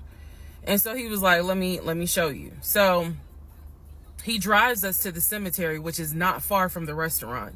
He drives us to the cemetery, goes around and around, and then it comes to like a little hill in the cemetery. And he was like, you see the headstone. The headstone had like the family name on it. And it did not have, for example, John David Doe. It just had Doe. Okay. So there were no dates on it. So it reminded me of just a headstone where it was probably multiple family members buried underneath it. That's what it reminded me of. And so he was like, my grandfather and my grandmother are buried there. I do recall him telling me when the grandmother died in 2020 that she wanted to be buried next to his grandfather. And so we're sitting in the car because we can see the headstone like on top of the hill from the car. And he tells me that is where his grandmother and grandfather are buried. That the family was able to get her, her wishes were to be buried next to the grandfather. Okay. So as we are leaving, we take a different route home. So we get on the highway. If you're from Atlanta, you'll know what I'm talking about. We get on I-75 North. And we're kind of we're just driving around, to be honest with you. But we're taking the scenic route. We get on I-75 North because The reason why I remember is because when you're on I-75 North going towards Atlantic Station, on the right-hand side, you will see the Varsity. You'll see all these tall skyscraper buildings. One of the buildings has the letters NCR on the building. As we're coming up towards the building, he says to me, "Do you see the NCR building?" I said, "Yeah." He said, "The building behind it, my job bought that building. That's where we're going to have, we're setting up operations." And I was like, why the hell would y'all buy a condiment company in downtown Atlanta? He was like, "No, we're not doing production there. It's just going to be offices, and that's where we're going to handle like the business portion. The production is still being done in Gwinnett County out in Duluth." And so I was like, "Oh, okay." He was like, "That's where I keep the company car." So I was like, "The company car?" I said, "Aren't you supposed to be bringing the company car home?" And he was like, "I don't want to bring the company car home because it's Clayton County and it's a $90,000 car. And I don't want no problems." So he's telling me that he keeps the company car at the building downtown Atlanta that's behind the NCR building. I barely could see what building he's talking about, but he was like, "It's the building right behind it." And so he's telling me that that's where his office is. So I said to him, "Take me to your office. I know it's a Saturday, but shit, you one of the VPs, right? So take me to your office." No, I had not been to his office simply because, again, COVID. So I was like, "Take me to your office." And he was like, "I can." He was like, "That's no problem." So do I have the other phone? I do. So y'all are in luck. So I can maybe reenact how this goes. So he gets off the exit and starts driving towards the NCR building. While he's driving towards the NCR building, he always has kept his phone in his left pocket. This is my left hand. So he pulls his phone out and he starts calling. He tells me he's calling Willie. Willie is supposed to be the head of security. So he's saying, "Let me call Willie real quick to make sure that the building's open." So he proceeds. This is another phone, but he proceeds to go ahead and call Willie. We're still driving, by the way. We're still driving. I'm on the phone, scrolling through Facebook, trying to figure out some random shit. But he's driving with the phone up to it. So driving with the phone. Next thing I hear, "Hey, Willie, it's Legion. Hey, how's it going?" "I'm good." "Hey, is the building open?" "No, I just want to take my wife up there so she can see it and see my office." "Are you up there right now?" "You're not?" "Okay, is Mr. Justin working?" "Okay. So is there anybody up there that can physically open the building? Because I don't think my badge is going to get me at least in the front door because of it's on the weekend lock." "Okay. Okay. All right, let me know." "All right. Thank you, Willie. Bye."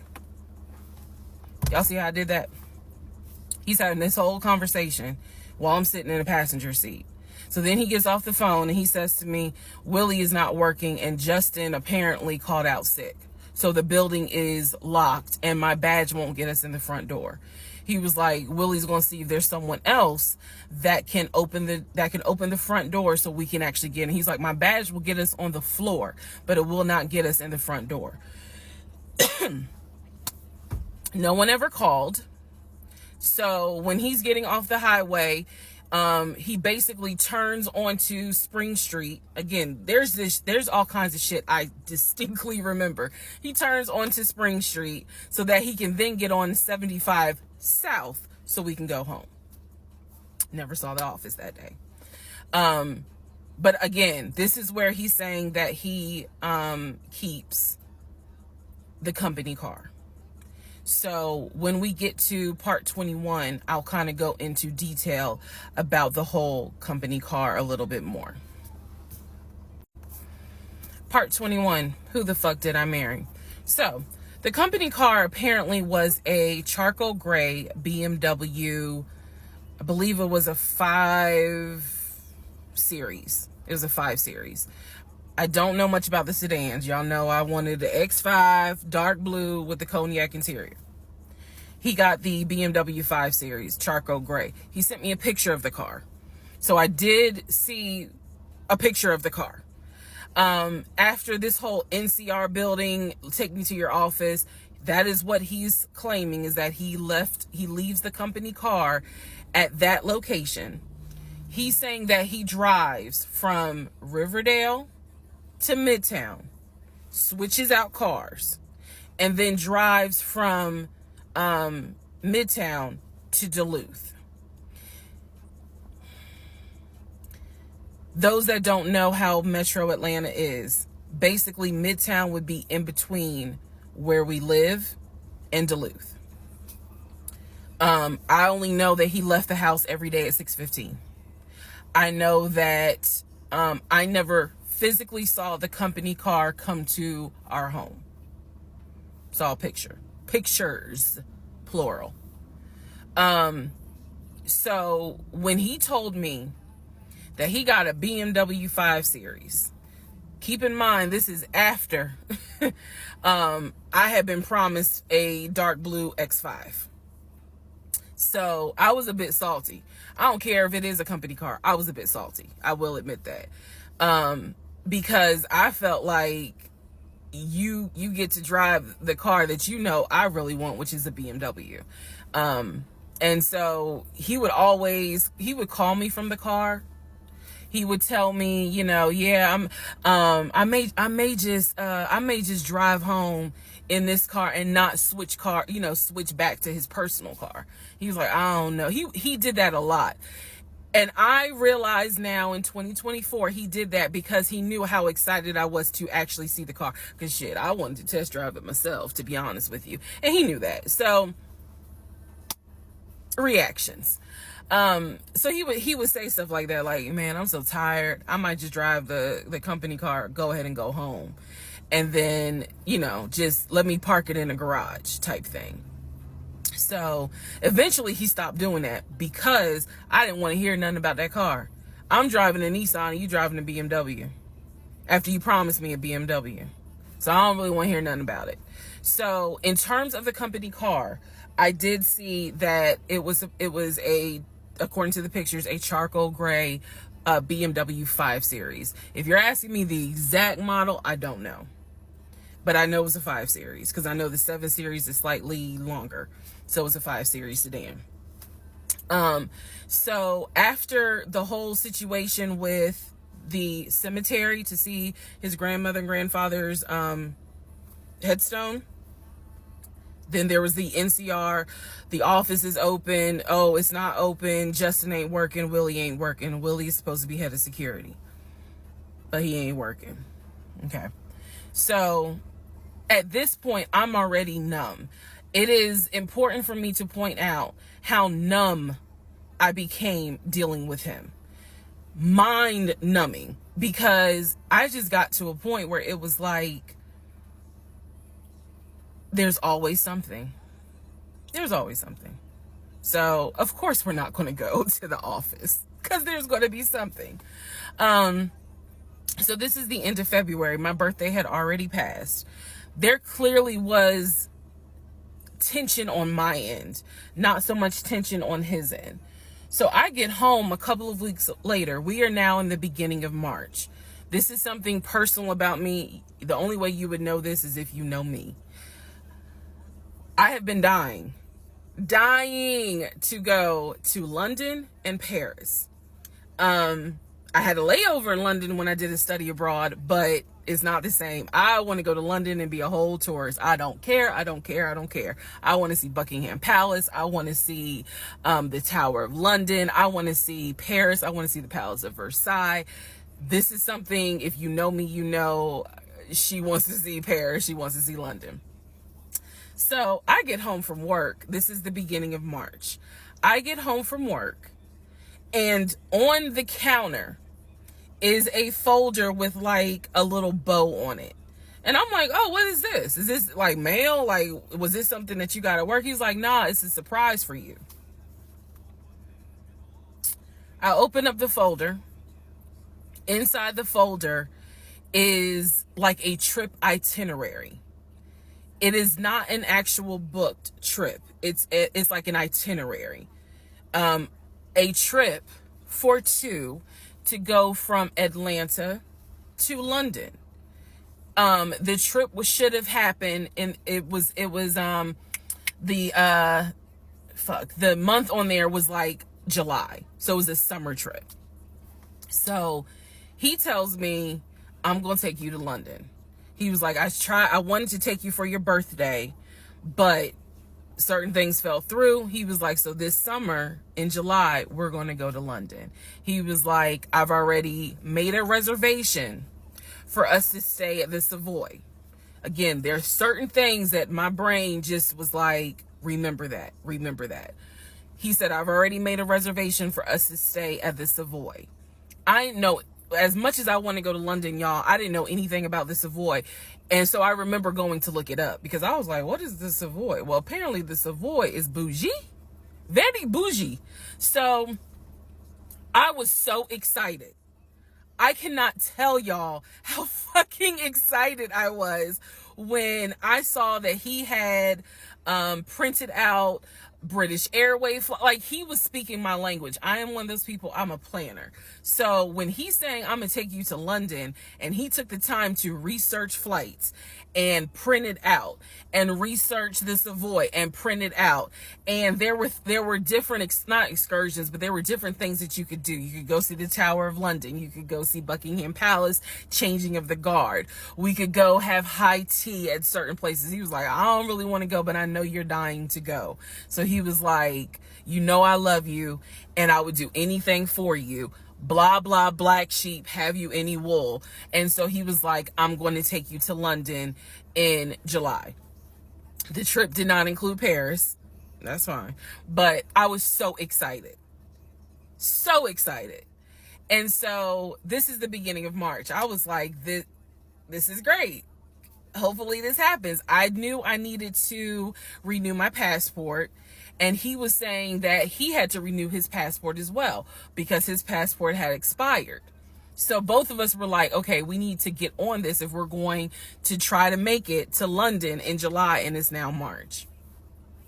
Me being the planner I am, I think I went to work the next day and printed out the passport applications so that we could fill it out and go ahead and get that process going. So, needless to say, something must have happened, and I don't remember what it was. We just simply didn't fill out the application for the passport.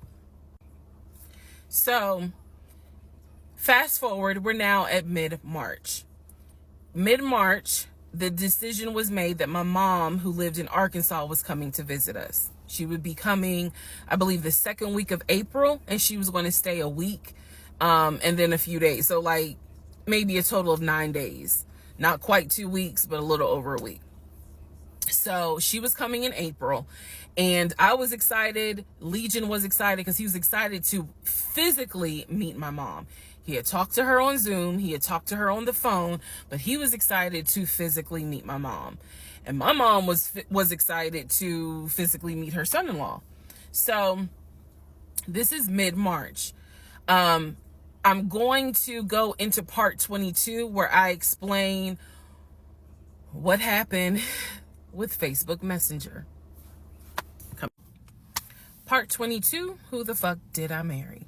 So now we are in March. This is right after he had surprised me with the announcement of we're going to go to London for a trip in July. Because we definitely didn't do a honeymoon. We definitely didn't do any sort of trips together. So the idea was we're going to do a trip in July together. One thing about Legion was that he was the guy who was like, I have nothing to hide. I don't lie. I don't like liars.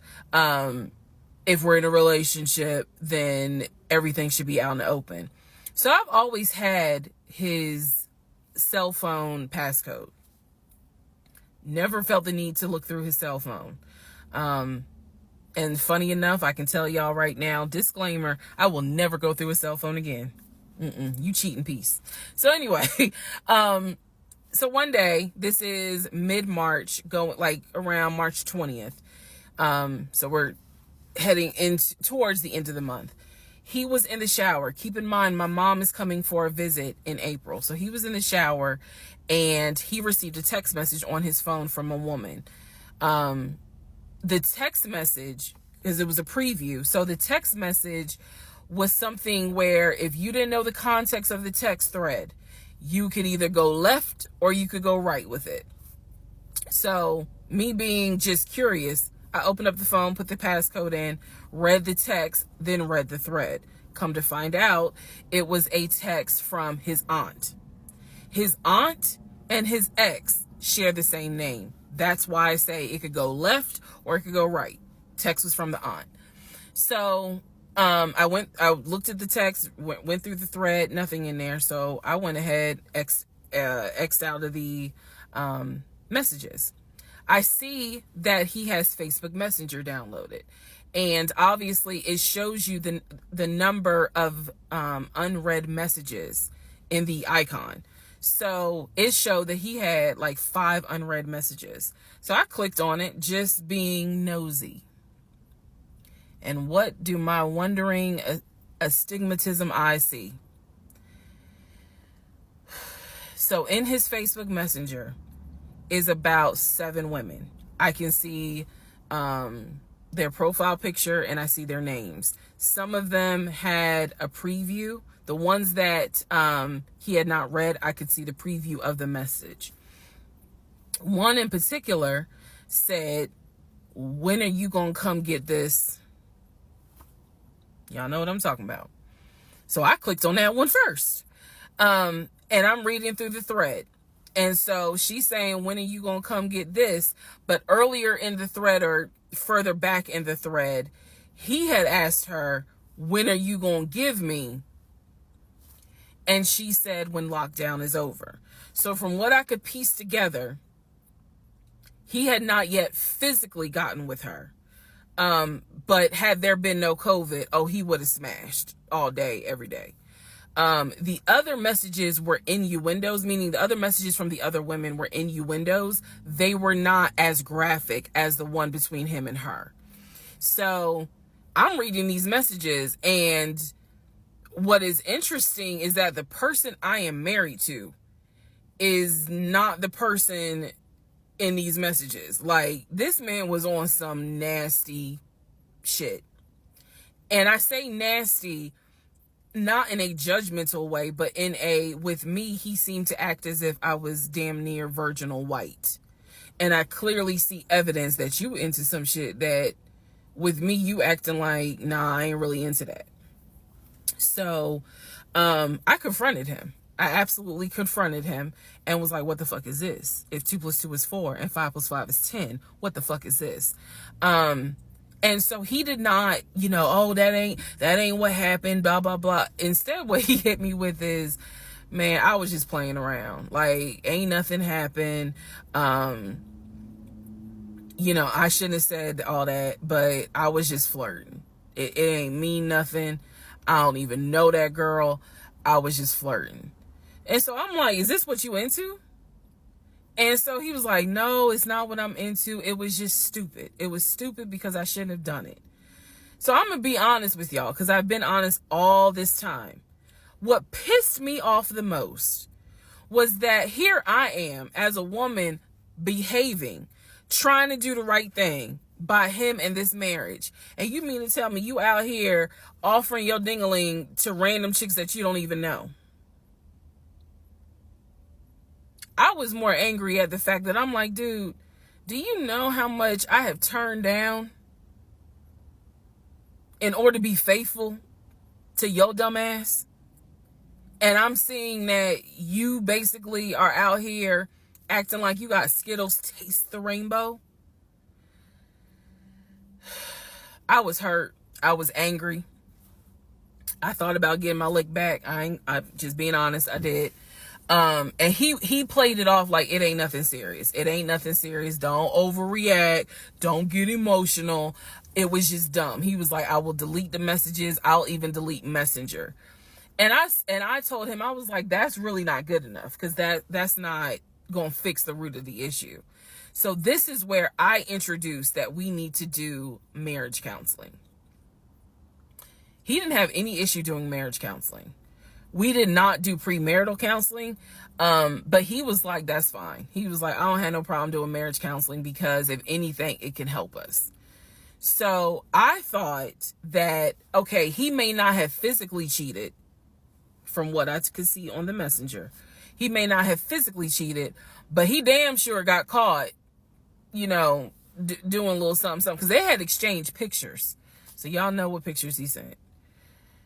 And I was disappointed because I don't like men that send those type of pictures. But anyway, that's another issue. So we agreed that we would start marriage counseling. We also agreed that we would put on a united front when my mom got there. In other words, we were not going to argue. We, let's just act like everything is fine.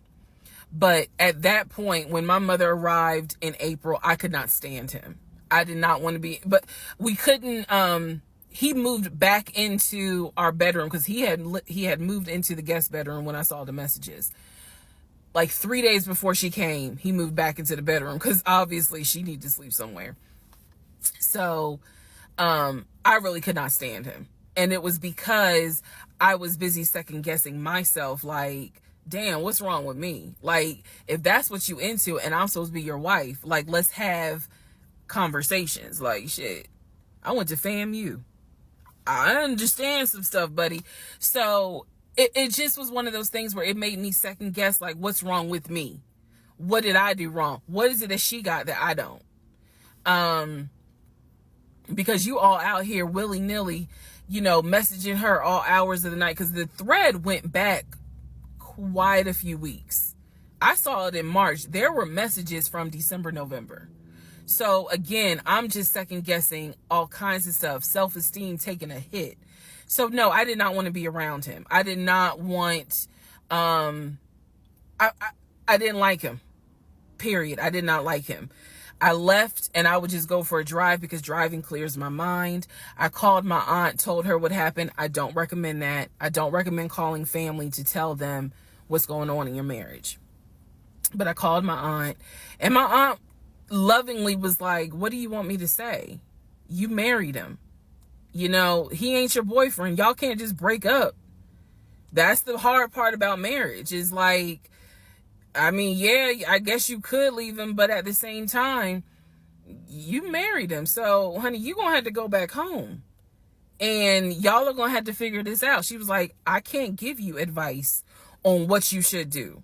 I'm sorry that this happened, but you married him.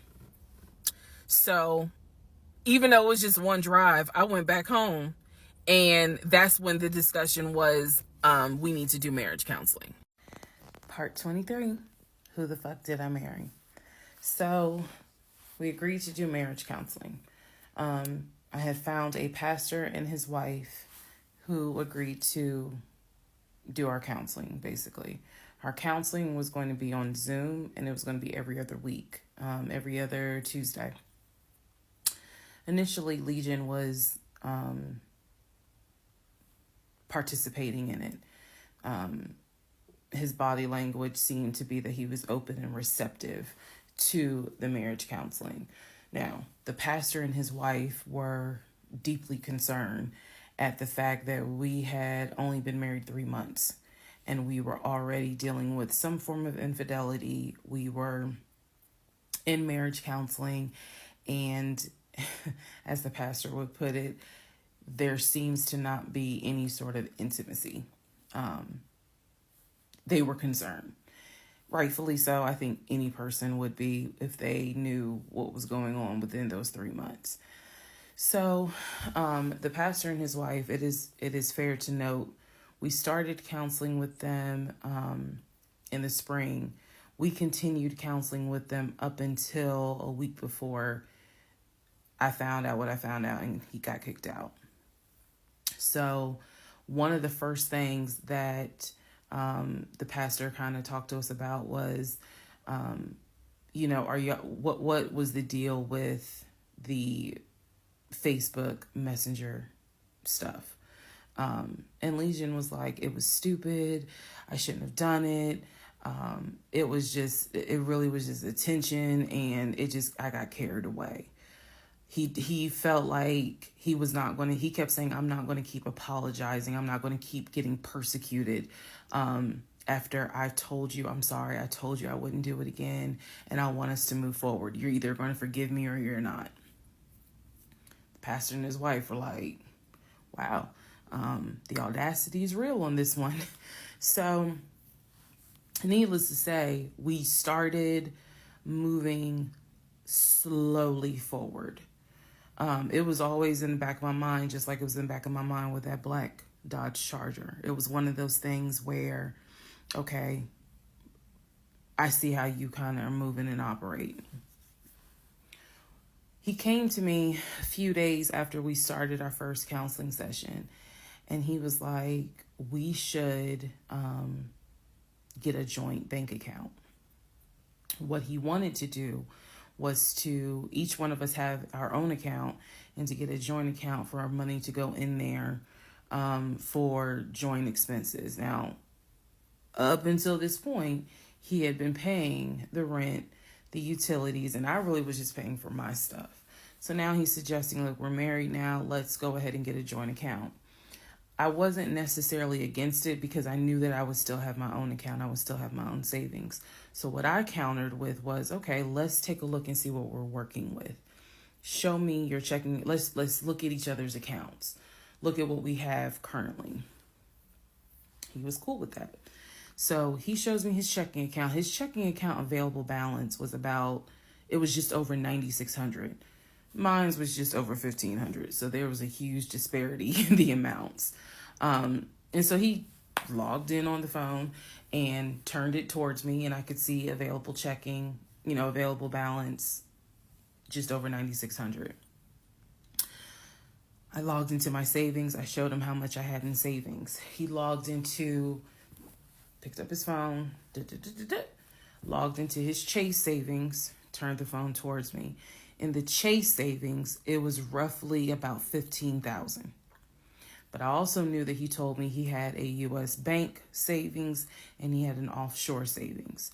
So at this point in time, I asked him, show me the U.S. bank savings, show me the other two accounts. He would not do it. This became a huge bone of contention. He would not show me the two accounts that he claims has the most money in there, the accounts that he claims has money for a house in there, because he still was mentioning, hey, we need to get on this house thing if we're going to move when the lease is up. So I'm just adamant on, why don't you want to show me your savings account? You showed me the Chase one. Like, what is the big deal? And so he kept saying, he was like, there's a lot of money in there. And he was like, and my uncle always taught me, this is not the uncle that died, another uncle. My uncle always told me, just keep your money tight, because women can be, I said, women? Like, we're married. So go ahead and show it to me. He would not show it to me. So then we went back into marriage counseling, like the next session. And I bring it up. I said, he will not show me these two accounts that he claims has the money in there to buy a house.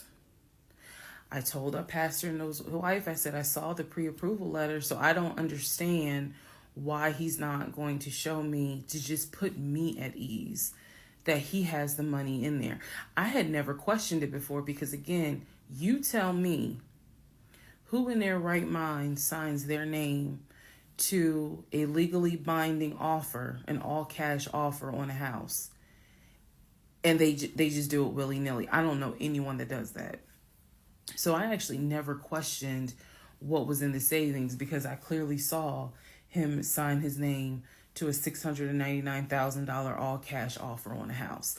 If you don't know what I'm talking about, please go back to the parts in this playlist where I talk about what he did when we were looking for a house. So the pastor and his wife were like, Legion, that's not his name, y'all, that's a nickname.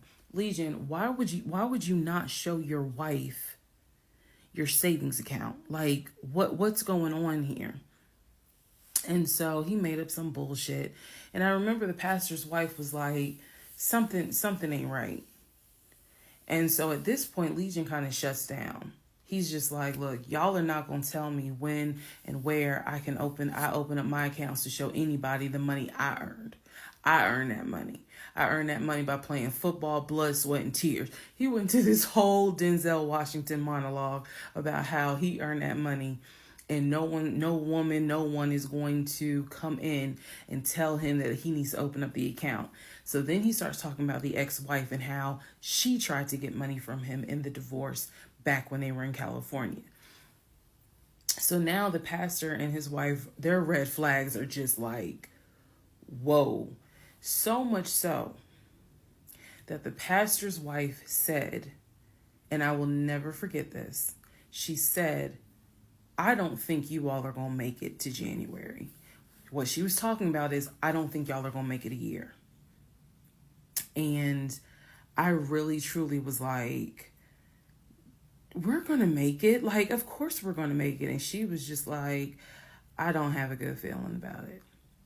And so Legion's all defensive. He at this point, he's folding his arms and because remember, we're on Zoom. He's folding his arms and he's just like, I'm done with this. Like, I'm not going to get attacked because I'm not comfortable showing you the amount of money that I have. Money changes people. And I'm not comfortable. So he's playing that victim card. And so the pastor and his wife were like, you know, we're still going to help y'all as much as we can. But so he was like, I'm not comfortable. And basically the pastor and his wife were like, look, we'll help y'all as much as we can. But there's some deep issues here. And, you know, this is what they advised us. Had the two of you came to us for premarital counseling, we would have told you, do not get married. Y'all should not even be together. That is what the pastor and his wife told us in marriage counseling. If you two had come to us for premarital counseling, we would have told you, y'all should not even be together, let alone get married. But here we are. So we will help you guys as much as we can. But the pastor's wife was like, I don't have a good feeling that y'all are going to make it a year. Part 24, who the fuck did I marry? So, remember, we're in April. We're now moving towards the end of April. And he still did not show me his savings account. Saw the checking. Saw the Chase savings. So, he decides that we should start looking for a house again. Because my lease was up in August and I made it very clear that when the lease is up, I am moving. I wanted to move to Cobb County. So he was like, you know, we need to get the ball rolling. I didn't want any parts of it. Didn't want any parts of it. He found a realtor. This time it was a woman. And I believe her name was Amber. I think her name was Amber. So he found a realtor and he told her what the budget was. Amber started finding houses. So please understand, or you don't really have to understand, but I believed he was a sane, rational human being. Sane enough that you would not sign an offer on a home if you didn't have the money. That's what I believed. So when we started working with Amber, I believe, showed us 3 or 4 houses. It was not nearly as many as the other realtor, Scott.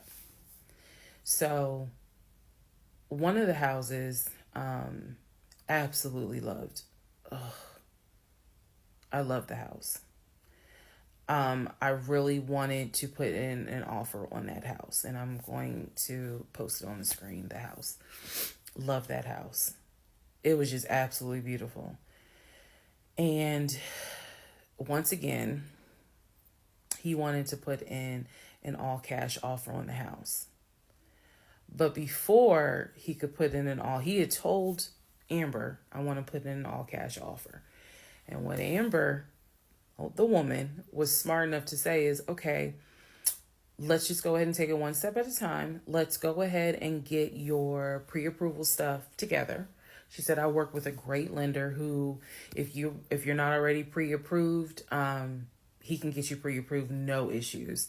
And then if you want to do an all cash offer, then we'll go ahead and get the proof of funds together so that way we can submit it all with your offer. Jesus. Y'all already know what happened because you remember what happened on the last house with Scott. Basically, Legion was like, well, I can get you whatever you need. That's fine. But I really don't want to submit proof of funds unless they accept the offer. Amber, and I don't know where she is. I don't even know if she'll ever see this video. Anyway, let me keep going and I'll explain why that woman has a special place in my heart. So Amber was like, I totally understand, but this is how we're going to do it. I'm going to need that paperwork, okay? And we'll submit it with your offer. She just simply was like, yeah, this is how we're going to do it. And so he did not submit the paperwork when she had asked him to. And I remember I was driving to work and I stopped at the Quick Trip on Upper Riverdale Road in Riverdale, Georgia. And Amber had called me. It was in the morning. She had called me. And I believe with all my heart that Amber knew something was up, but she also knew I did not know what was up. So she called me and she was like, I just don't understand. Like, if he has the paperwork, like, you can submit the paperwork. But the issue was the Chase paperwork that I had was from a year prior. So my understanding was that it pretty much was no good at this point. So she said all he has to do is just email it to me or take a picture of. She was like, I just need to know that he's able to back up his offer. And I said, I totally get it. And she was explaining some stuff to me. She was like, he needs to do X, Y, and Z. And so I said to her, I remember I said, I don't know what's going on. I said, I'm going to get down to the bottom of it, but I don't know what's going on. And so let's put a pause on this whole thing. Let's put a pause on looking at houses. Let's put a pause on getting his pre-approval letter because I'm not sure what's going on. And she got quiet. And she said, okay. I said, and I know this sounds weird. And she said, no. She said, that is actually very smart. She said, do your research. And if I can be of assistance, call me. She said, whether you buy a house with him or you buy a house on your own, I will be more than happy to represent you. I don't know where Amber is today. But that one sentence, I felt like just woman to woman, she was basically telling me something ain't right. Baby, something ain't right.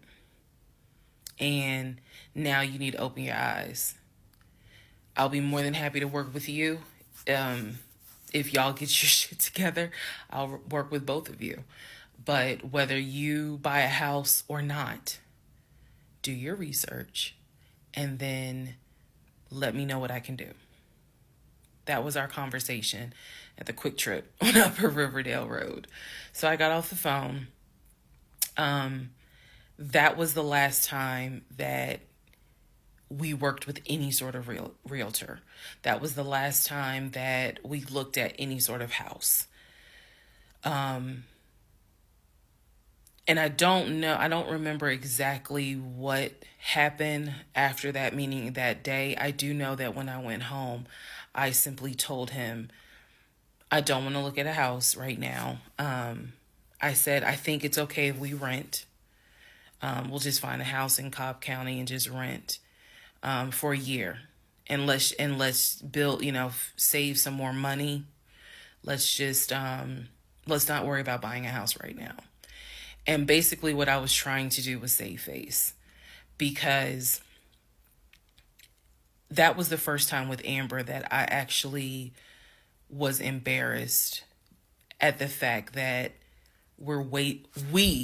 he and I, because I felt like I was complicit in the fact that I'm going to look at houses with him.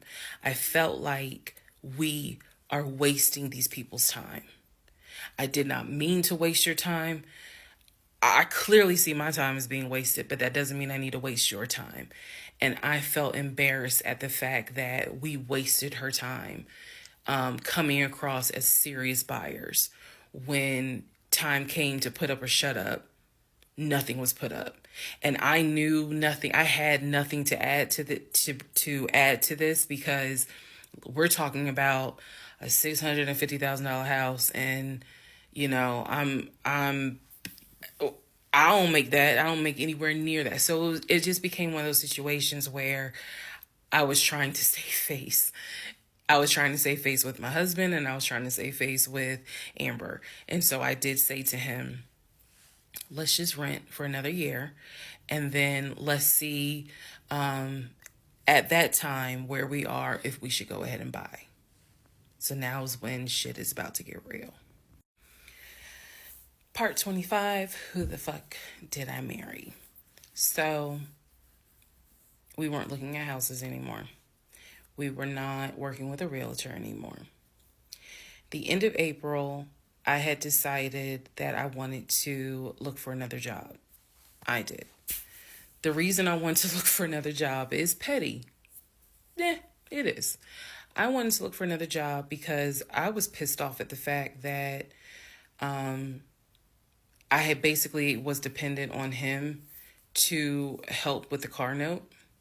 So I wanted to look for another job where I could afford life all by myself, including that car note, basically where I would make more money. I told him that I was going to start looking for another job. He laughed. And his exact words were, "You're not going to leave Georgia State Patrol." He was like, "I swear you love them niggas more than you love me." He laughed. So that fueled me even more. So I was hitting the pavement hard trying to find another job. I was applying to all kinds of places. Got a phone call from my current job. So this is how I ended up in my current job. Got a phone call. They had sent me an email with a background packet. The background packet was long and extensive, but in the background packet, it asked for my spouse's full name, my spouse's date of birth, and my spouse's social security number. So I showed it to Legion, and I was like, I need your social because, I'm applying for this job. It's a great job. It's way more money. And, we're talking about moving anyway to Cobb County. So this is a God thing. He did not want to give me his social. I showed him the paperwork where I was like, look, because we are married, I can't lie on here. So help me. So he writes down his social security number on the background packet. And I eventually turned it in. I had scanned it, saved it in my email, and sent it in. And I looked at it one day, just going through it, just making sure I didn't really miss anything. All T's were crossed, all I's were dotted. And I looked at his social, and something about the social seemed different than the social security number that I remember seeing when we did our marriage license. And so for those who you remember in the previous part, I said I had ran his social security number from the marriage license. Nothing came back. So I thought that I had written it down wrong. Basically, what it is that the first three numbers were different on the background packet than what was on the marriage license. If you don't know this, here's a little trivia. Your social security number, the first three numbers, pretty much are dictated by the state you were born in the state that issued your birth certificate. So he was born in Pennsylvania. So the first three numbers of his social security number should be attributed to Pennsylvania. Pennsylvania, shit, they probably got like 5-6 different numbers, 3-digit numbers that your social security number can start with. So the social that was on the marriage license, for example, was probably 123. What was on the background was 456. Both of those social security 3-digit prefixes are issued through the state of Pennsylvania. Again, this is an example so I can make it clear.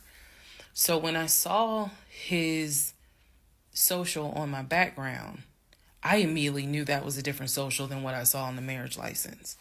And when I compared, because I had found a copy of the marriage license that we turned in because I had filled it out on the computer. So sure enough, the first three numbers were different. The rest of the numbers were the same.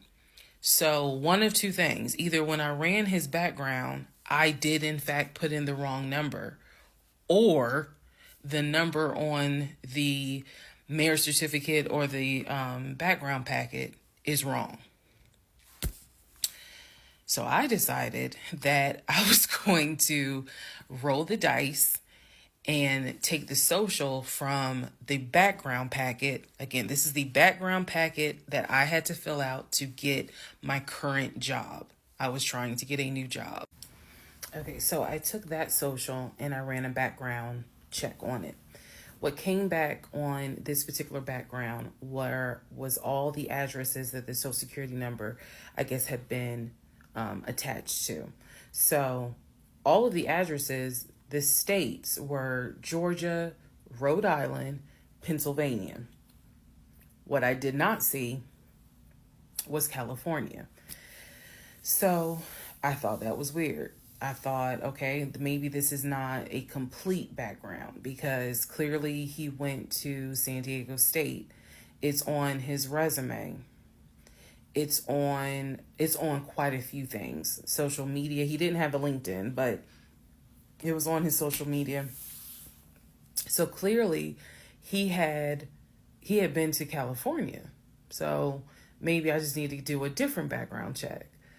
Also to note, during this time, I think I told you guys he had hit his leg at work. So what was happening was it was getting more and more difficult for him to walk, like put pressure on that leg, on that knee. He was still able to go to work. He was still leaving at 6:15 in the morning. He was still coming back between 3:30 and 4 o'clock. But I clearly could see where he was in pain. He would elevate the knee, ice the knee. It was getting worse. And I was constantly like, go to the doctor.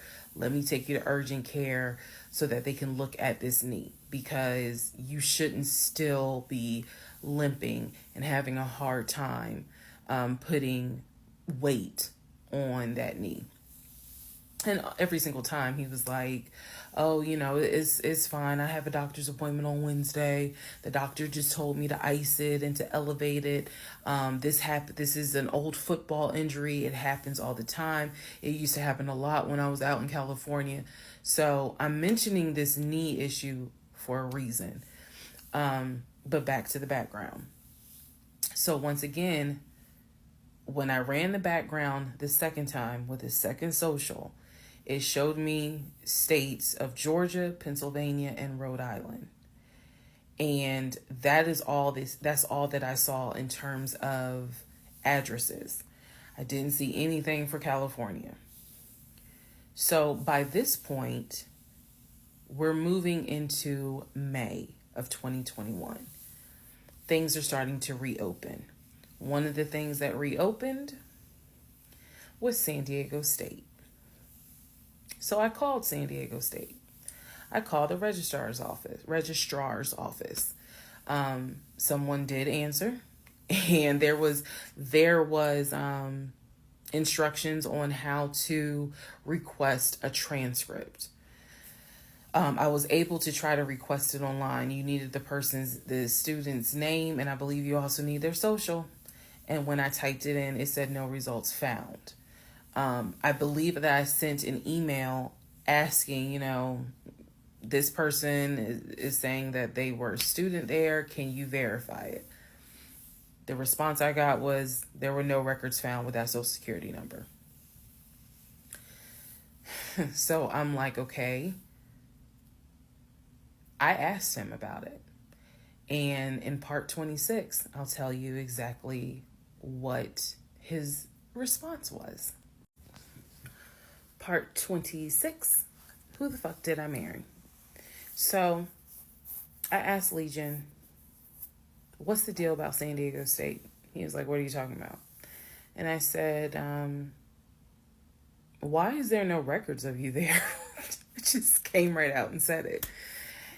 Without missing a beat, this man said, well, I was a private citizen. What the fuck does that mean? And what he said is that when he started at San Diego State, his father paid money so that, okay, it's important I say this with a straight face. His father paid money so that his name and social would not be publicized and he would be considered a private citizen.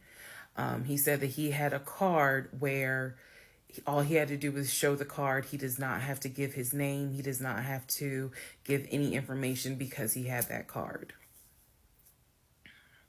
He said so San Diego State would not have any record of him, but he was in fact a student there. I said, and you claim that you played football. He was like, I did play football. I said, so you're saying that the school did not publish your name anywhere and they were in violation of NCAA rules? And he was like, why are you asking all these questions? And I said, I'm just curious. I'm just curious. You're saying that you were a private citizen, but yet how were you in compliance with NCAA if you were a private citizen and they did not publish your name on any roster? So that was his excuse. He was like, all I can tell you is that I was a private citizen. My dad paid for it. Okay. So now I know that San Diego State has no record of him. Now I know that his social security number, at least the one that's on my background packet, only shows that he lived in Georgia, Rhode Island, and Pennsylvania. Okay. So at this point, the pain in his knee is getting worse. It's getting to the point where when he would come home from work, he would take a shower and immediately get in bed, elevate his knee. He was not even eating the way that he used to eat. It was getting to the point where at times, if you remember when I told you all about the miscarriage, they gave me pain meds because I had taken that pill. But the pain meds I was allergic to, so I couldn't take them. But I still had them. So the pain in his knee was getting to the point where he would take one of those pain meds just to get through the night. He was constantly in agony, constantly kind of tossing and turning, so much so that in May he moved into the guest bedroom because I couldn't deal with the tossing and turning thing. And he just said he was more comfortable there. So what at first was I hit my knee at work, turned into, no, it was an old football injury. This has happened before. Turned into, it's painful for me to walk on it. turned into it's actually hard for me to work on it. But he was still going to work at 6:15 every morning and coming home between 3:30 and 4. So it is, again, I'm just giving you guys the chronological order of how all this happened. So at this point, we're not looking for a house. I still have not seen the 2 savings account. I'm pretty sure there's no money in those savings accounts. But again, he was going to put in an all cash offer with Amber, the realtor. So I really didn't know what to believe, but I believed what I saw, which is I saw that background is not showing where he went to California. So at one point in May, it was close to mid-May, he calls me from work. He calls me from work, calls me while I'm at work, and tells me that he got a phone call from his stepson. The phone call from his stepson, the stepson was crying and was just absolutely distraught. And I'm at work in my office like, what's going on? And he says to me that the stepson informed him that his stepdaughter passed away, that she died from COVID. The stepson this is the story. The stepson found her in her apartment because they had not heard from her for a couple of days. And she was unresponsive. He called the ambulance. They pronounced her dead when she got to the hospital. So he was calling to tell me that she had died. And he was also calling to ask me if I would object to him giving his ex-wife $2,000 towards the funeral. As I've stated before, and I still am this way to this day. I don't play about death. So when he told me that she died, I immediately went into the, all right, I'm sorry to hear that. Whatever we can do to help, let's help. Because surely nobody would make that up.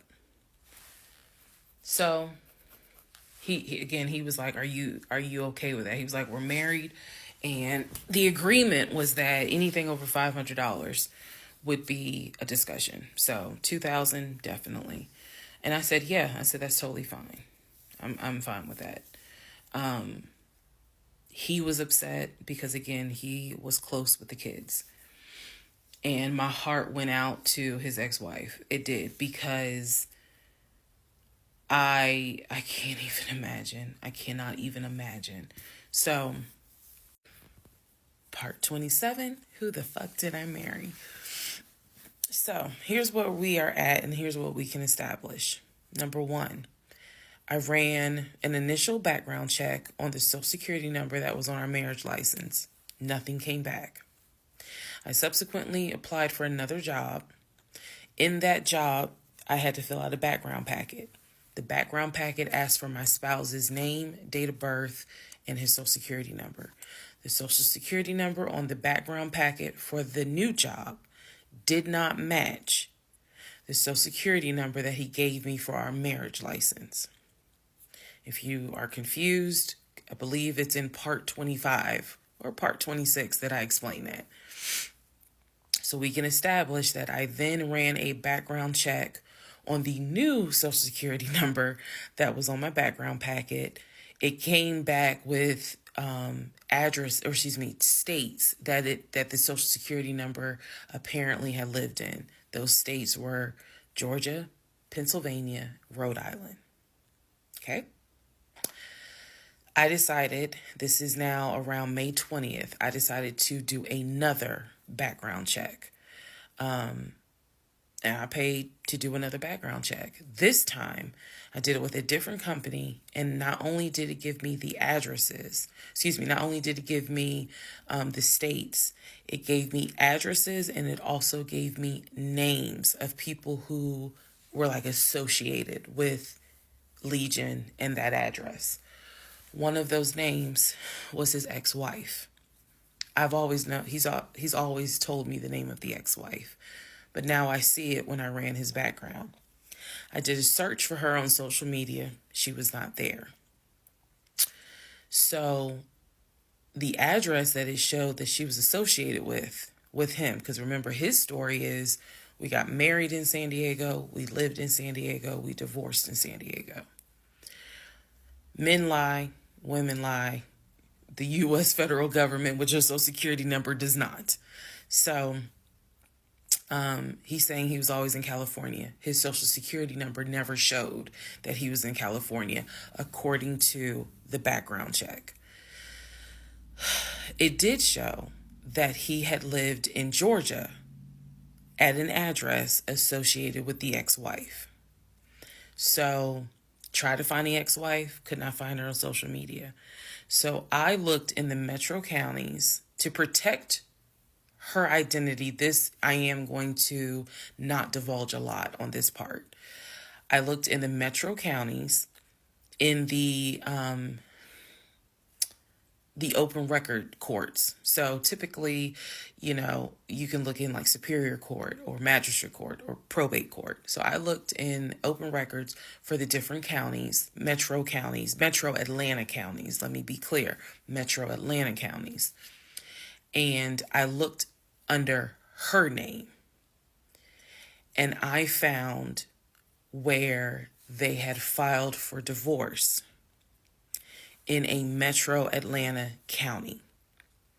So when he said that he filed for divorce in San Diego and that he was married in San Diego, I was able to find, no, according to the state of Georgia, you were married here.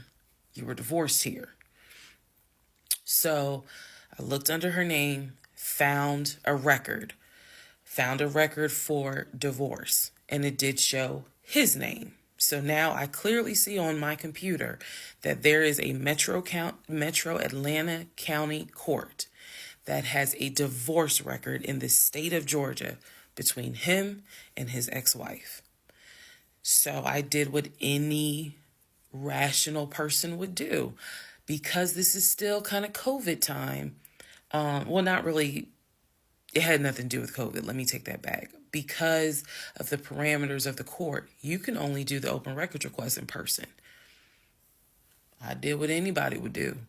I told my boss I had to go. I grabbed my purse, grabbed my keys, and I drove to the court to do the open records request in person.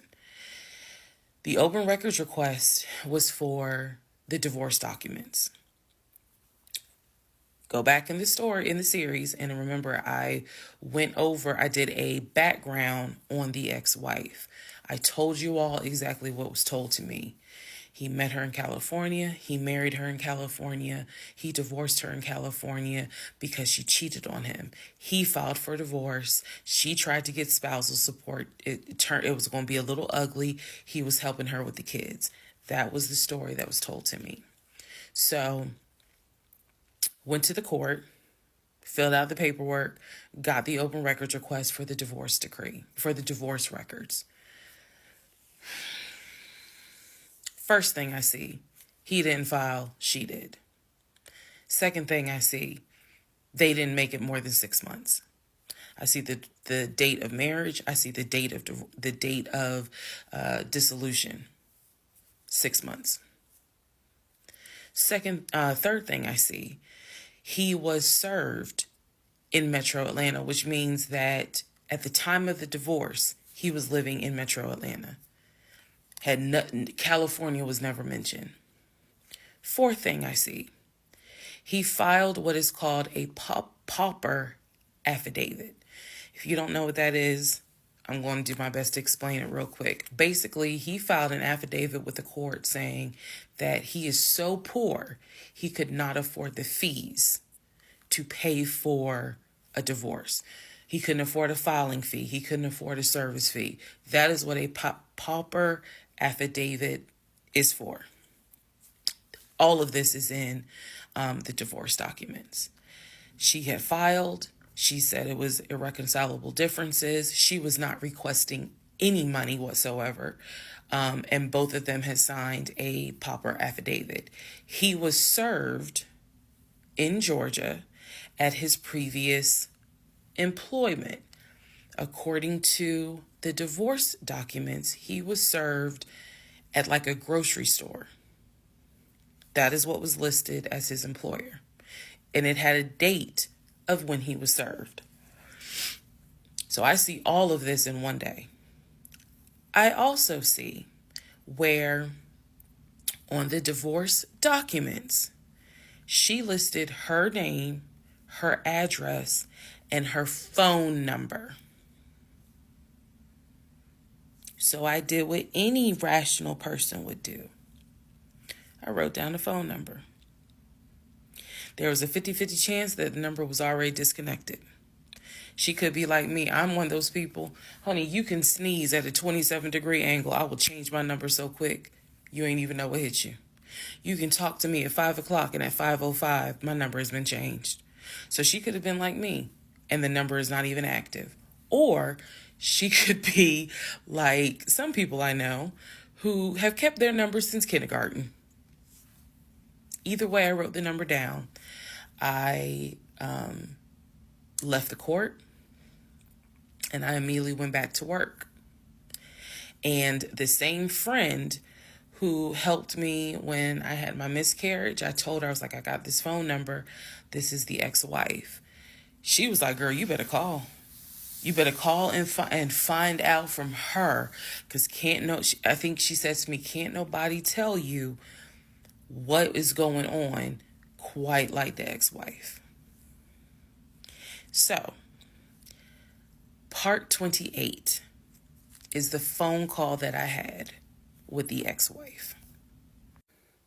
Part 28 of Who the Fuck Did I Marry? So, I had the phone number, went back to work. My really good friend was like, you better call her. You can use my phone, but call her. So I called her. She answered. Let me use aliases. And the conversation went like this. May I please speak with Barbara? This is Barbara. Barbara, this is Shirley. Shirley who? This is Shirley Jones. I am the wife of Legion. Silence. Then she starts laughing. And she said to me, and I quote, if you were calling me, then I know it's bad. I chuckle and I said to her, I'm not trying to bother you. I'm not trying to disrupt your life. I said, I am literally coming to you on some woman-to-woman shit. I said, because you are probably the only person who can help. She listened. She was gracious. And she said, what is it that you need to know? Or what is it that you want to know? And I said, I understand that you and my husband talk and communicate. And she immediately said, what? No, we don't. And I said, okay.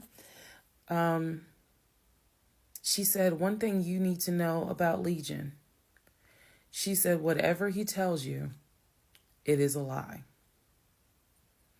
And she said, let's go back to part 1. I told you guys that when he introduced himself or when we met, we actually had matched on 2 different sites. And he was under 2 different names. One was like the actual birth name. The other one was a nickname variation of that name. That's the name I know him by.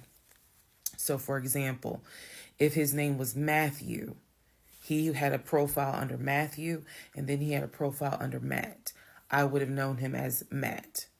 So she said to me, she was like, I don't even know who Matt is. She was like, that's not even his name.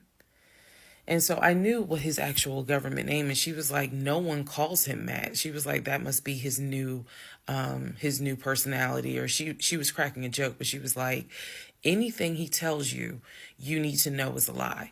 So I just asked her, I said, what was your experience? I said, because I can tell you the story he told me. And she stopped me right there. She said, whatever he told you was a lie. She said, let me guess. He told you I cheated on him. Let me guess. He told you that I wanted money from him. And I said, yeah. And she said, yeah, that's a complete lie. So we had a conversation where she told me how they met. They didn't meet online or anything. I said, well, were you guys ever in California? She said, no.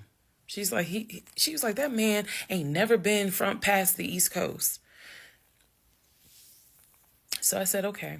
So you guys have always been in Georgia? And she said, yeah. She's like, we got married in Georgia and we got divorced in Georgia. And that's when she asked me, how did you even get my number? She said, because I want nothing to do with him. So how did you get my number? I said, I'm going to tell you the truth. It ain't going to make me look good. I told her, I said, this is what happened. And this is what led to me doing research. And this is how I got your number. And she laughed. She was like, wow. She was like, normally I would be freaked out. She said, but under the circumstances, she was like, wow, okay. She said, yeah, if you're calling me, then it must have gotten pretty bad. She said, so what did he promise you? And we talked for about 35 minutes. She asked me in that phone call, she said, look, I want nothing to do with him. I have not spoken to him since our divorce was finalized. She said, so I would just appreciate if you keep me out of whatever's going on with y'all. And I told her, I said, I give you my word, I will never tell him I spoke to you. I said, I give you my word. I said, this conversation is for me. It is not for me to use in any sort of legal litigation, nothing. This is for me. And I said, I don't plan to call you again. I don't plan to be a disruption in your life. I just needed to know, how bad is it? And she paused and she said, it's bad. She said, I don't know what all y'all got going on. She said, but if it's anything like what it was for me, it's bad.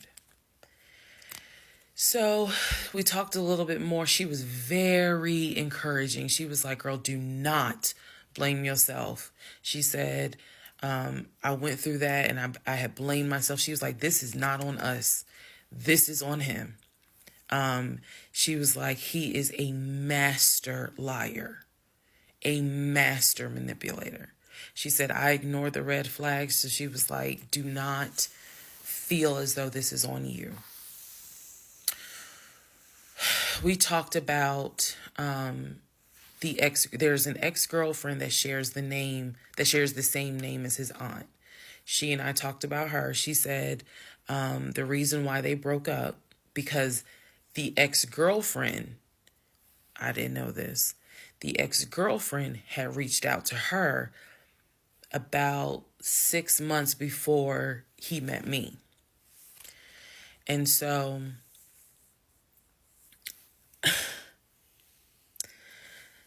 the ex-girlfriend lived in Douglasville. On Legion's driver's license, he had a Georgia driver's license with the Douglasville address. What he told me was that it was the address that his sister, because remember I told y'all his sister Shantae lives in Douglasville. She's a nurse, married with 2 kids. So he told me that the address on his license, it was his driver's license, was to Shantae's house. The ex-wife is telling me, no, that's the address for the ex-girlfriend. He had moved in with her and he created this whole narrative with her. she found out that he was lying, and she kicked him out. And so I guess after she kicked him out, she then reached out to the ex-wife, kind of the way I did, for confirmation. And so the ex-wife was just telling me, whatever that man has told you, it is a lie. She said, I got out before it got too bad. She said, because once I knew he was lying, I was out. She was like, because he's never going to change. And so, again, conversation went on and on. And so finally, we were getting ready to get off the phone. And before we got off the phone, I said to her, I said, if everything is a lie, I said, I have one question for you. And she said, sure. I said, how is your daughter?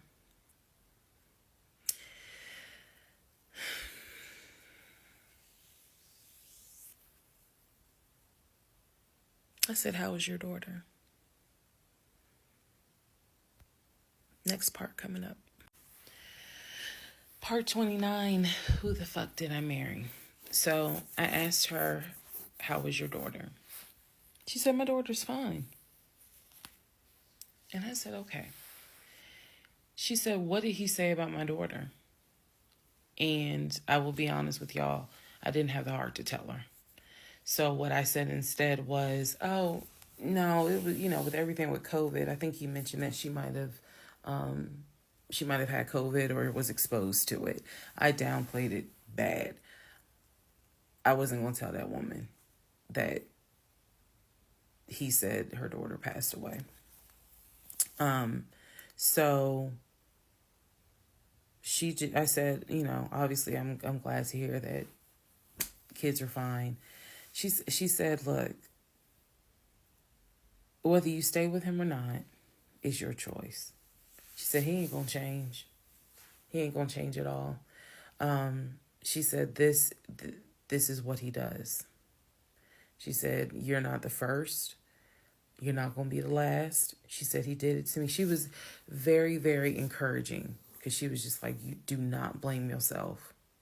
She said, we both ignored red flags, but it is not your fault.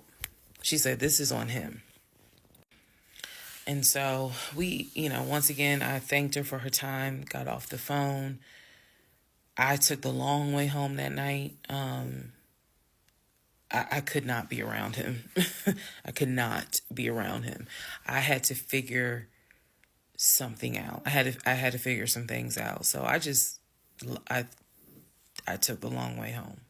What does that mean? It means that I probably could have taken 75 to 285, but I probably took 20 to 75 to 285 to 675 kind of like I just took the long way home. A couple of days later, because my mind was spinning. A couple of days later, at this point, I'm turning into the FBI, CIA, and Homeland Security all in one. Literally. I'm trying to find everything. And he's carrying on his business as usual. Nothing changed with him. He had no idea that I had spoken to the ex-wife. He had no idea I had gone to the court and saw his divorce documents. He had no idea.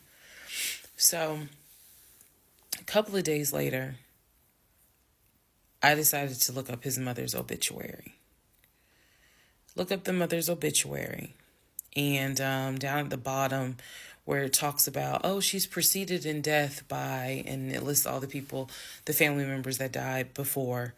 And then it says, leaving behind to cherish her memory. It lists the husband, her husband, excuse me. Let me start over. It lists her husband, which is Legion's dad.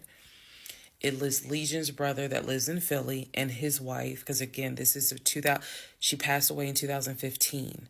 So it lists Legion, the brother in Philly, and his wife and daughter, her granddaughter. It lists Legion and his wife I think it was like Latoya or La something. La something. It did not list the ex-wife I just spoke to. And it clearly said Legion, his wife, Latoya. Then it listed the brother in Nashville, his wife, Jane, or whatever. So I'm thinking to myself, there's two things I was thinking immediately. Number one, who is Latoya? Never heard that name before. Never heard that name before. So I was thinking, who is Latoya? And then number two, where are the two sisters? Shantae and Kim. Shantae lives in Douglasville, married with 2 kids. Kim lives in Augusta, and I believe he told me she worked at like Procter and Gamble. So why aren't they listed on here? Because apparently, go back to the video. I posted it on there. I gave y'all background on the family. He apparently was one of 5 through both parents.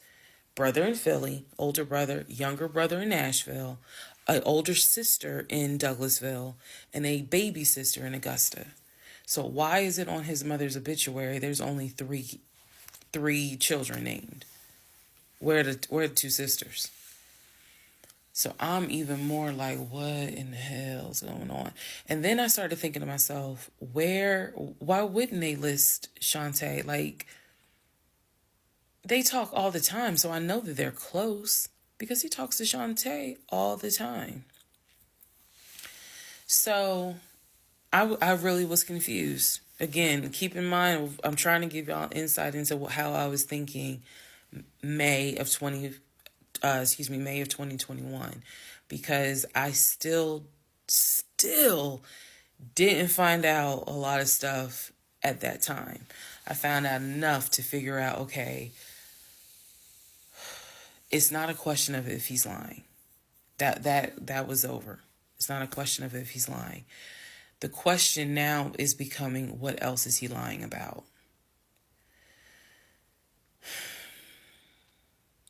So we had the phone call with the ex-wife. Now I see an obituary that apparently there's another wife. I know on our marriage certificate, it only states he had one previous marriage. I had 0, he had 1. So this is how I'm thinking in my head, which is, okay, what am I missing here? I know we've established that he's lying, but who the fuck is Latoya? Like, I'm really trying to understand who is Latoya. And again, he's hobbling around the house, limping, and I'm in our in the bedroom, I could not get on Google fast enough to try to figure some stuff out. So,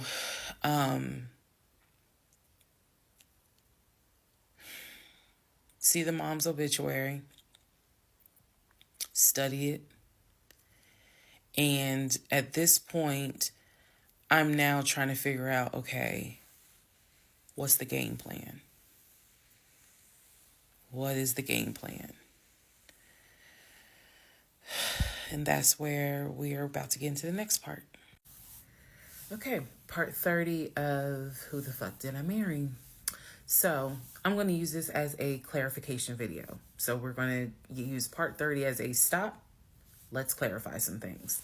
I've done that before on a previous set of videos, so I think it's just important to do that so that way I can try to address some of the things that I have seen in the comments, both supportive and just downright mean. But let me clarify some stuff. Number 1, it is important to remember that I am telling this entire story of how I met, dated, married, and divorced my pathologically lying ex-husband. I am going in chronological order of events. So what that means is that, ma'am, sir, whoever you are, if you were coming in at part 30, but you have not seen part 11, some stuff is not going to make sense. I know. It is a long playlist. And don't worry about watching the video as soon as it comes out, because everything, I'm trying to do this responsibly, of telling the story in the order of which things happen. So I say that to say, please, if you're able to, start at the introduction disclaimer video. Start with part 1 and then just watch each video, because a lot of the questions people are having that I'm seeing in the comments, and I say this respectfully, is just because you did not go to the other videos and watch them in order. That's just the first thing I want to say. It is important that I get this story out, but that it's done, like I said, responsibly. To me, responsibly is being honest, even if it makes me look bad, but then also trying to be clear and not ramble all over the place. So I'm trying to take the time to tell you, this is what happened at this time. This is what happened at that time. That's why there's so many parts. And we're not even to the part of the divorce yet. We're almost there, but we're not there yet. Second thing I want to clarify. I cannot stress this enough. My family and my friends did not know what was going on between Legion and I. They did not know. My family only knew, we've met this guy. He's dating our daughter, our niece, our cousin, our granddaughter. He seems to be a really nice guy. He seems to really love her. From what he has told us, he's done well for himself. He played football. And he has worked at this company 6-7 years. And financially, he is in a good place. From what we understand, he just moved here from California. That is what they knew. They did not know about the red flags I had. They did not know what was going on in my head. They did not know what was going on in my heart, because I did not want to look stupid. I'm fully aware that when I tell this story, I look stupid. I'm aware, and I've made my peace with that. But at the time, I did not want to look stupid. So it was important to me to put on everything's great. We're really happy. We're looking for a house and everything's going well. Knowing full well that behind the scenes, I couldn't figure out why he wasn't showing proof of funds. They did not know. So I say that to say, I see the comments about how my aunt gave me horrible advice when I called her about the sexting on Facebook. And I want to clarify something. She did not tell me to stay with him. She did not tell me to leave him. That's not her place, and that's not what she would do. She simply was in shock that any of this had happened and did not know what to give me advice on. The one thing that she did say was, look, he's not your boyfriend.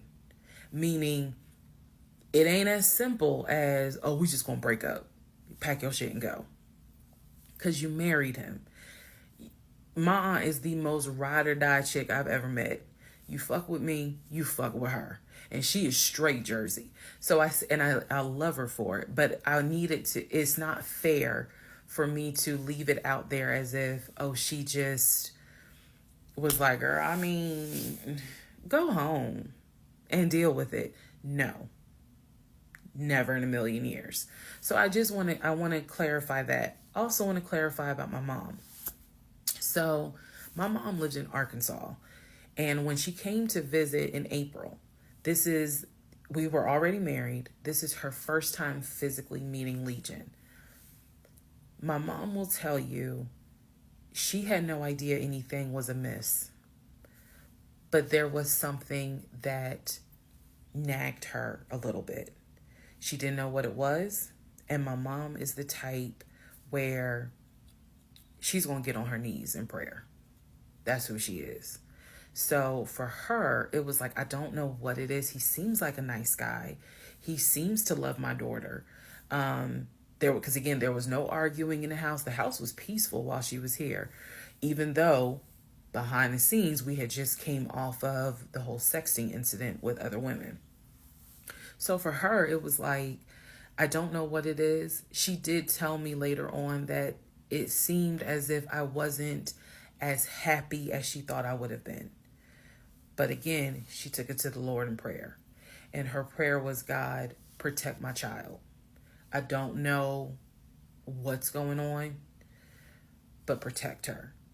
That was my mom's response. So she did not know, she did not pick up or overhear something that was going on while she was here. She had a candid conversation with Legion, and Legion kind of came across as, it's I miss my mom. He missed his own mother, and so he called my mom, and doted on her, again putting on a charade. And so for her, it was like, bless his heart. That's what she said. Bless his heart. But no, she did not know the specifics. Nobody knew the specifics. They didn't know the specifics until we're talking May, June of 2021. They knew that we were looking for a house. They knew that the house fell through. They did not know about the proof of funds. They did not know that he wouldn't show me the savings account, the offshore account. So I just want to say that, because to me, it would be irresponsible to not clarify what family and friends knew. Because these people have always been supportive of me, always had my back. I just simply did not share with them the things that I felt like were red flags, because again, my mindset at the time was, I want to be married, and what if he isn't lying? And I was making excuses for him to myself, so I definitely would have made excuses to family. Another thing I need to clarify, and I saw the comments on this about how a VP would never date someone that looked like me. And to the person that wrote it, that wasn't very nice. I need you all to understand, the relationship started in March of 2020. He came into my life as regional manager. Okay. That is how he came into my life. Then eventually he got promoted to VP of production or operations, some VP of something. That was later on in the relationship. He showed me the paperwork where it was basically a memo from HR. Your new position title will be VP of production. We'll just say production. Your salary, I don't remember the exact amount because it was a very specific amount, but it was over $200,000.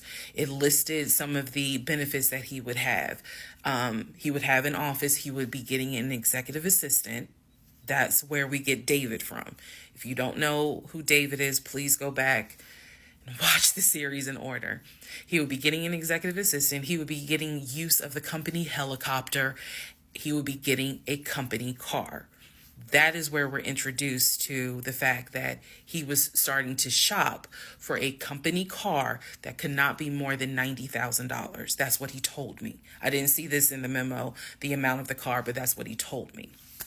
So that's where you get the car shopping for the Range Rover, the Jaguar, the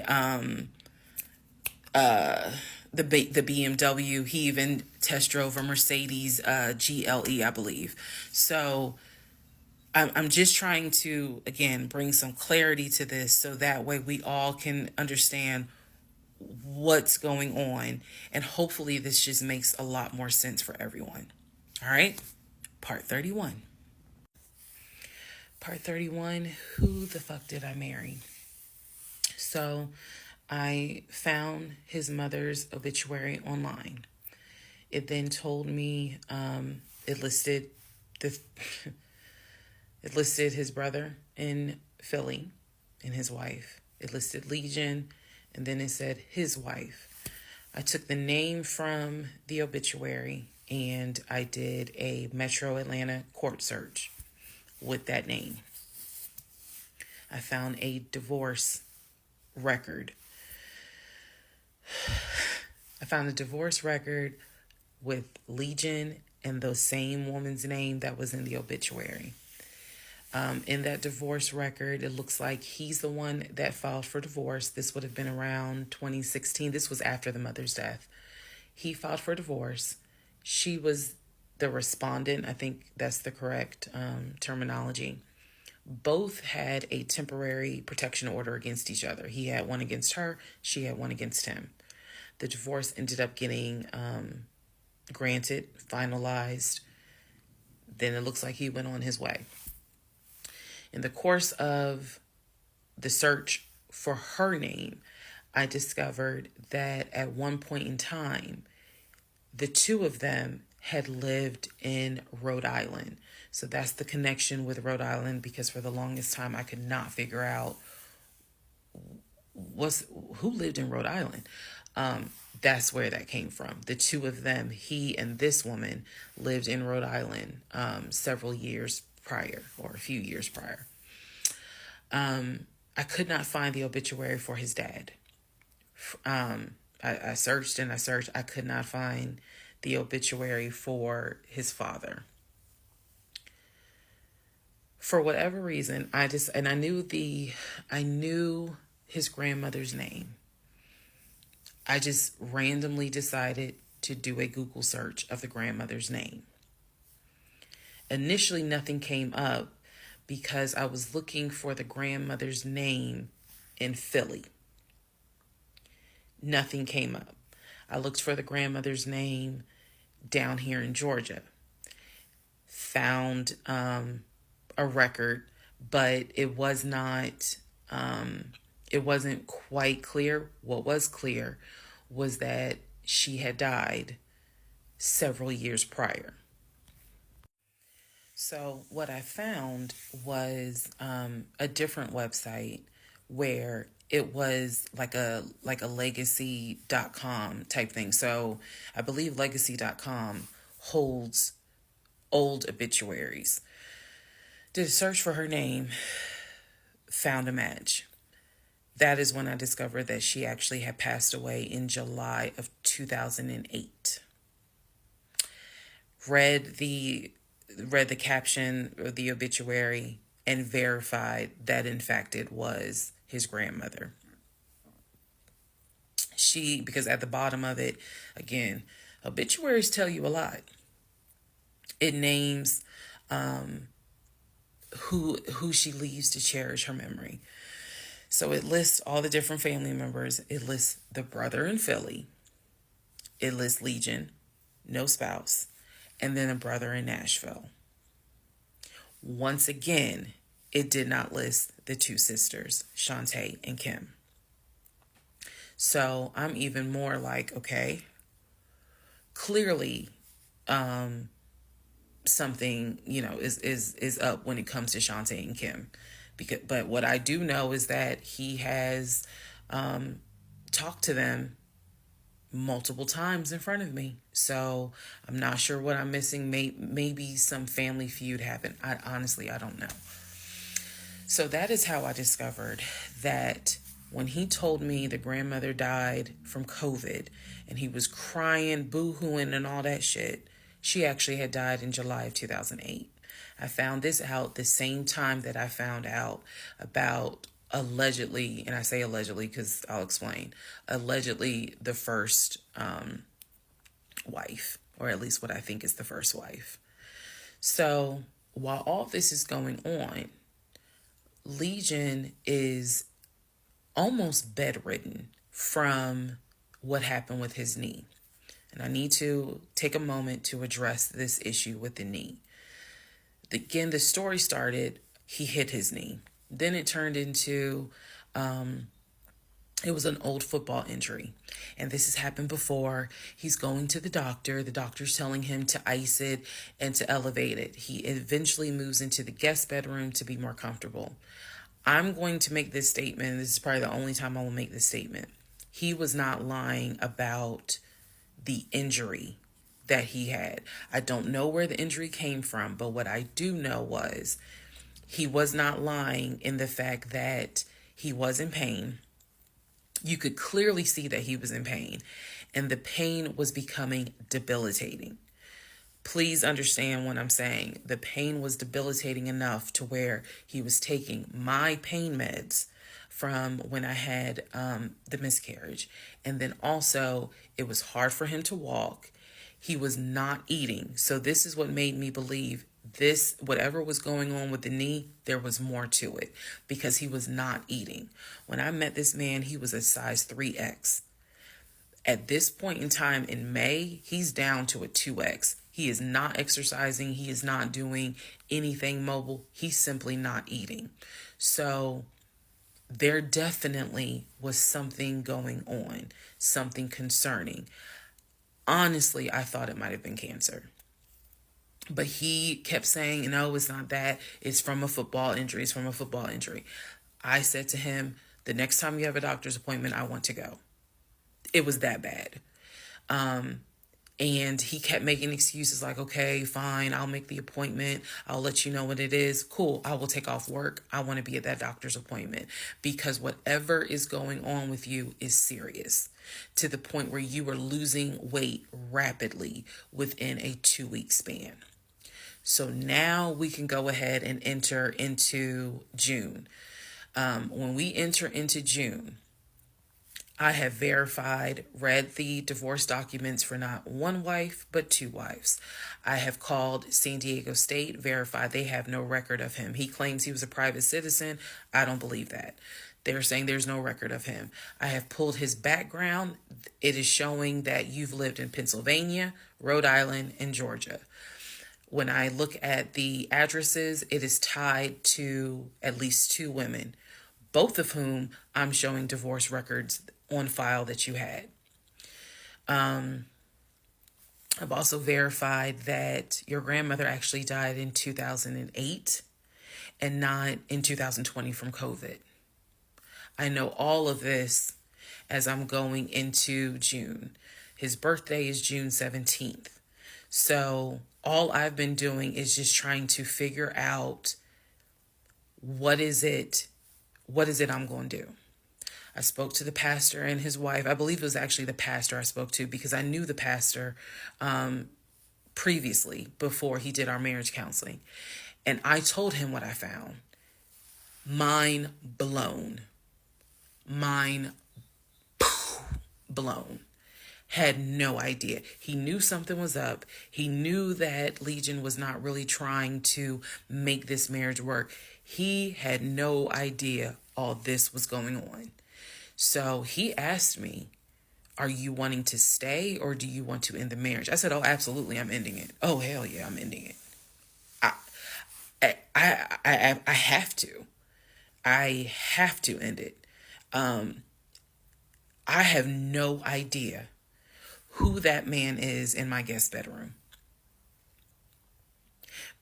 Not to mention, on top of all of this, he had lied about the death of the ex-wife's daughter. Part 32.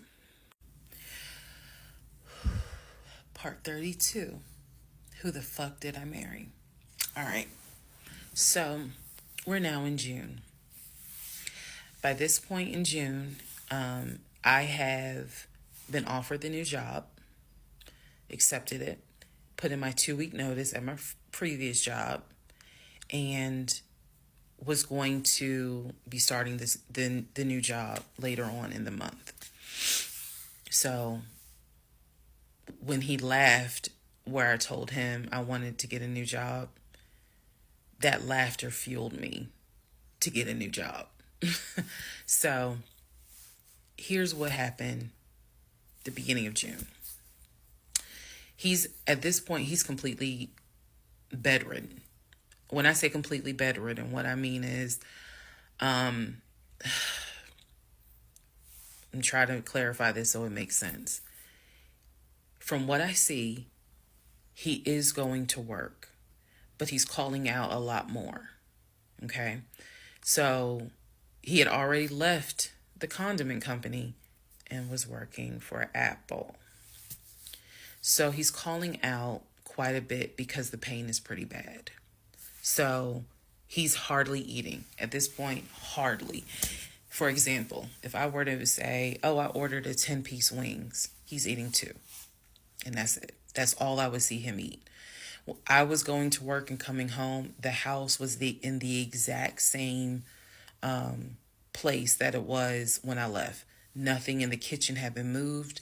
Nothing in the refrigerator had been moved, which led me to believe that he had not left the bed from the time I left to go to work until the time I came home. At this point in time, he's drinking Powerades like it's water. I mean, I'm buying cases of Powerades. And that seemed to be the only thing that he was taking in. So if he was a 3X when I met him, he's probably at a 1X, maybe a 2X, depending on the clothes. He's lost a lot of weight because he's not eating. So that's the reason why I say he wasn't faking whatever was going on. I think the issue with his knee was a symptom. That was not some football injury. That was not, I hit it at work. It wasn't that. Something else was going on. I had kept asking him to, let me know when you have a doctor's appointment. I'm going to go with you. I'm going to go with you. And he just kept saying the doctor, he's calling the doctor, and the doctor told him to just keep icing the knee. But I knew better. What was happening was I didn't care because of all the stuff I was finding out. So, beginning of June, he is in the bed, sleep, and I get his phone. I ain't gonna lie. I got his phone. He had a work phone and he had a personal phone. It was the work phone that he had from the condiment company that apparently was never turned in. Follow me. It'll all come out. So he still had the work phone. It was deactivated. But he did not wipe the phone, if y'all know what I mean. Take all the data off. He did not do that. So I look through the phone and I see this would have been text messages. Text messages between him and a woman named Peaches. I go back to the beginning of the text messages. This is on the work phone. This is the beginning of June of 2021. I go back to the text messages the beginning of the text messages between him and Peaches. Yes, that was her name, Peaches. I'm reading the thread because he's knocked out sleep. So I'm in the bathroom with the door locked, reading the thread. And what I can tell is that he met Peaches on POF. If you don't know what POF is, it is Plenty of Fish, a dating website. He met Peaches. I saw the messages in June, so he met Peaches around February. Met Peaches from POF. And apparently Peaches was,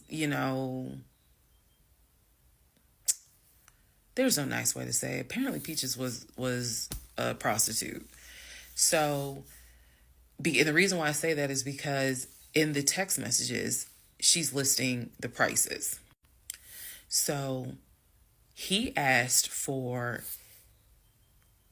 a hand job. This is in the text messages. She told him it would be like $40. He asked how much would it be for oral. She said it would be $60, because it was $60 and $80. One was the price with a condom, one was the price without one. So no messages after that. She sent a picture, he sent a picture. No messages after that. So in other words, these messages were not back to back every single day. There's breaks in between the messages. So like a message was in March, the next message is in April. Message in April, next message is like 2 weeks later. So he's asking her the prices. Next message I see would have been from a few weeks prior to the date of this. So this was the beginning of June.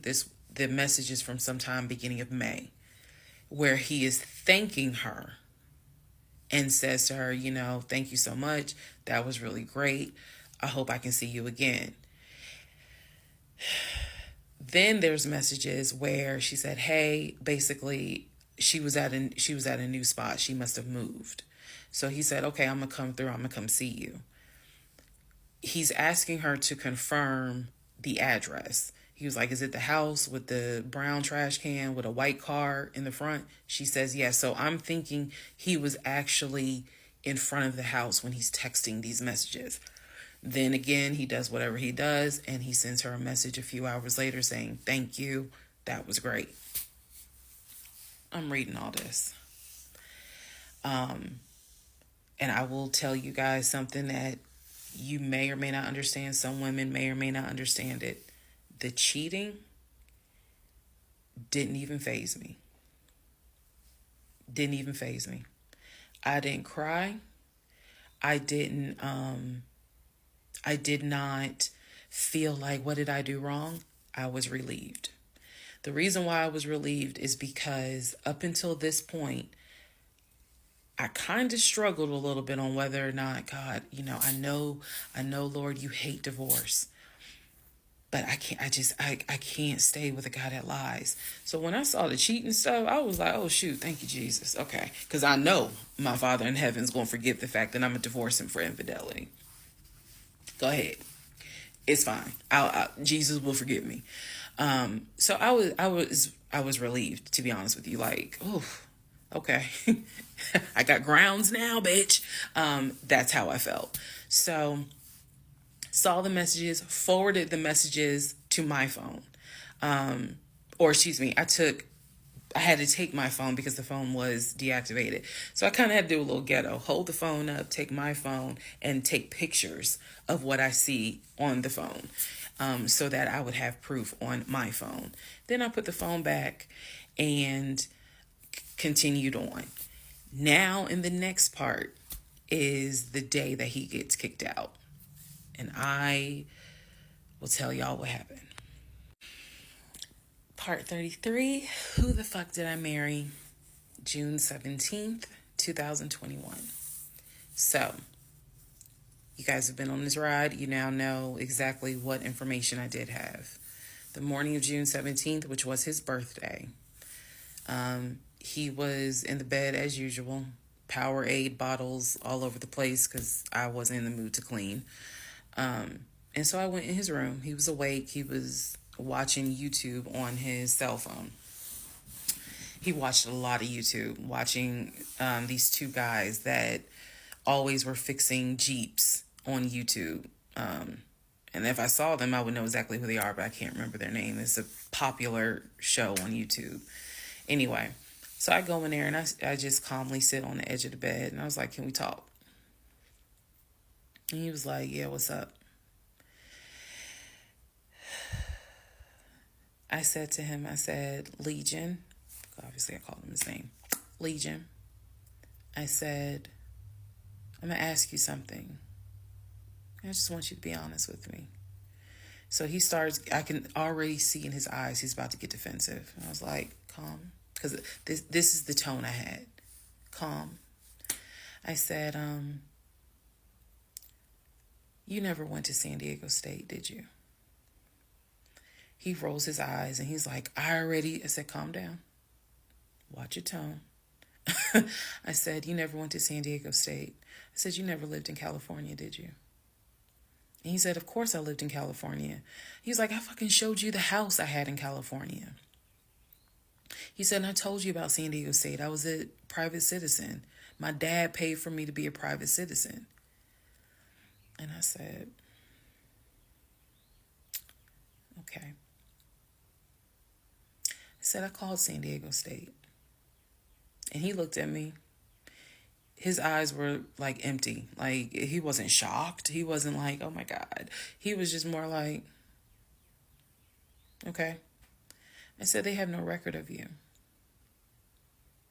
I said, they have no record because you never went. You never been to California. So at this point, I'm very calm. And I'm just stating, I said, you never been to California. I said, I bet you've only lived in Georgia, Pennsylvania, and Rhode Island. At this point, now there's a little emotion behind the eyes. And I said, I don't think that this is going to work. And he said, what, the marriage? He was like, so what you saying? You don't want to be married to me anymore? And I said, I don't want to be married to you anymore. I said, we need to go our separate ways. We tried, but we need to go our separate ways. The way that I am talking to you all is exactly how I was talking to him. And so he was like, that's not what marriage is. Marriage is, you have to fight for what you want. I said, I don't want this. And I don't want to fight for it. I said, I don't want you, and I don't want this. And so he was like, I'm not giving up on the two of us. I said, you don't have a choice. I said, I think that you should call your brother or your sister now. And I think that you need to pack a bag. And I think you need to get the fuck out my house. And he was like, I don't really have time for this. I don't feel well. I said, I don't care. You need to get out of my house. Again, the way I know y'all are going to be like, she's so dramatic. And I am actually a very dramatic person. But the way that I'm talking to you guys on this video is exactly how I was talking to him in the beginning of how this started. So I said, you need to call your brother, or call your sister because she's in Douglasville, and you need to go stay there. You need to get out this house today. Basically what happened was, at first, he refused. He wasn't moving fast enough for me. And so he called his aunt. And his aunt was on speakerphone. Let me preface that. She was on speakerphone. And so she was like, what's going on? And he was like, my wife don't want me no more. She claimed that I be lying to her. I ain't never lied to her. When I heard this, what's the analogy I can give y'all? When I heard him say to his aunt, I ain't never lied to her before, something in me snapped. The best analogy I can give you, do y'all remember that movie Carrie? When she was at the prom and everyone was laughing at her. The blood had fallen down on her. And there was a moment where her eyes just went wild. And you knew something was about to happen. You just didn't know what. But y'all had pushed her too far. When he said to his aunt, I ain't never lied to her, I snapped. The calmness left. The amount of rage that was in me. I could have fought every member of the Kansas City Chiefs and beat every last one of their asses. I could have fought every member on the Atlanta Falcons and beat every last one of their asses. I'm not a violent person, but I was there. That statement, I ain't never lied to her, took me there. I went off. I went off. I went off so bad that first of all, every part of me was shaking. I called my mom. My mom was on speakerphone, and she's in Arkansas. My mom's a praying woman. I was cussing like a sailor. My mom finally said, put him on the phone. So I gave him the phone, and I'm standing there, and I'm looking around the room. Is the scene that I remember is the Angela Bassett scene in Waiting to Exhale, when her eyes are darting around the room right before she grabs everything to put it in the car to set it on fire. I was more so looking at what weapons were in the room. The lamp, the TV, the dresser. I was looking more, while she was talking to him, my eyes were darting around the room, because if he did not get his ass up and get his shit and get up out of my house, it was going to be bad. If I have never in my life been on TikTok and said thank you, had it not been for the blood, y'all, I know this is going to sound dramatic. I know this is going to sound like, girl, you so funny. You don't understand. Had it not been for the Lord on my side, had it not been for the fact that I know I got a praying mother, I know I had a praying aunt, I know I've had a praying grandmother in heaven, because I'm telling you, I clearly saw what was getting ready to happen had he not gotten up, got his shit, and got out of my house. So I'm trying to calmly say this because I'm trying to calmly tell this story because the rage had taken over me. The pure, unadulterated rage that I felt when he said to his aunt, I ain't never lied to her, after I had discovered only 2% of the lies at that point. Just 2%. So it was enough for me to be like, you need to get your stuff and go. So my mother gets on the phone and she says to him, Legion, she called him by name. She said, I am not there to control my daughter. She said, in the name of Jesus, get your stuff and get out that house because I think she might kill you. Get out of the house. She's on my phone. His aunt is on his phone. His aunt said, nephew, come home. Home for her was Philly. She said, I'll send you money. Come home.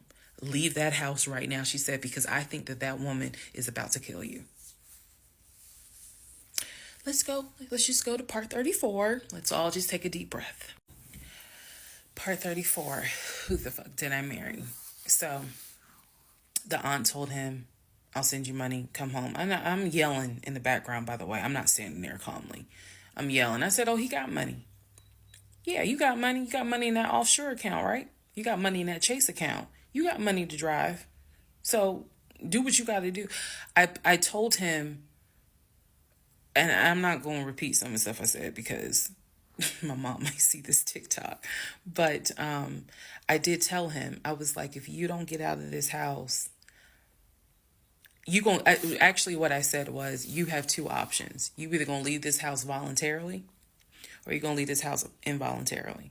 And he tried to get a little nuck if you buck. He tried. And that's when because he was still on the bed, still laying in the bed. And he was just like, you ain't going to do shit. Like, don't talk to me like you done lost your fucking mind. Da, da, da. And I calmly got close to him. I got like this close. And I literally said, I will beat you like the bitch you are. I dare you to try me. I said, I will literally beat you like the male bitch you are. And so when I said that, his eyes were like, I said, I'm not even playing. Because at this point, I'm rocking like back and forth. Y'all, again, I'm not some hardened type chick. I'm not. I want the soft lifestyle. But I have been pushed to the point. So I'm rocking, I'm walking back, I'm pacing. So finally, his aunt was able to get through to him. I had called my aunt, my mother, my aunt. I had called the pastor. I had called all these people because I did know that I was in a very dangerous place. Not because I'm scared of him. At this point, I was scared of me. I don't know if this has ever happened to someone where you know yourself. You know that you got a line. I was over that line. So I had enough wherewithal to be like, okay, you probably gonna go to jail today. You probably gonna go to jail. You probably ain't gonna have that job in the morning. Like I was there. And again, this is not to sound bragging at all. This was a woman who I could not believe that even with the attempt of me trying to give him one last opportunity to tell me the truth, he still lied in my face. I was at my edge. So I yanked the covers back and I told him, I was like, get up, get the fuck out of my house. Again, I'm saying it calmly on here. It was nothing calm in the house when this happened. So I'm throwing stuff up against the wall. I remember I looked at the lamp. He looked at me looking at the lamp. And I think something in him realized, okay, I'm in pain, but if I don't get up, she's going to do something with that lamp. So he does get up. He is still on the phone with the aunt because the aunt was pretty much like, keep me on the phone. She did not want him to hang up. He throws some stuff together. Again, keep in mind, he has all his stuff in the house. So he basically packed like 2 bags worth of clothes. And he's limping around, and I'm standing in the hallway watching him like a probation officer. So he's limping around, and I'm looking at the condition of the bedroom. This is when I noticed Legion had been semi-bedridden. Remember, I told y'all that because the knee and other stuff. I look at these bottles of Powerade because he had been drinking Powerade so much at this point. He was not getting up to go to the bathroom. He was drinking the Powerade and then using the empty bottles to pee in. So there was about 6 bottles around the bed. And I was like, what is this? Because again, I hadn't really been going in that room. I was busy being CIA, FBI, and Homeland Security for the past 2 weeks. So I was like, what is this? He was like, I'm going to throw it out. He grabbed a trash bag, put the bottles in there. And I said, what are in those bottles? I said, tell me. And I think I started like twitching. Like, tell me. That is not piss in those bottles.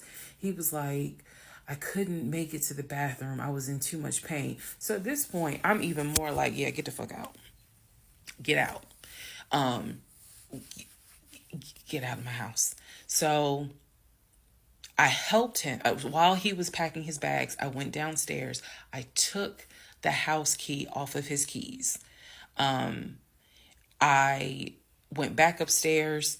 He had his 2 bags. I grabbed the 2 bags. Yes, I did. I grabbed the 2 bags. I had opened up the garage. I had already popped the trunk for his car and threw the bags in the car. I did that because I was like, you getting out of this house. You getting out of this house today. You can't come back. You can't come back ever. So it took him about 2 hours from the time of I will beat you like the bitch you are for him to actually leave the house. Again, I'm calm telling y'all this story. It was not calm in the house. So he eventually puts on some sweatpants. Now I can really see how much weight he has lost. But he puts on some sweatpants. He puts on a shirt. He's limping down. He's like, you really gonna kick me out on my birthday? I just looked at him.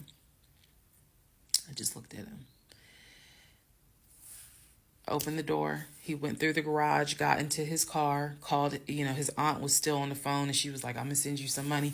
And that's the part I was like, clearly he has the money. Like, you ain't got to send him money. He doesn't even have to go to Philly. He can just go get a hotel for now. I don't care what he does. He just got to leave his house. So he ends up getting in the car, driving off. My mom calls and she's just like, is he still there? I said no. I had not told her what all he had lied about. Even in the midst of me being angry and me going off, I never told him that I spoke to the ex-wife. I never told him I knew he was lying about the stepdaughter, because then he would have asked how, what makes you say that? So I did keep my word. I never told him I spoke to her. So he eventually left. I text a friend of mine. I text my landlord. I said, I have an emergency. I need to know if it is okay to get the locks changed. Landlord was like, that's fine. My landlord was super cool. Shout out to Mr. Patel. I went to Home Depot, bought brand new locks, text a friend of mine, asked him, when you get off work, can you please come by my house? I need the locks changed today. So he was like, oh, okay, what's going on? I said, I'll explain it later. So to give you a timeline of June 17th, when I asked him about San Diego State and I told him that I know you've never even been to California, that was about 8:30, 9 o'clock in the morning. By the time he left the house, it was maybe going on noon, 1 o'clock. So this happened pretty quickly. If you're wondering why did you even ask him, I already knew that I wanted out. I knew that. But for some reason, a part of me was like, let's just see if he'll be honest just one last time. And he wasn't. And it sent me into a rage. And then he lied to his aunt saying, I ain't never lied to her. And that sent me over the edge. So by 1 o'clock, by 1:30, he was gone. By 2:30, I had done a pretty good job of cleaning up the bedroom. He had thrown away the Powerade bottles. So I didn't have to touch those. I stripped the sheets. Anything that he touched in that bedroom, I stripped the sheets, threw them in the trash bag, threw them out in the trash can. And so most of this was adrenaline. Adrenaline was pushed because I hate packing. I hate doing all that stuff. I went on Amazon. I ordered oversized, large tote bags because I was packing up all his shit.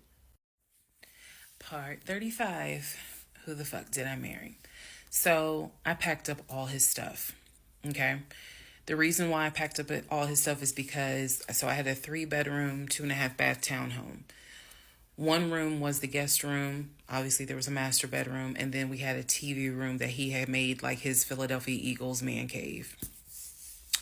I was going to put everything that belonged to him, pack it up, and put it in the TV room. Because the plan should have been that he's going to come back and get all his stuff. Okay? So that's why I did it.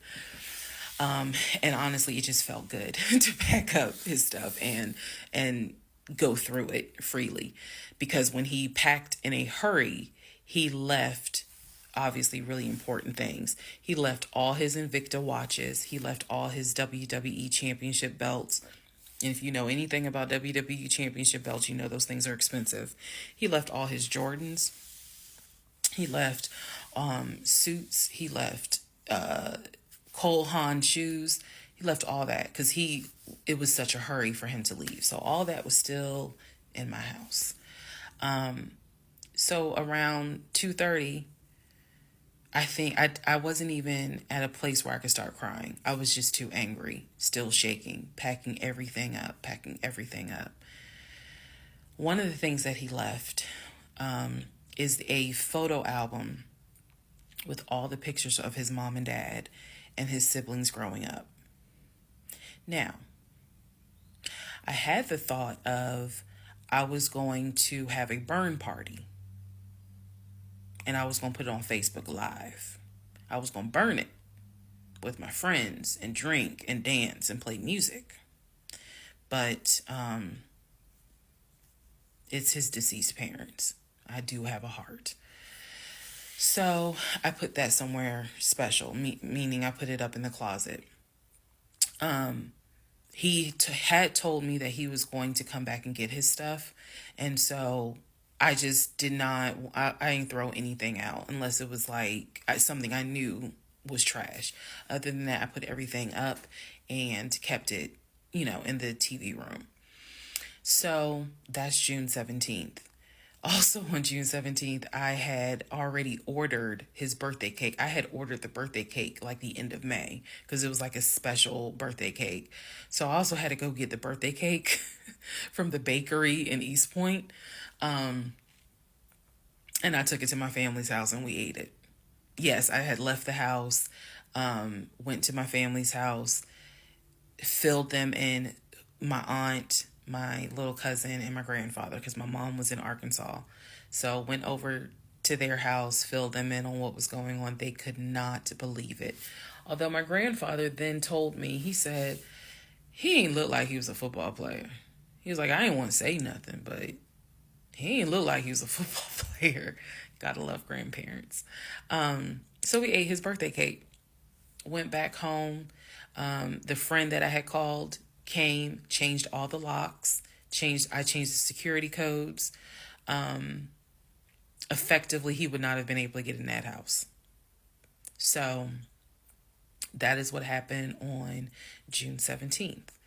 So now we can fast forward. He he would text me and he would call me that he got to Philly. Apparently he left Georgia and immediately went to Philly.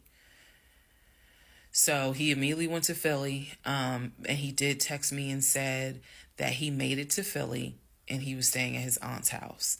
I know that this is a short part. That's okay, because what we're doing now is I went through how we met. I went through how we dated. I went through how we got married. Now I'm taking you all to June 17th. The week after June 17th, he's in Philly. He still would call me. He still would text me. The conversations we were having the week after June 17th, so this would be June 18th up to the 24th. The conversations we are having had to do with divorce. So who's going to file? And he was like, well, I don't want a divorce, so I'm going to fight you on it. Are you? Really? Are you going to fight me on the divorce? I didn't know anything about filing for a divorce. But I refused to stay in a place of ignorance. So I went online. There's a website that you can go to where you pay like a $200, $239 fee, and you fill out basic information and you choose your state. You choose your state and they will but they will make all your documents. All you got to do is print it out and take it to the court. And it is step-by-step directions. We didn't have any property with each other. We didn't have any kids with each other.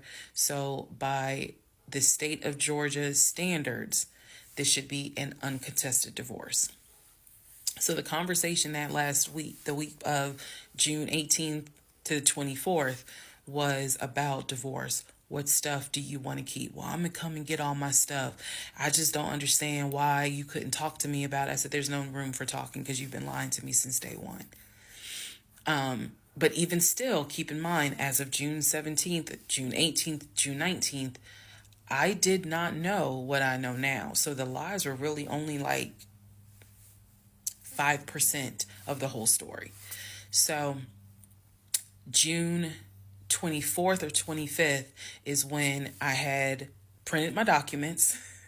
And I'm laughing because at this point in time, I've read y'all's comments about how that man will print out stuff. I know. But I used the website, typed all my stuff in, got my documents, and then I went. I took a day off from the job because I was getting ready to transition into the new job. So I left work early, went to the courthouse, and filed for divorce. I filed. I paid.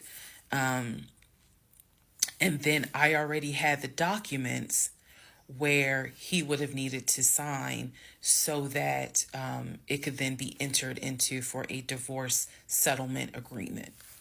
So going into part 36 or 35, I know there's so many parts. Going into the next part is where I can tell you guys what happened with him, because he drove to Philly and he was in Philly for about a week, maybe 3 to 4 days.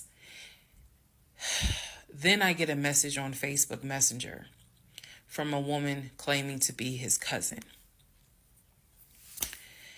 Lord Jesus. So the cousin tells me, actually I can tell y'all. So the cousin tells me that he's there. He's telling the family that I kicked him out. He's telling the family that I kicked him out after he walked in on me having an affair. That I stole his money and I then kicked him out. And the man I was having an affair with, he said, was a law enforcement officer who used his duty weapon to threaten him to get out the house. This is what he told his family. And the cousin was reaching out to me. She found me through a search on Facebook and was reaching out to me because she's like, we know he lies. So I'm just trying to figure out is this true? Because he's up here asking us for money, asking to stay on our couches. Like, what's going on? Then she explained to me, we didn't even know he got married. So this is the first time we're hearing about you. What do you mean you didn't know he got married? He talks to his brother every day. She said, who told you that? I said, I've heard him talk to his brother every day. All his brothers. She said, all his brothers? How many brothers do you think he has? I said, he has 4 brothers. I named them. She said, he has 2 brothers.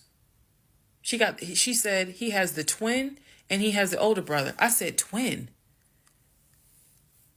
Who is the twin? Welcome to the next part where we discover the real family tree. Part 36, who the fuck did I marry? The family tree. Please fasten your seatbelts and put the tray tables in the upright position. Let's go. All right. The cousin, I'm not going to name her. The cousin had reached out to me on Facebook, asked me to please give her a call. So this conversation was on the phone. Yes, I was actually speaking to her. She informs me again about the whole he's up there. He's telling everyone that he walked in on me cheating on him. It was with a law enforcement officer, and that the law enforcement officer used his duty weapon to threaten him to get him out of the house. The reason why I'm particularly mentioning the fact that he said it was law enforcement is because he was trying to get a family member, like one of his cousins, to call the agency of the law enforcement officer and file a complaint, which in hopes would then start an internal affairs investigation. Yeah. So, female cousin's on the phone with me. She's telling me everything that he is telling them. She's like, look, we know he a liar. We don't fuck with him. He's been a liar since a kid, but he's also family. She said, we didn't know at all who you are. So I thought that was interesting because I was like, you didn't know who I was, but his brother knew who I was. And so, again, that's when I said to her that I was like, he's talked to his brother every day. So why wouldn't the brother tell y'all that he had gotten married? And so she said, what brother? And so I told her the brother's name. And she said, he told you that? I said, he was having the phone calls in front of me. So at this point, what the cousin said was, she was like, okay, I'm going to confirm that with him. She was like, he lives up the street, so I'm going to just confirm that with him. She was like, because I'm pretty sure that they have been beefing for a while. I was like, I can only tell you what I saw, what I heard. That's all I can say. So then when she asked me about, well, how many brothers do you think he has? And I said, he has 4 brothers. Again, I listed all of them. This woman was like, he has 2 brothers.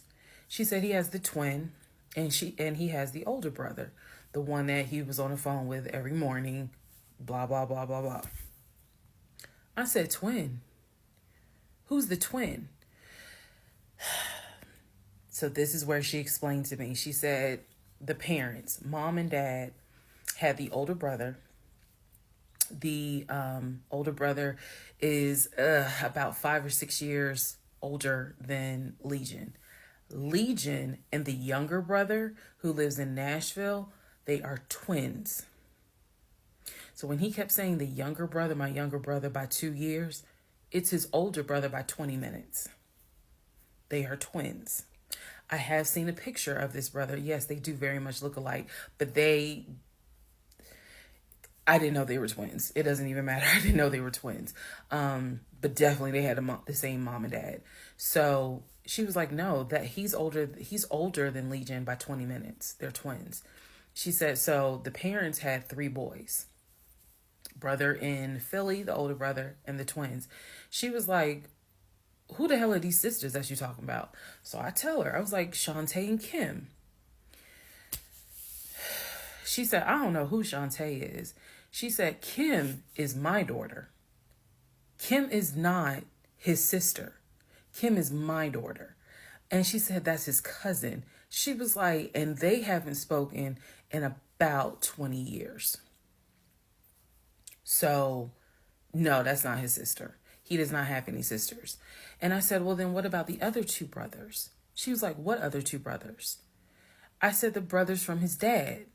She was like, you mean to tell me this man is going around telling people, I know somebody's going to quote Nicki Minaj, lying on your dead mama, but try not to.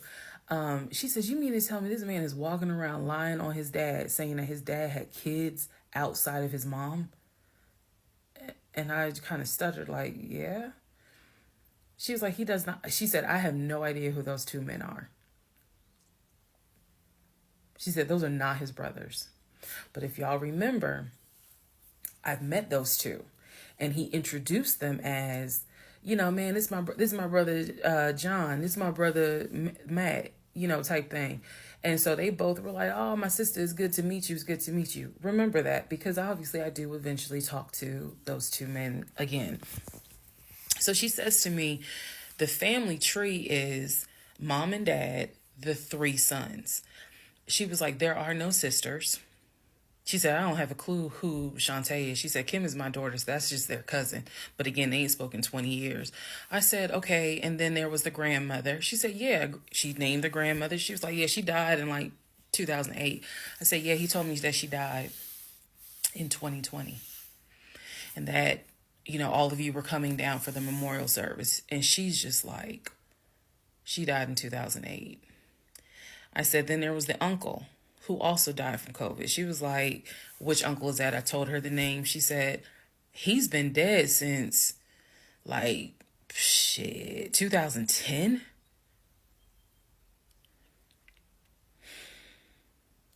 I said, okay, what about the cousin nicknamed Junebug? Everybody got a cousin. If you're not African American, we all know a Junebug somewhere. And she just was like, oh yeah, you know, cousin Junebug. She was like, man, that's crazy what happened to him. And I was like, what do you mean what happened to him? Because I know he has talked to his cousin Junebug on the phone like a few months prior. He was like, and so she said to me, she said, yeah, he had passed away in like 2016.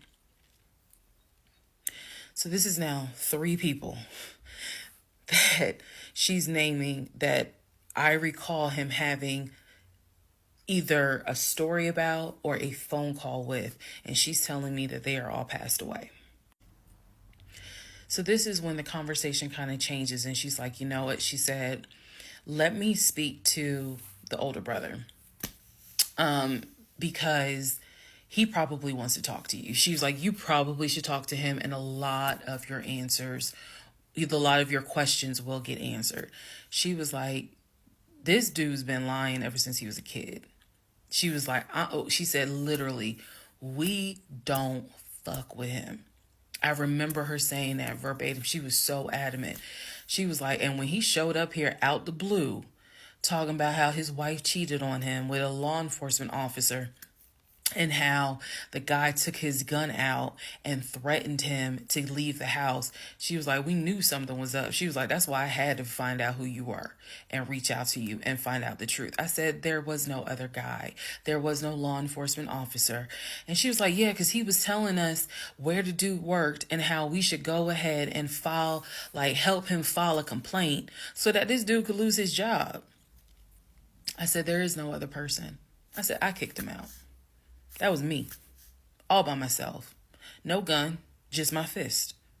And so she said, you know, he's telling us that he had gotten married, and then she was like, apparently y'all had a baby. So she was like, so you got a kid with him? So I had explained to her. I said, no. I said I had a miscarriage back in June of 2020, and I had to have surgery in July. So she was just like, girl. So she started like really being encouraging and was saying, you dodged a bullet, honey. She was like, I don't wish this. She's like, I know he my family, but I don't wish him on no woman. So we've had each other's numbers. She was like, if you need anything, please feel free to call me. She was like, I've had my own issues with him. I've had my own issues in life. But she was like, get your divorce and be done with him. Then she said, I'm going to put you in contact with the older brother. Next part is me finally talking to the older brother that he had been talking to every morning. Part 37, who the fuck did I marry? So at this point in time, I have filed for divorce. I paid for the filing fee. I'm representing myself pro se, and it should be an uncontested divorce. During this time, Legion had driven to Philly, lied to his family, and said I had cheated on him, that he caught me, and that the guy I cheated on him with was a law enforcement officer who used his gun to threaten him to get out the house. None of that was true. At some point while he was in Philly, he ran out of options in terms of where he could stay. Family members did not want him to stay with them. Apparently, a lot of bridges were burned, according to the female cousin I had talked to on the phone. So he left Philly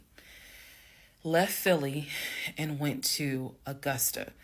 Yes, what you were hearing is correct. He drove from Georgia to Philly, stayed in Philly for about 3-4 days, left Philly, drove back to Georgia, went to Augusta. Keep in mind, if you have lost your notes at this point, he was raised in Philly and did high school in Augusta before he went to California. So he has family in Augusta. So at this point, he's on his way to Augusta to stay with a new set of people. The reason why this is important is because what I have is a divorce settlement agreement. That divorce settlement agreement has to be signed by the two of us, where we are basically telling the court, look, this is what he's keeping, this is what I'm keeping. I need his signature. Let me repeat that. I need his signature because I wanted a very quick and painless divorce, as much as it could be. So by this time, this is now around June 25th. So around June 25th, he's now in Augusta. He had left the house June 17th. So between June 17th and June 24th is the trip to Philly, then leaving Philly, coming to Augusta. My aunt and my little cousin get in the car with me and I drive to Augusta with a rag on my head, some sweatpants, and a tank top because it's July, so it's hot. But we ride to Augusta. I had spoken to him. I had said, I just need you to sign this piece of paper. And he was like, I'll get to it when I get to it. No. We're going to get to it as quickly as possible. So if that means I got to drive to Augusta tomorrow morning at 7 o'clock, I'm going to do that because I need that signature. I ain't telling this. This was my attitude. Sure enough, went ahead, drove down there. I met him at the UPS store in Augusta. It's in the same Kroger shopping center.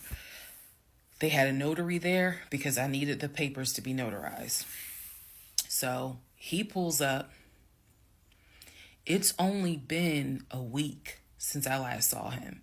It has been months since my aunt saw him. Okay? She had no idea of the condition that he was in. Again, I'm telling y'all, when I met him, when he met my family, he was like a size 3X. In just a short span of time for a week, he easily could have been in an extra large, maybe even a large, but was wearing 3X clothes. So he has told me this whole time, he didn't know I had spoken to his family. Okay? Probably need to put that in there. He did not know I had spoken to his cousin. So he was telling me that he had a place to stay. He was staying with some family members, and everything was cool. He told me he was going back to Augusta because he had a job. That's what he told me. The family member, the cousin, told me, oh no, it's not that he had a job. We kicked his ass out because he's still lying. And we don't want anything to do with him. So when I saw him get out the car, I immediately knew, you probably have not washed in 3 days. I'm not overreacting. His nails had not been cut, so his nails were a bit long. He smelled like the Chattahoochee dump on a hot summer Georgia day. He stunk so bad. And for a moment, I did not recognize the man that I was legally married to. I did not recognize him. He almost looked, what's the word? Emaciated. If I may be mispronouncing it, but the way someone looks when they have lost so much weight and it's almost like your skin and bones. He looked homeless. He smelled homeless. And my heart just kind of broke. It kind of did. I'll be honest, it kind of broke. It did not break enough for me to not get that signature though. So when he walked into the UPS store, you clearly could see that some of the people were like, let me get away from him. Me, I just was like, okay, so I just need you to sign right here, and I just need you to sign right there. Okay, and then a woman named Lauren came over and notarized the papers, and then we were done because he signed the divorce agreement. He didn't even read it.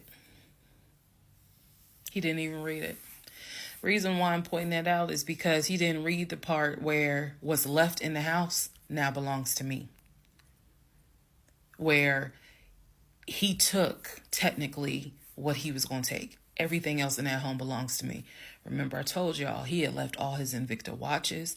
He had left all his WWE championship belts, his Jordans, a lot of his clothes, his Cole Haans. He had left all that stuff. He never even read the divorce agreement. So he signed it. I signed it. Lauren notarized it. We leave the store and I said, have you eaten? And he was like, yeah, I ate. It's just, my knee. So again, he's talking about the knee, but if you saw him, you would know there's way more to it than the knee. So I said to him, look, since you met me here, let me give you some money so you can get you some chicken nuggets. Yeah, that's what I said. You can get you some chicken nuggets. So I believe I gave him like $5 or $6. Go get you some chicken. I think I Zelled it to him, actually. Just go get you some food.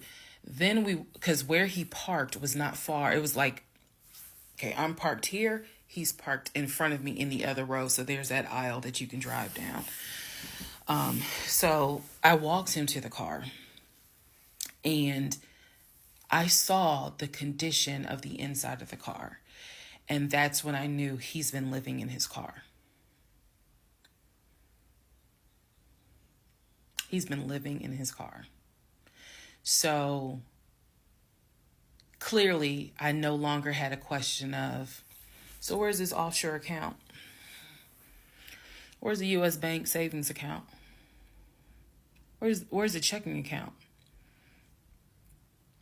Didn't have that question anymore. Because if you had money, you wouldn't be living in your car. You would not be in the same clothes that you were in when you left my house on June 17th.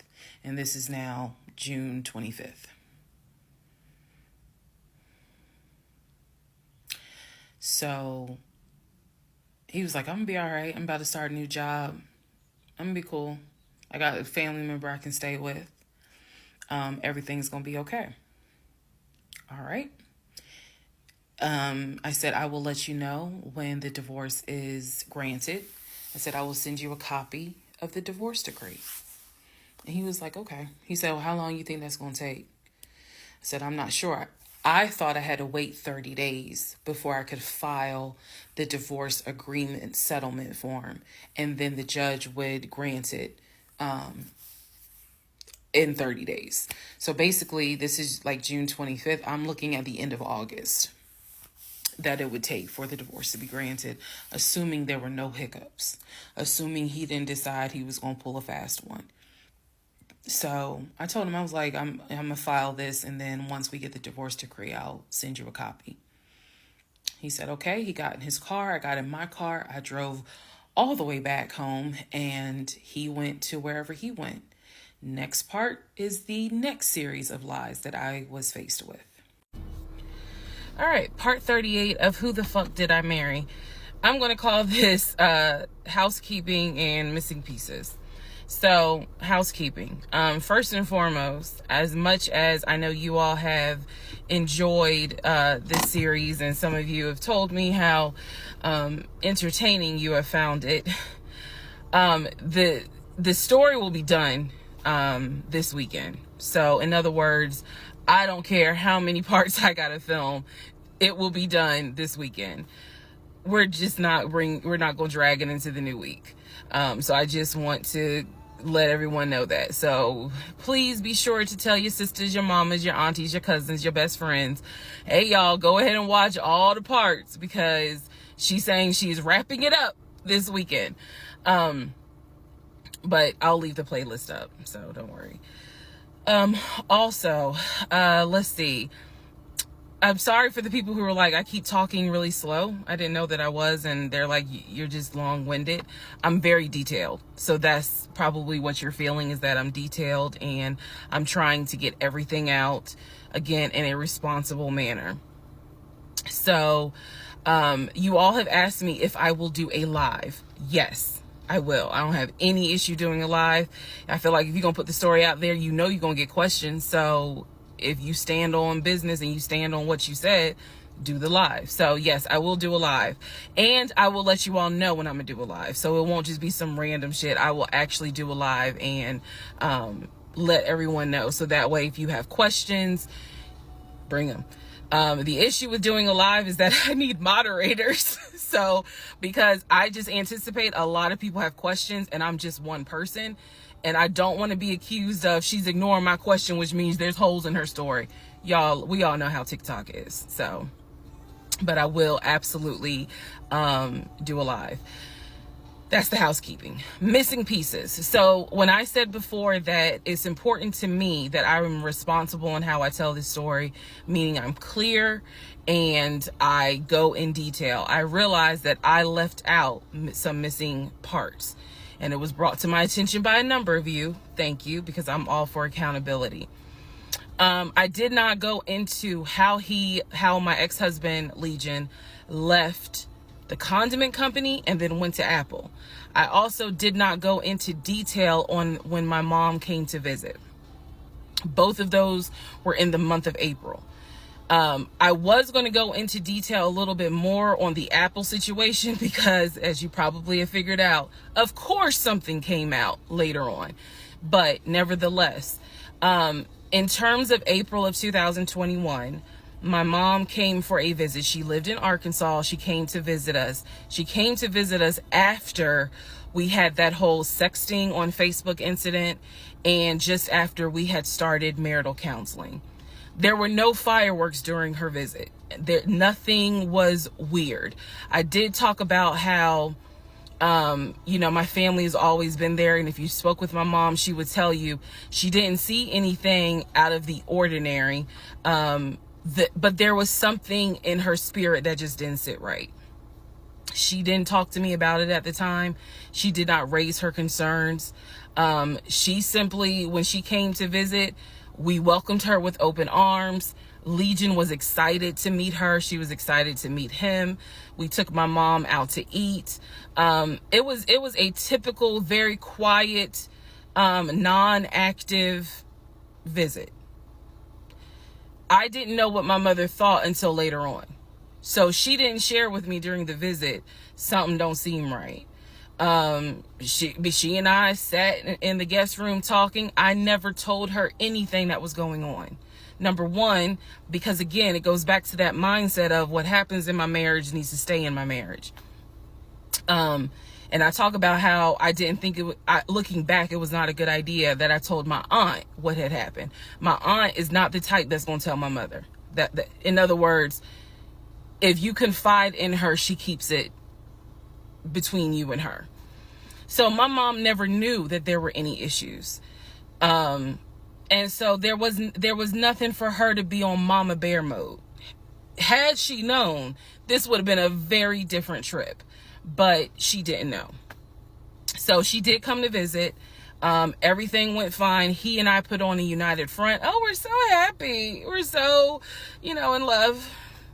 And yes, behind the scenes was a whole different story. He talked to her about how he was looking to buy a house, and how he told her how work was going, how his job, how his job was going, bragging as usual, which I did tell my mom, look, he's going to talk about himself and money a lot.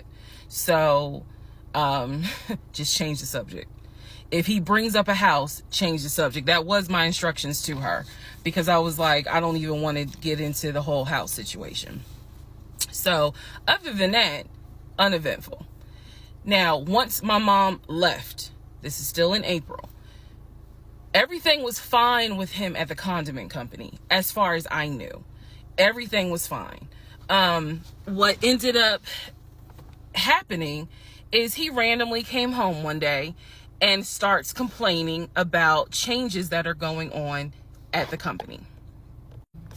When he started complaining about those changes, it was things like, keep in mind, he is not VP of the company. He was VP of, I keep getting it wrong, but I think it was VP of production is what the memo says. So he was not the second in command for the company. He was upset that he was being blamed for production stats, that the production was down. He was upset that his plant manager apparently had resigned. He was upset that some of the policy changes that were coming into play that would affect his plant. These are the things that he was coming home and complaining about. Literally, he would complain. He started complaining Monday. By Friday, he said, you know what, if they continue doing this, then I just need to find another job. He was like, I think I'm going to call my homeboy that I work with at Apple, and I'm going to see, what they have available. Yes, there were red flags going up. Of course there were. At this point, we're not even dealing with United Nations of red flags. We are dealing with the Olympics. We are dealing with the parade of all nations. Everybody got a red flag. So when he said that, I was kind of like, okay, because I had become numb to all the antics that he did. I was numb to it. So he literally said, I think I'm going to call my homeboy and I'm going to see what's at Apple. My response to him was, well, what about your salary? Would you take a pay cut? And he was like, no, I'm not going to take a pay cut. Like, I wouldn't leave unless it's going to be the same amount or more money. Y'all, the next week, last week of April, I'm at work, minding my own business. He calls me and tells me, I've decided to resign. You what? I've decided to resign. Don't worry. Don't get all crazy. I had talked to my homeboy. There is a position at Apple, and I'm on my way there now to go and meet him so that I can get some information on the position. We're married, y'all. We're married. So what I said to him was, well, will you get all this in writing? His words to me were, of course I'm going to get it in writing. I'm not stupid. You know what? I don't even want to talk to you no more. Click. That's the end of April. So that is how I was introduced to this Apple job. Again, if you stick with this series, you will find out exactly what happened. But that's how I was introduced to the Apple job. It literally was in a span of within 2 weeks. And he resigned from the condiment company and immediately said, I'm going to move over to Apple. Just wanted to clarify that. So, we will continue on. Part 39, who the fuck did I marry? Everything you're going to hear, probably in this part and the next part, all of this happens in the month of July, 2021. Divorce has been filed. It was filed the end of June. I got his signature on the divorce settlement agreement.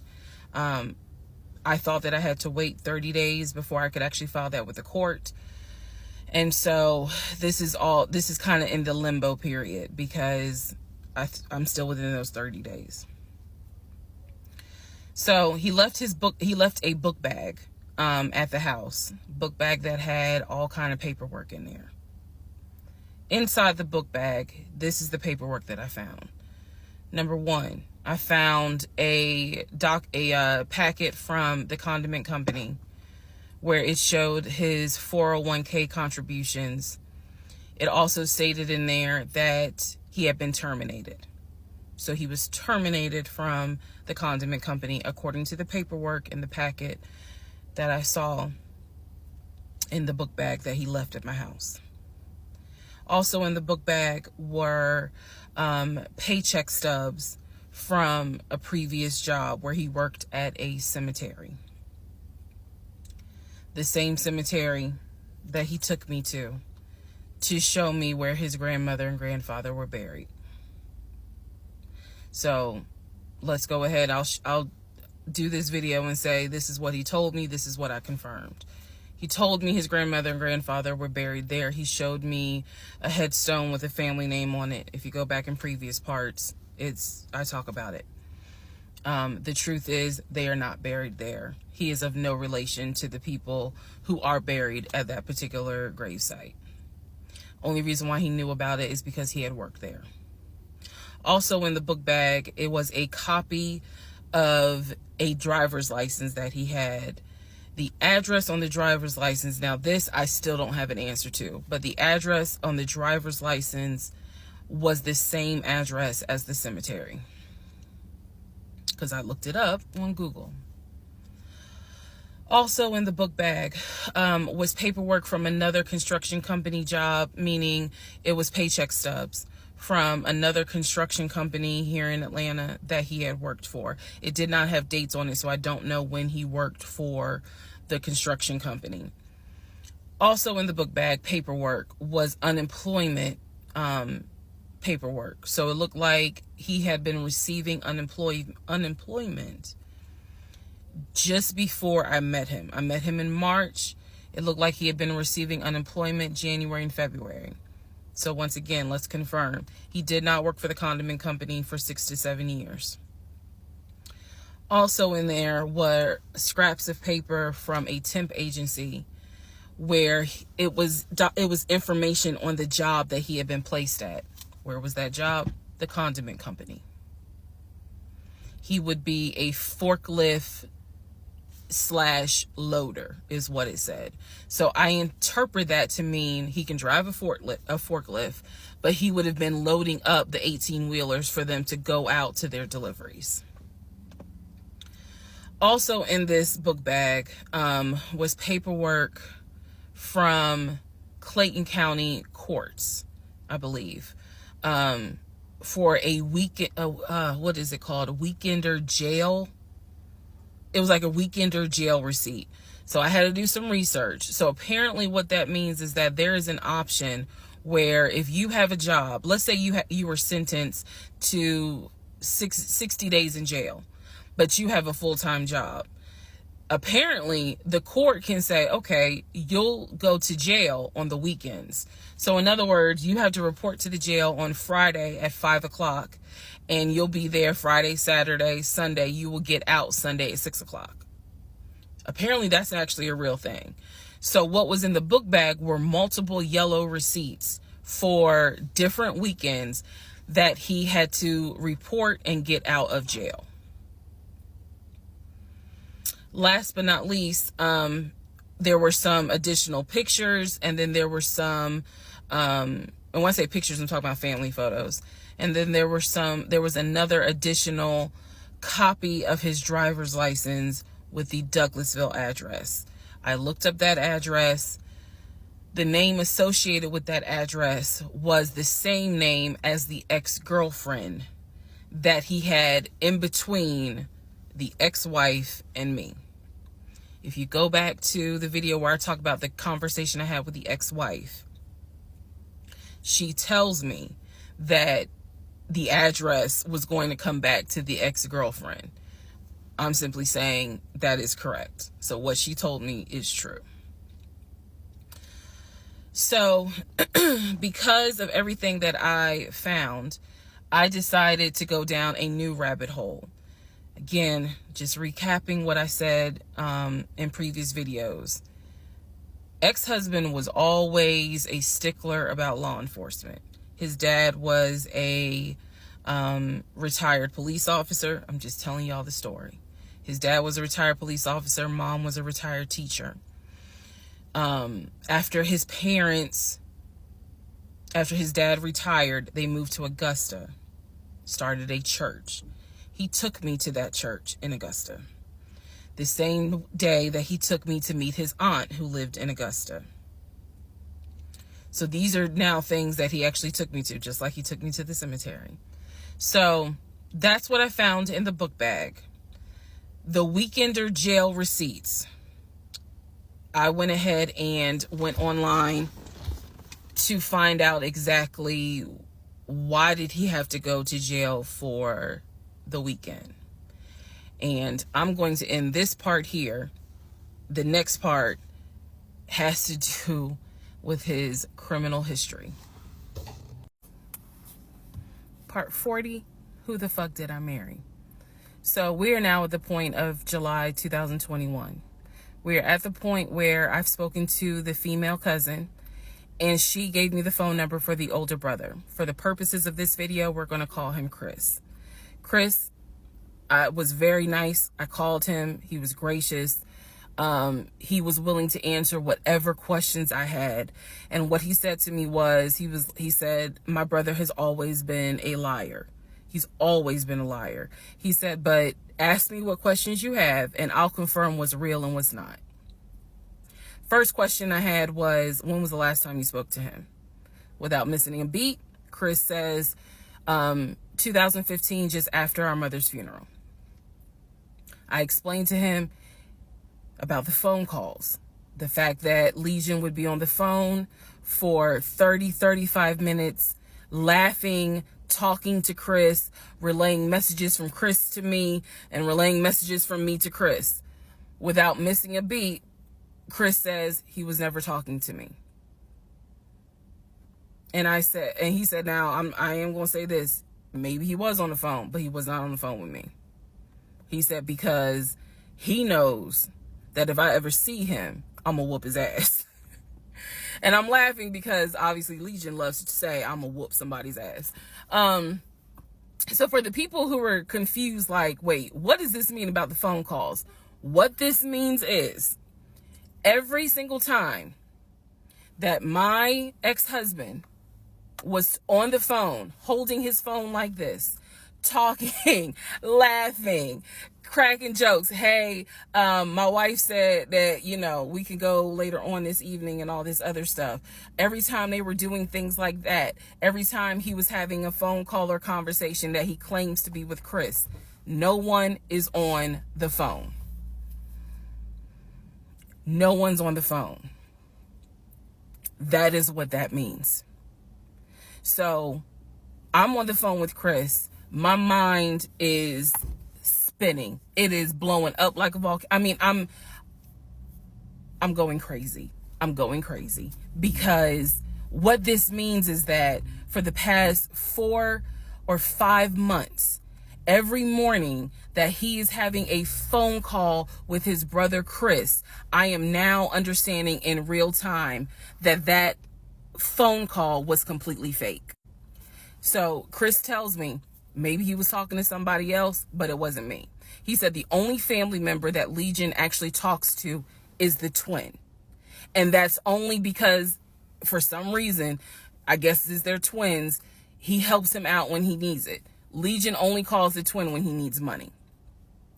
And the twin, according to Chris, now this is the part that might blow some minds.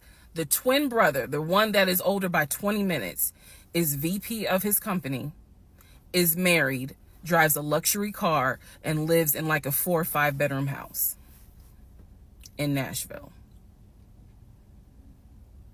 So Chris is saying to me, he was like, it sounds like he took the identity of the twin and was trying to act like that's his life. And it's not. He was like, that nigga ain't never had no money, ain't never kept a job a long period of time. And he was like, and you're telling me that he claims he was VP of a company?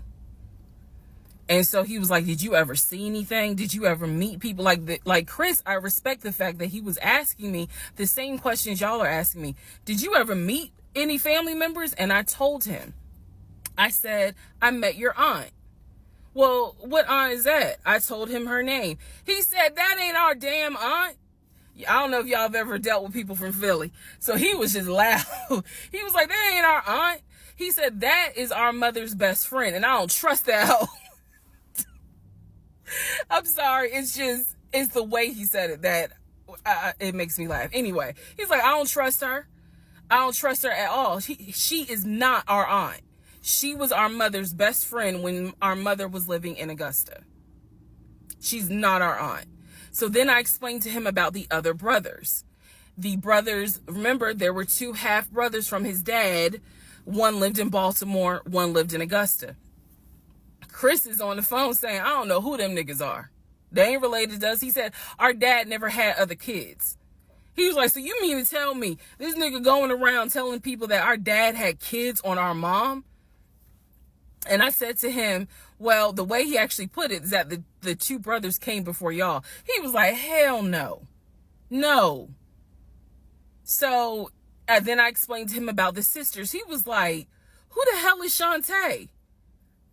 And I was like, Shantae, again, I'm just telling you what I was told. Shantae is a sister that lives in Douglasville, married with 2 kids. He was like, no, we don't have a sister.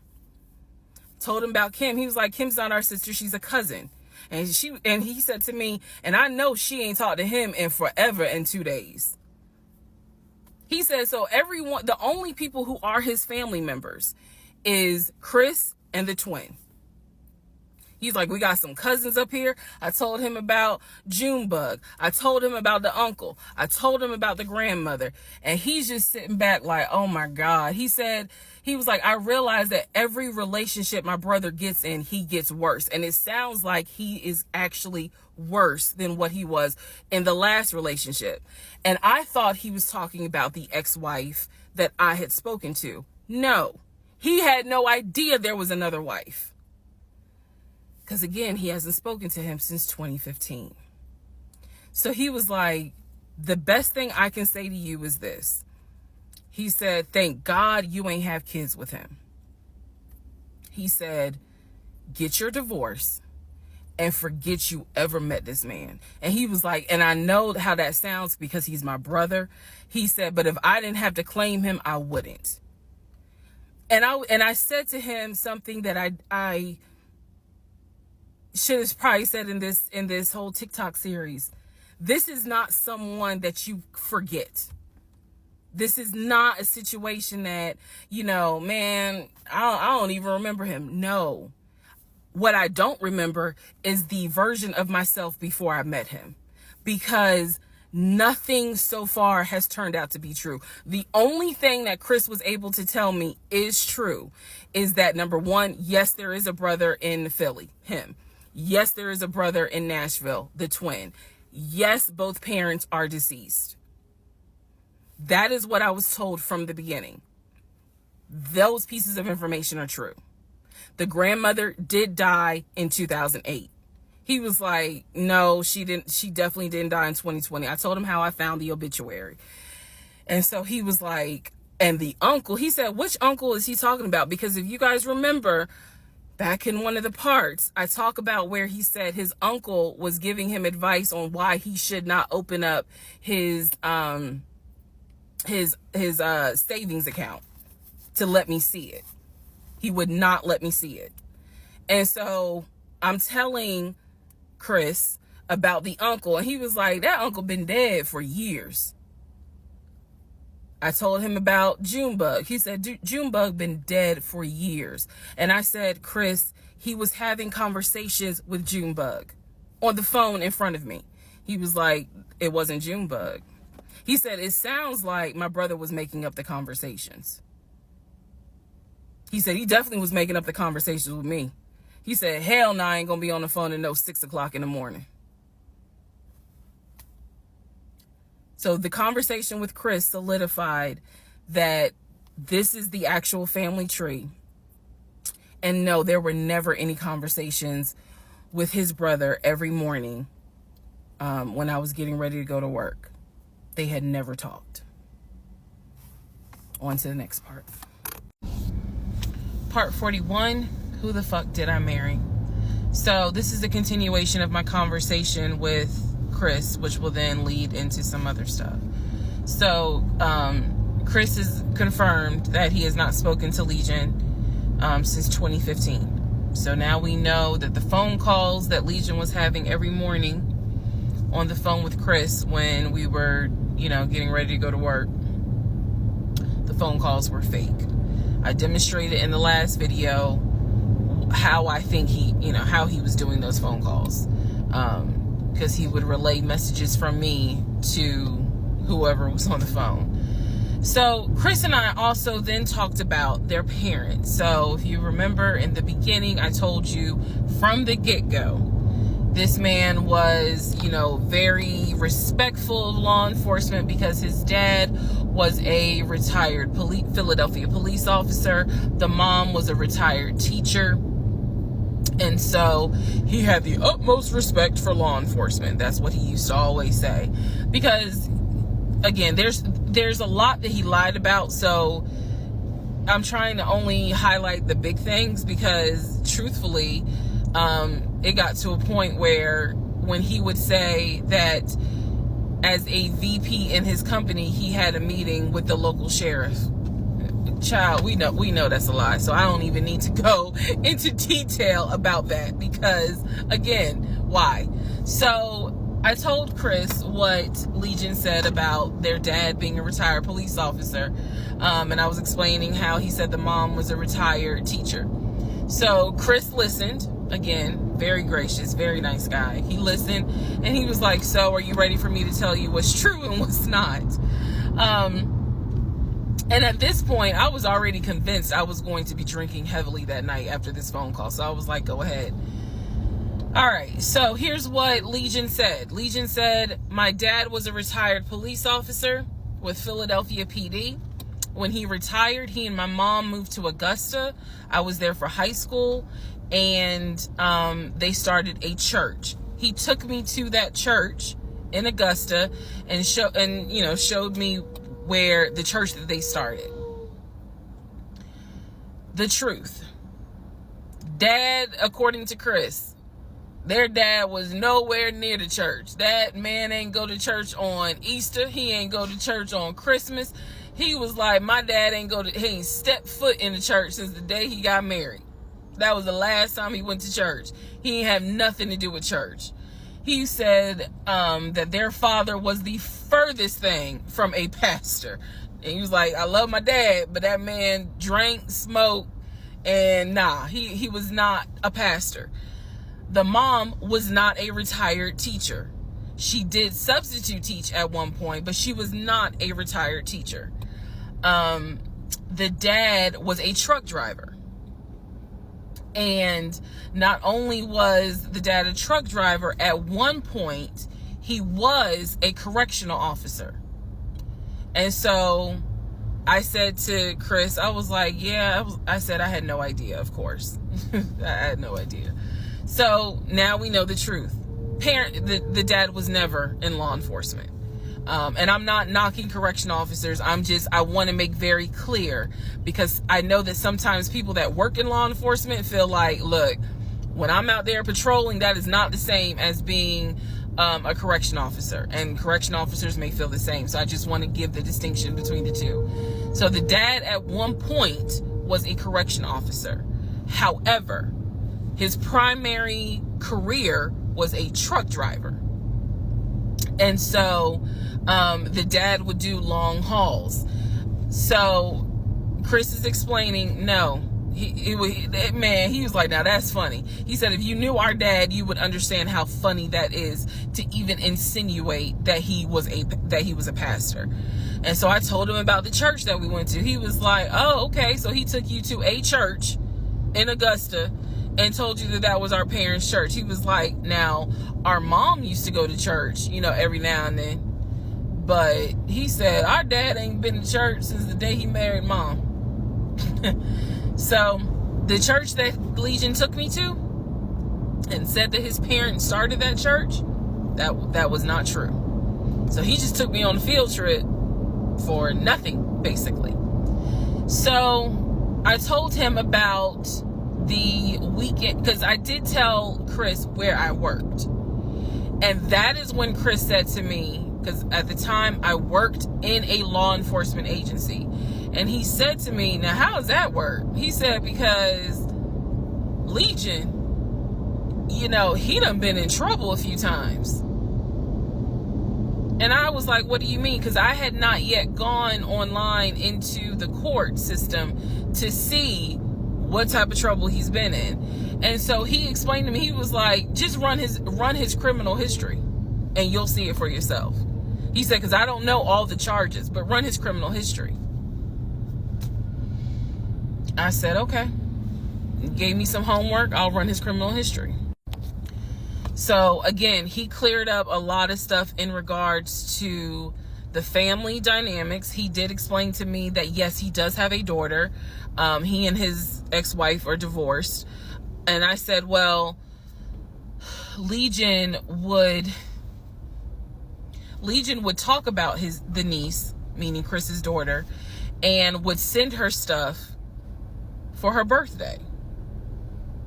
And he was like, he said, I'm almost positive my brother never sent anything for my daughter's birthday. And I explained to him, I said, isn't your daughter's name Egypt? He said, no. Who the hell is Egypt?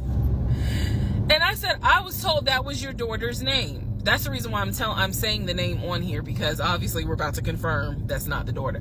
So I said, I was told that's your daughter's name. I said, I went with him to Rack Room Shoes and bought shoes for what I was told was your daughter. And she lived in St. Louis with your ex-wife. He said, no. He said, my daughter and my ex-wife do not live in St. Louis. He said, I don't know who Egypt is. He was like, are you sure it wasn't for a woman? And I said, well, it was kids' shoes.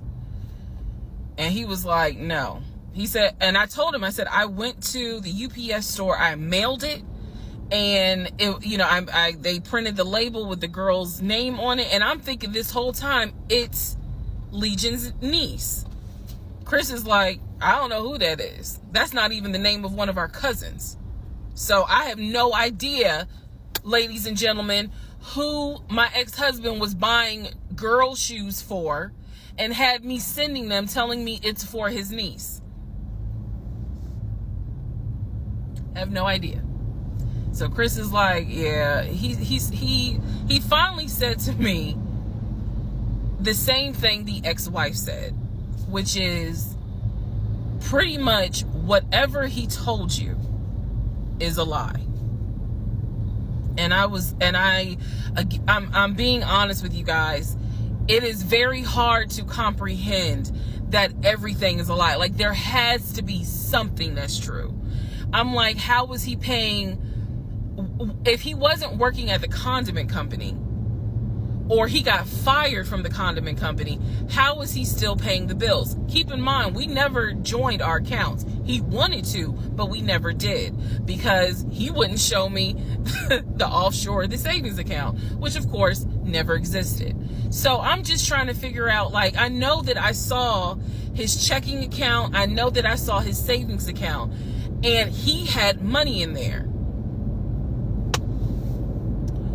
Something had to be true. Something had to be true. And Chris was like, no. He said, it sounds like everything my brother said, everything that he told you was made up. He said, those phone calls were definitely made up. He said, I don't know who Egypt is. That's not any family member of ours. I don't know who Shantae is. We don't have a sister. He said, we don't have half brothers. He was like, I'm telling you who the family members are. He said, I am so sorry that my brother put you through this. So now let's go into the next part. Part 42. Who the fuck did I marry? So I finished going through the book bag. Still July of 2021. I finished going through the book bag. There were some other folders with papers in there. He had left the work phone.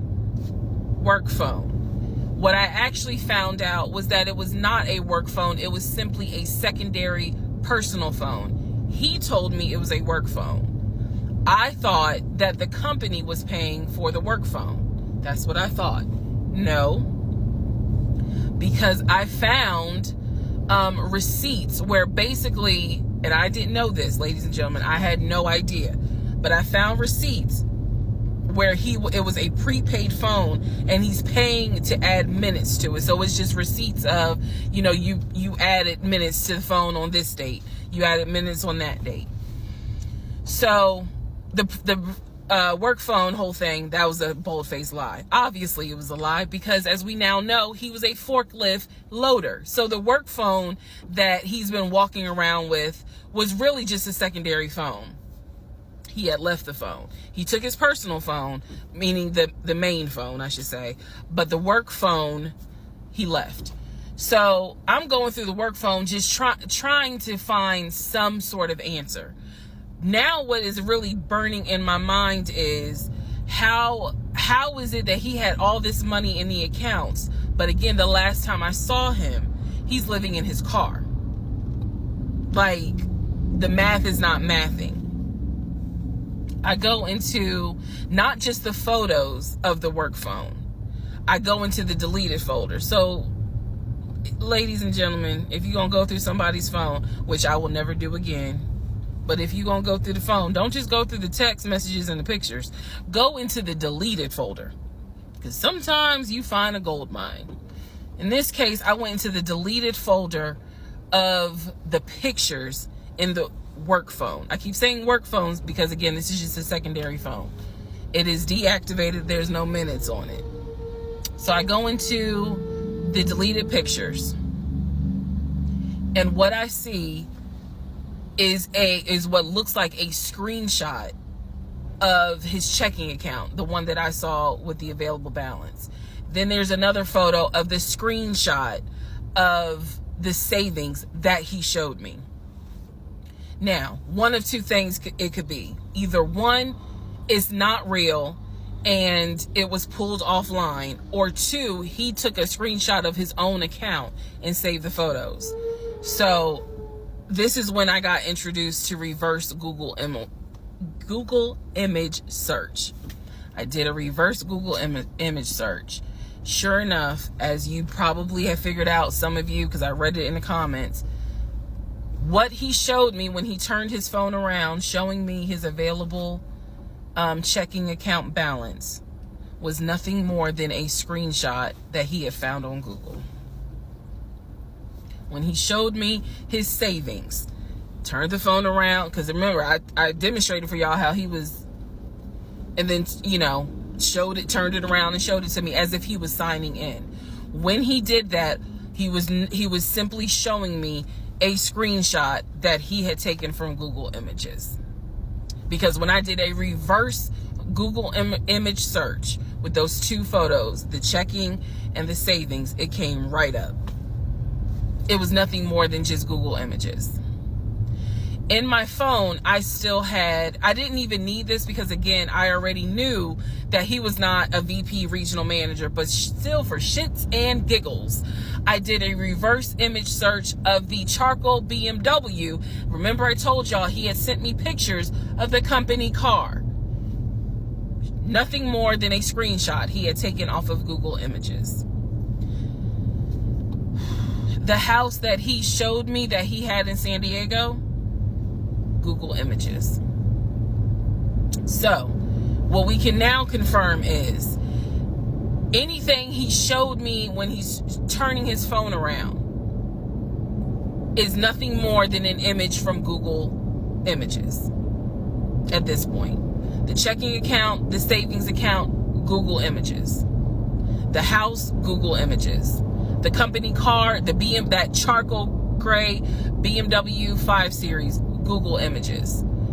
So at this point, I realized, okay, nothing is real.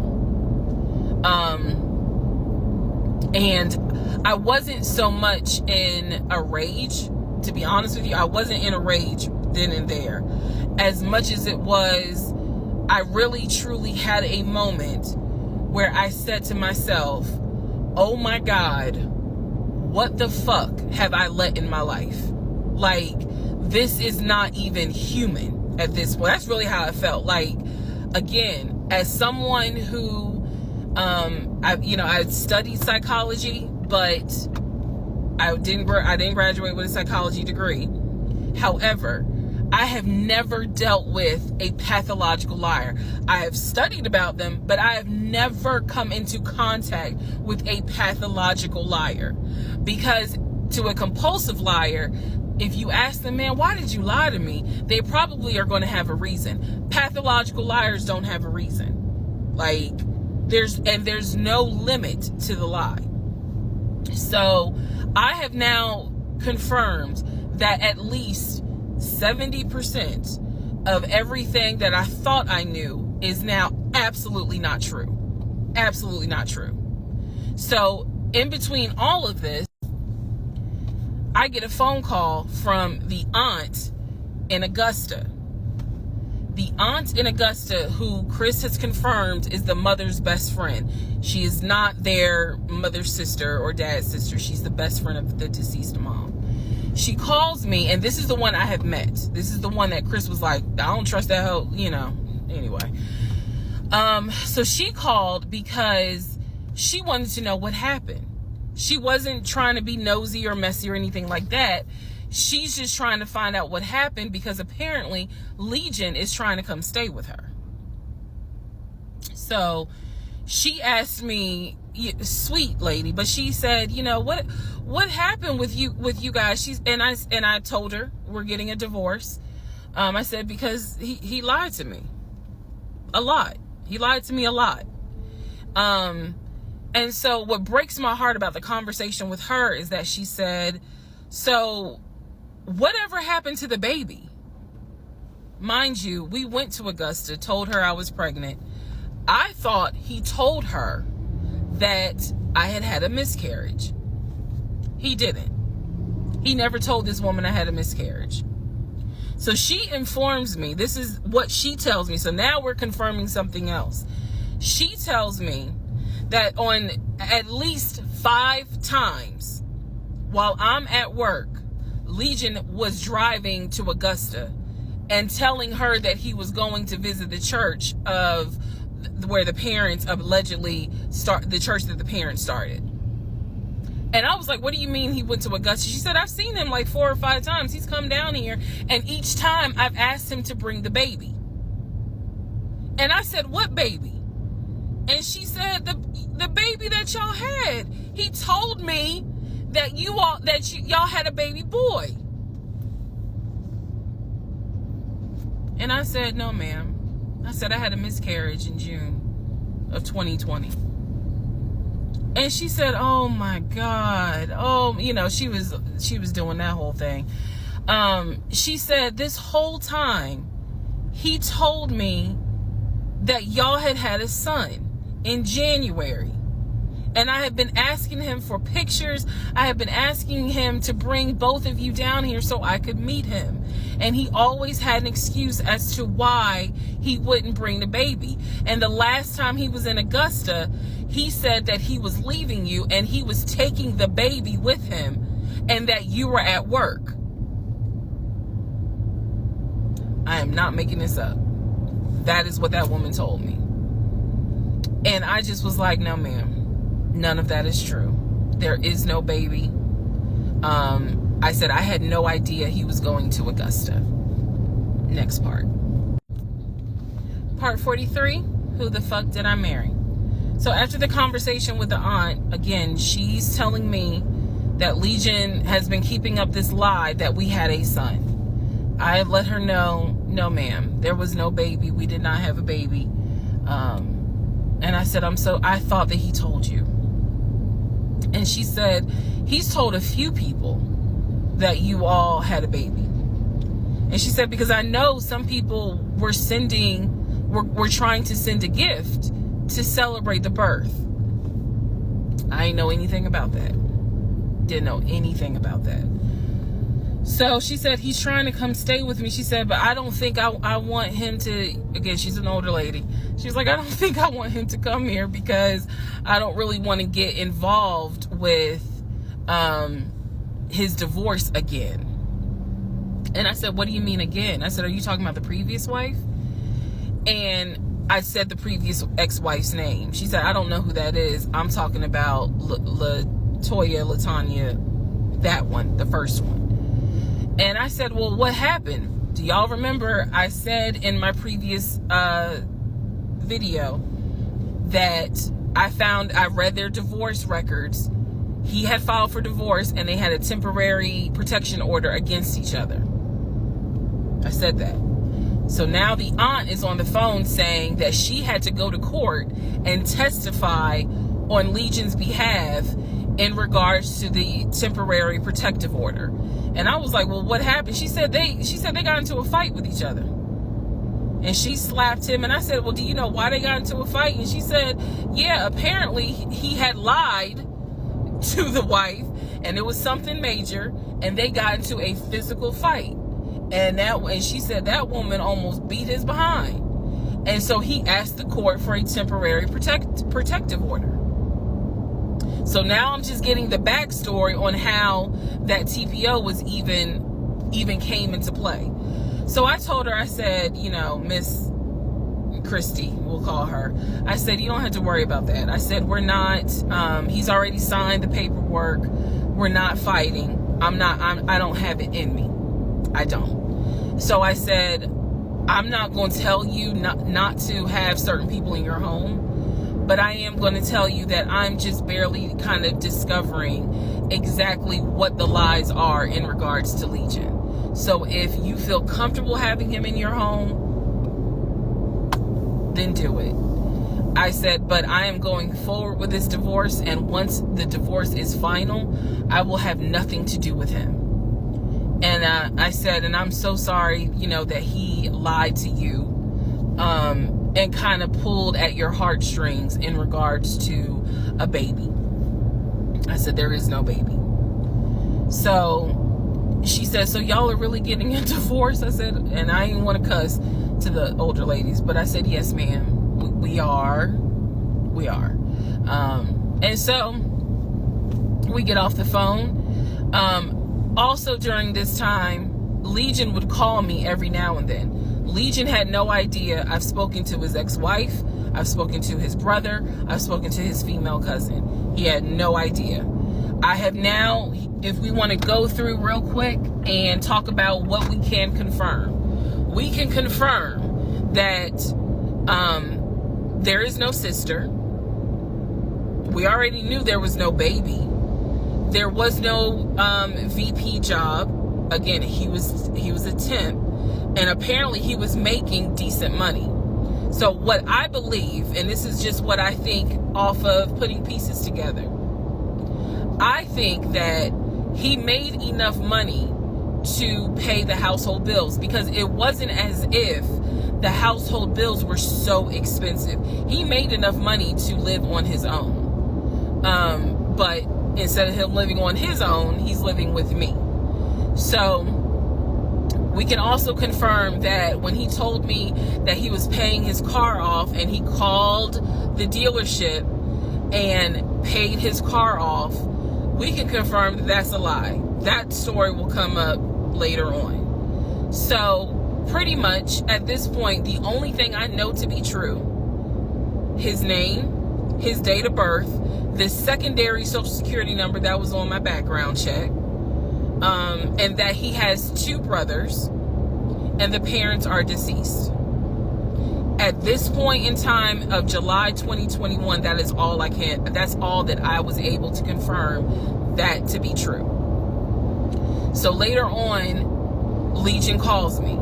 He calls me because he wants some money. He just needs a little bit of money to hold him over till payday. And so we're on the phone. The call, again, I was recording all my calls at the time.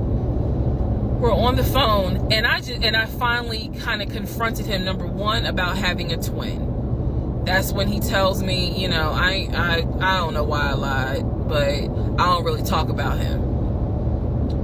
Number two, I asked him why did he get fired from the condiment company. His story is that he got fired because he had helped a truck driver and he was not supposed to. I know it's a lie. Y'all don't even have to tell me. I know it's a lie. Number 3, I asked him, why did you tell your aunt that we had a baby? He claims he never told her that, and that she's old and she didn't know what she was talking about. So then I asked him if he was ever in trouble where he's been arrested. And he said, yeah, I've been arrested as a juvenile, but my father had my record expunged. I said, were you ever arrested as an adult? He said, nah, I ain't never been arrested as an adult. I said, so you never went to weekend jail? He said, no, I don't even know what that is.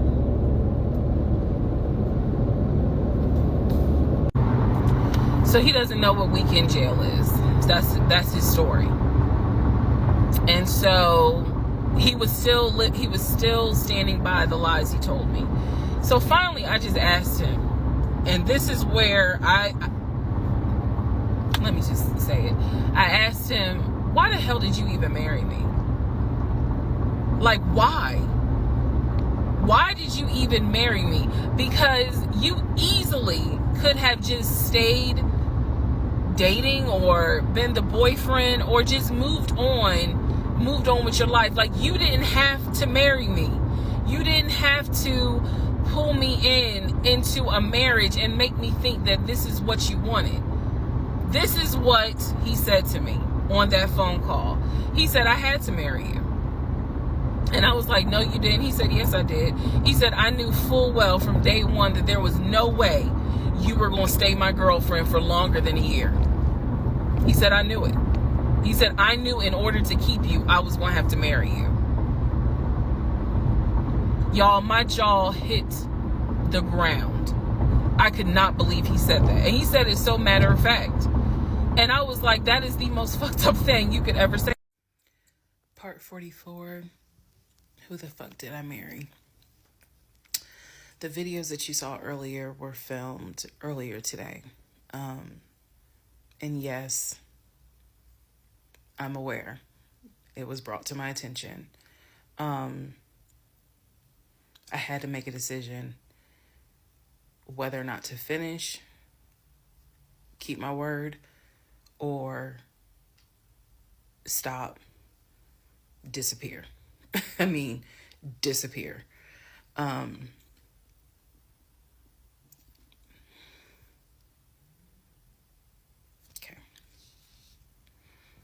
Let's finish. So, first of all, let me say this. It is not easy telling this story. It's entertaining. I know it's gone viral. But it is not easy telling this story. I made a decision to tell this story. I made a decision to share my story, what I went through, in hopes that it helps just one person. But I would be remiss if I didn't tell you all, it is not easy telling this story, to relive it, to face certain things out loud that I had to face internally. Just want to say that. So I will push forward to finish, but today got to me. The toll of this got to me today. So I know that you all are like, we're waiting on the next part. We're waiting on the next part. I appreciate that. And I get it, because if I was in those shoes, I would be waiting too and be like, where is it? So I understand that. But the toll was real today. All right. So with that being said, we are still in July of 2021. I talked to the brother, Chris. I talked to the aunt. I talked to all these people. And now was the time where I had saw the receipts for the weekend jail type thing. So I went ahead and did a search for his criminal history. I ran his criminal history. I did that on my own at home with my money. So this was not I think someone had asked if I did anything with my job. No, I did not. I know better. So I ran a criminal history, or I paid for a criminal background report. For him to say that he appreciates law enforcement so much, it was obviously a lie, because the criminal history showed that he had been arrested for criminal trespassing. He had been arrested for like suspended license, suspended registration. But the big thing was impersonating an officer. If you don't know anything about impersonating an officer, it is a felony. Period, point blank. As sure as Peachtree runs from Bankhead to Buckhead, it is a felony. So seeing that, seeing what court it was in, I did another open records request for the incident report. I wanted to know exactly what the circumstances were, especially given the fact that I worked in law enforcement at the time. What were the circumstances as to how he was arrested for impersonating an officer? So I did an open records request. I got the incident report, and I'm tired of saying my jaw hit the floor. But on this one, my jaw hit the fucking floor. I respect law enforcement. Again, I was working in an agency with a lot of great men and women. Basically, what the incident report, and I'm paraphrasing it because I don't have it sitting in front of me. Basically, what the incident report shows is that he pretended to be an officer using a badge. I later found out it was the badge that his dad had as a former correction officer. Same last name. So he was pretending to be a police officer at an apartment complex on the south side of Atlanta, and proceeded to tell people that he was an investigator and he was looking for drugs. He also proceeded to try to pat down someone, and then also proceeded to try to go into a woman's apartment and do a search. This is in the incident report. So naturally, the woman who he was trying to get into her apartment to do a search happened to either work with or worked at a local police department. So she just simply called her coworkers or called her homeboys or whatever. And so he was subsequently arrested and subsequently was charged and found guilty. That is what I found in his criminal record report. It is fair to note, had I known that he had a criminal history, we never would have even finished date number 1. Some things I'm just not going to get involved with if I know from the rip. So what does this mean? Again, we've been going over what's the lie, what can you confirm? I can confirm that there was no way that this man ever had a passport to take me to London. When he claimed that he was voting in the election, there's no way that he did, because he tried to tell me that he was still a registered voter in California and that he did it online. I knew it was a lie, but again, at this point in July, I'm able to confirm that, yeah, you never had a passport. You never voted. The small things that mean something to me, he never did it. He wasn't eligible to. So now I know that not only have you, yes, been arrested. Now, what happened as a juvenile, I don't care. But you have been arrested. You have done some sort of time. And now it explains why you knew your way around the county so well. If you go back to the previous videos, I had mentioned that I was wondering, how do you know your way around here? And the story was his sister used to live in this county, and he would come visit when he would fly in from California, when he would go see his parents in Augusta. That was the story. So that explains the criminal history. And I'm also going to take you guys back and remind you when I had to go in for my polygraph, and how the polygrapher had asked me, do you know anyone that is a convicted felon that you have relationships with, blah, blah, blah. And remember, I said to him, my husband and I are estranged. I honestly don't know. Fast forward to July, where I find out that yes, in fact, on top of everything, I was married to a convicted felon. Had no idea. No idea whatsoever. And it's nothing but the grace of God that I was honest with the polygrapher and telling him, look, I don't know what's in this man's background. To say that I have no idea who I married is an understatement. It is a complete understatement. It's fair to say, well, you only knew him for like 2.5 weeks before you quarantined with him. That's fair. And I can understand that, and I take responsibility for that. But in the big scheme of things, I had no idea the creature that I was sleeping next to every night. No idea. All right, part 45, who the fuck did I marry? So we are now end of July, August time frame. During this time,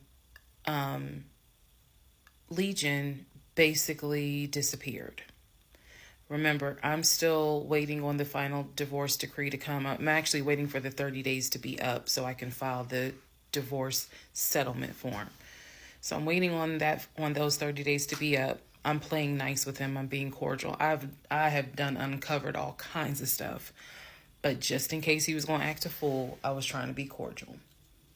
So I had spoken to him on like a Monday, and I was trying to get a hold of him for something. But I'm the one that initiated a phone call in the coming days. Never heard from him. Never heard from him at all. His phone was dead. It was going straight to voicemail. And I genuinely was worried. A few days turned into a week.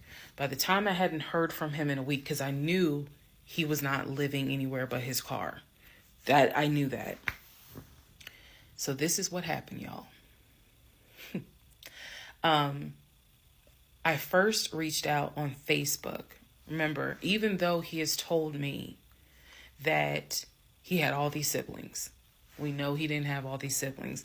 But remember, I told y'all I had met the brother in Augusta, and I had met the brother in Baltimore. These are people I've met. The brother in Baltimore I talked to on FaceTime. The brother in Augusta I've actually physically met, hugged, shake hands, all that.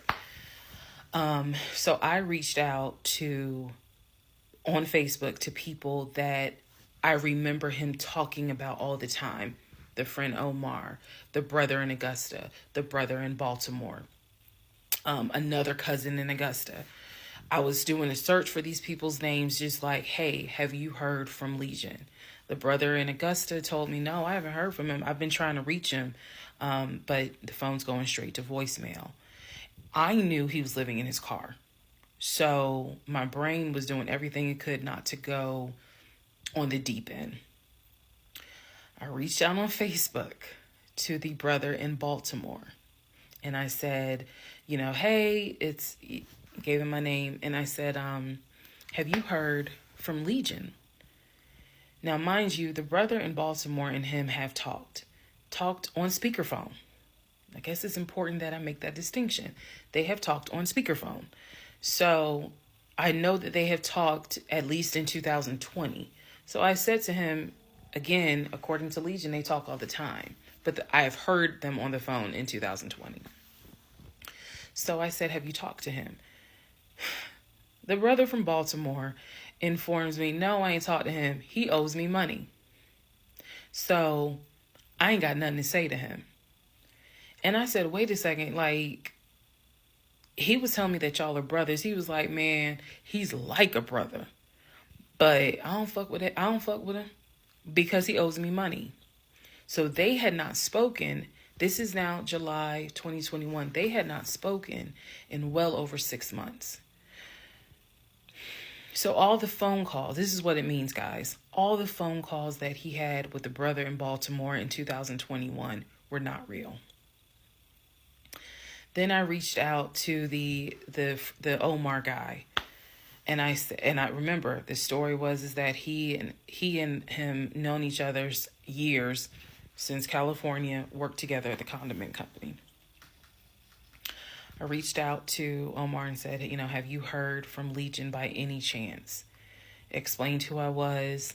He responds with, and I'll never forget it, he responds with, no, I have not heard from him. I have absolutely no contact with him whatsoever. We are not friends, and I would appreciate if you do not reach out to me again about him. The stories I was told was that this dude is supposedly his best friend.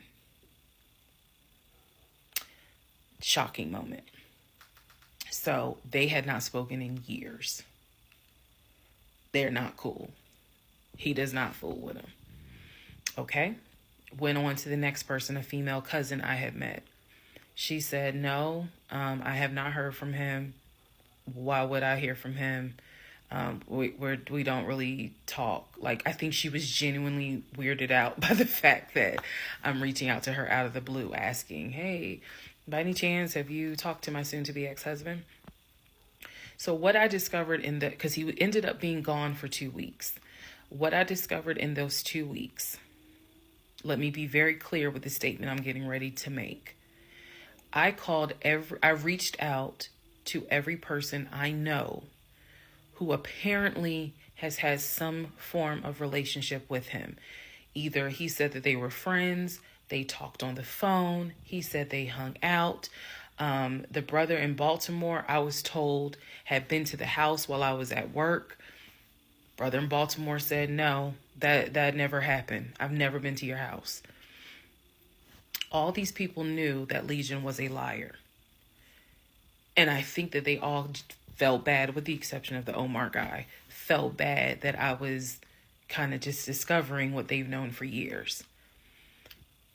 In those 2 weeks, I found out every single person I reached out to, not a single one of them gave a shit if that man was dead or alive.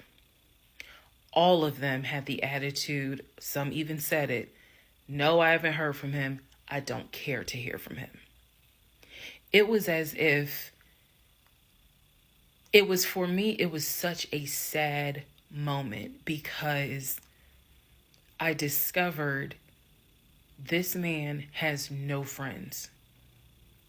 Fuck whatever he has said. I am now able to prove it. He has no friends. There is nobody who is concerned that they have not heard or seen him in over 2 weeks. Some people months. One guy years. None of them were concerned. So basically what I'm saying is that I discovered he had burned bridges with everyone. Burned bridges with family, burned bridges with so-called friends, burned bridges with fake brothers, fake sisters, fake aunties, uncles, everything. He had burned bridges with everyone. And for me, that was more telling than anything else. Yes, I knew he was a liar. Yes, I knew he had made stuff up. I was genuinely surprised to discover nobody gave a shit about this man. No one. I had never met every single family member, but the fact that he was living in his car, the fact that he wasn't bathing and was just had disappeared was shocking to me. So, where was he for those 2 weeks? Glad you asked. He had checked himself into a behavioral hospital in Augusta. Why? Not to get help. No. This is July in Georgia. It's hot as hell. It's sweaty. It's damp. It's humid. It's everything. He checked himself into a hospital so he could stop sleeping in his car for 2 weeks. When he checked himself in, they took his phone, and that's why no one was able to get a hold of him. And by no one, I mean me. He checked himself into a hospital so that he could have a bed for a couple of weeks. That's the type of human being that I was dealing with. Part 46. Who the fuck did I marry? So after the whole missing in action debacle where he disappeared for a couple of weeks, Legion started calling and texting me, telling me that he was ready to come home. Yes, you heard that correct. So apparently, someone had told him that legally he did not have to leave the house when I kicked him out because it was a marital home and he had just as much right to be there as I did. So he started harassing and calling the shit out of me. He was calling, 30 times in 1 hour. He was Facebook Messenger calling me. Let me be clear. Facebook Messenger calling me. He was calling me so much. He was messaging me saying, I'm coming home. I'm going to get some money and drive up from Augusta. You have to let me in the house. It's not fair what you're doing. All this other bullshit. It was nonstop. He would start calling at 7 o'clock in the morning. He would not stop calling until 10 o'clock at night. He was calling so much, leaving messages, like I said, just straight up harassing me. So I reached out to attorney friends. I reached out to local law enforcement. Local law enforcement informed me, well, technically, he's right because he is still legally your husband. Our divorce had not been finalized at this point. The paperwork had been sent in. I was just waiting on the judge to give me her signature, but it hadn't happened yet. So the local law enforcement did tell me if he comes back, our officers would have to let him in the house. You don't have to stay there. They gave me different options. I was trying everything in the book because he is saying I'm coming back to the house. I told him, do not come. You were not welcome. I'm not letting you in the house. Again, the locks had been changed. The code had been changed. So I told him, if you come to this house, step foot on this property, I'm calling the police and getting you arrested for trespassing. You should know about that. He was adamant. He was adamant that he was allowed back in the home. He didn't know the conversations I had with local law enforcement, but somebody was in his ear telling him, nah, you can go home because she's not allowed to kick you out. Okay. So I didn't know when he was scheduled to come because he was trying to get the money for the gas to get back to Clayton County. I tried everything I could. Basically, what my options were simple. Let him in the home, and I can stay in the home, put him in a room, just have no dealings with him. But again, I don't want to be under the same roof with him. This is what the local police told me. I could have an officer go room to room and let his body cam film the room to see the condition of the house. And if Legion showed up, I would leave the house. I can go to a family member's home and stay there. This is literally in August, right before my lease is up. So I was already moving. I had already secured another home, did exactly what I said I was going to do, moving to Cobb County. So I just needed a couple of weeks before I vacate the home. So the other option was, again, have the officer film the home with the body camera. That way it shows what the condition of the home is at the time that he moved in. So if anything gets messed up, I can sue him. What am I going to sue him for? But nevertheless, or the third option is I can stay there with him, make life miserable. So my plan was the option of have them film the home. I was not staying in the same house with him. I didn't care. Also, there was no guarantee, and I told the officer this, look, if y'all allow him to stay in this house, I am telling you by tomorrow morning, every utility in this house will be off. He will have no running water. He will have no air condition. This place will feel like a sauna. Officer kind of chuckled and was like, again, ma'am, this is one of those domestic situations. He is allowed in the home. Okay. So again, I had no idea when he was coming. I was on pins and needles. every day. I'm seeing the phone ring, like I said, about 30 times every hour. I'm seeing the messages. I'm seeing this. I had reached out to a police captain. I had reached out to the chief of police. I was trying to get all kinds of help. Like, it ain't what you know, is who you know. So he eventually tells me I'm going to be there on Wednesday. This is just an example. I'm going to be there on Wednesday. I had been calling a police captain who was really gracious, really kind, and was trying to help me, because I was like, bro, I just need 2 weeks and I'm out of this house. And we already knew he legally could not go to the new house. I was trying to see if I could move in early to the new place. The landlord was like, I really can't let you. So I felt like I was running out of options. He's saying he's coming. He's saying he's coming. He's adamant he's coming. I guess somebody felt sorry and gave him some gas money so he could drive from Augusta up to Clayton County. So the day before all this goes down, the police captain called me, and he informs me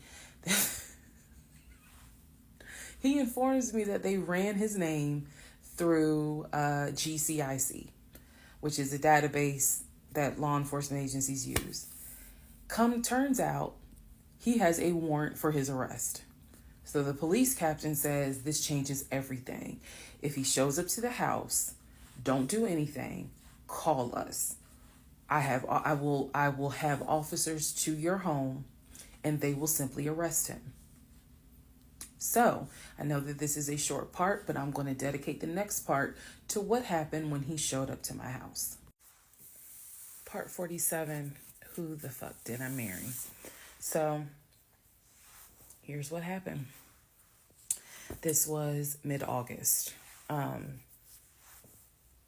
Went to work as usual. It actually happened on a Friday. I had to look at the dates. It happened on a Friday.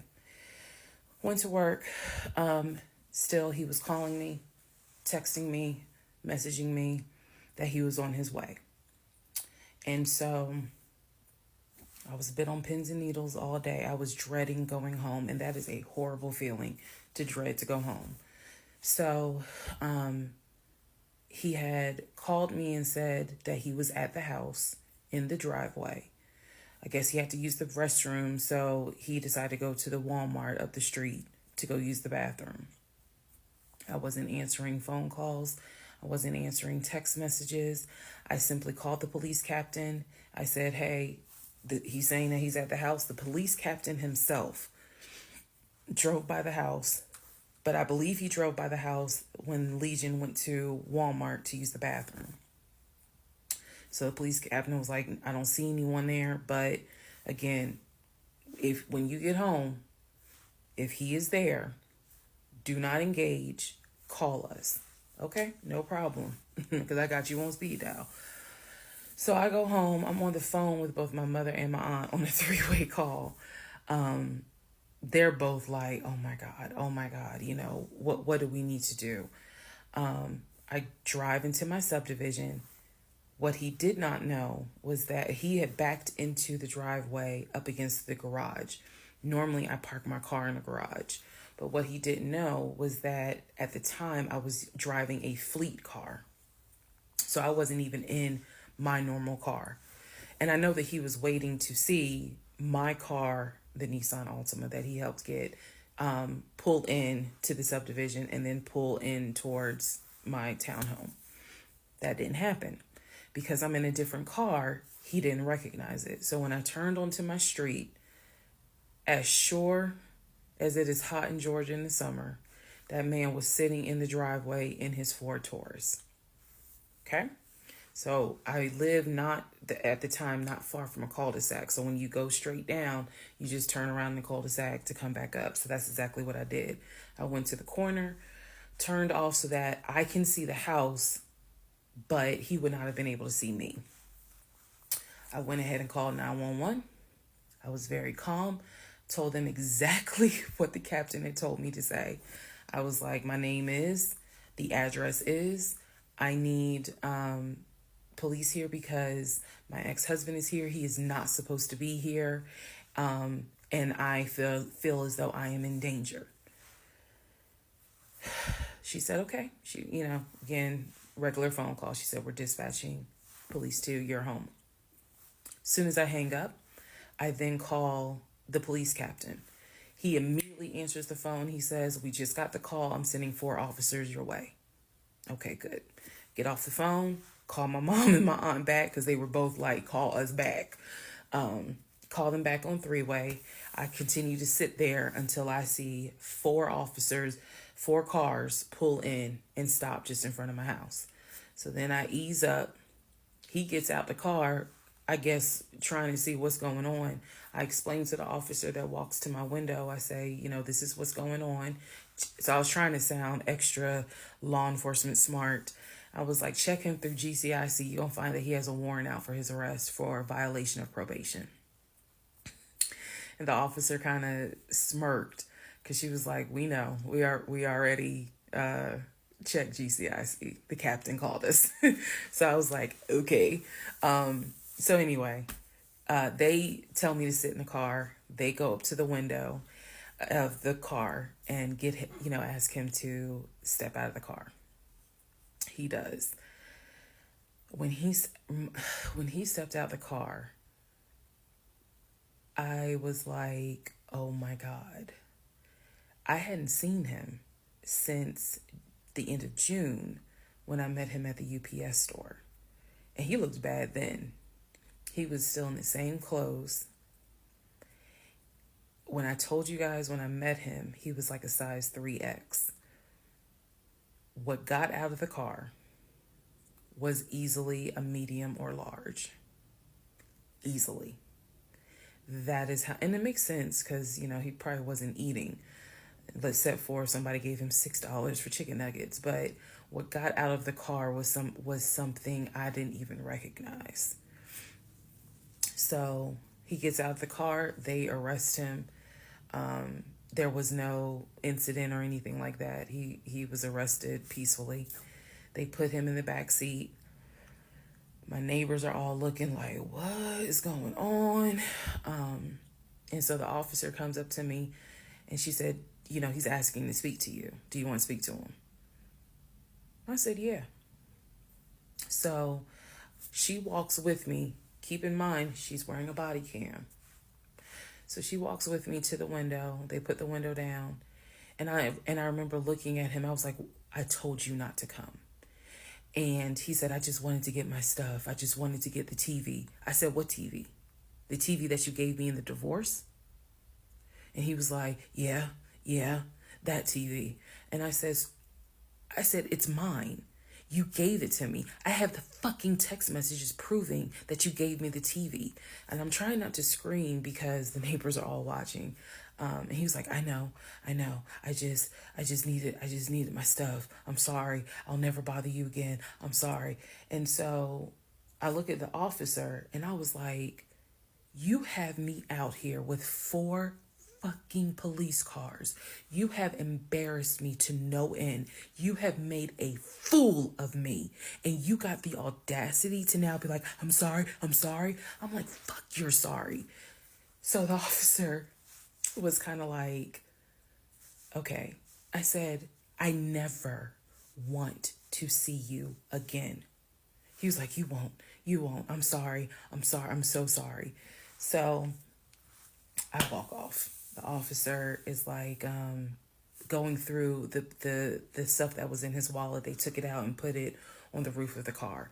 So the stuff that was in his pants, like his wallet, his keys, they put it on the roof of the car when they had him get out the car. And so she's just like, I said, did you catch all that on body cam? And she said, yeah. I said, he gave me the TV. And she said, yeah. She's like, we're going to take him in and we'll have somebody look at him, because in her words, she said he's definitely having a mental episode right now in the back seat. And I just shrugged and I was just like, my God, I just said, I just want to be done with him. I just want to be done. And so she was like, I understand. I totally get it. So his car is in my driveway. The keys and everything are They took it with them because I guess since it was on him, they took it with them for processing at the jail. I think that's how that works, because I didn't see the wallet or the keys afterwards.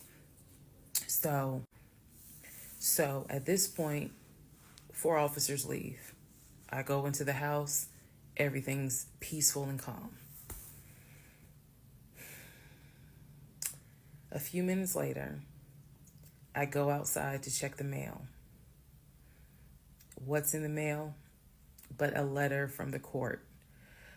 I open it up. I go into the house because, again, it's hot. I had my wig on. My head is all sweaty and stuff. I'm just angry and just angry. That raised my blood pressure. So I go in the house. I sit on the steps inside the house, and I open up the mail from the judge, and it's my final divorce decree. And I'm smiling right now, but y'all, when I got that divorce decree sitting on the stairs, I broke down into ugly Oprah tears. I broke down.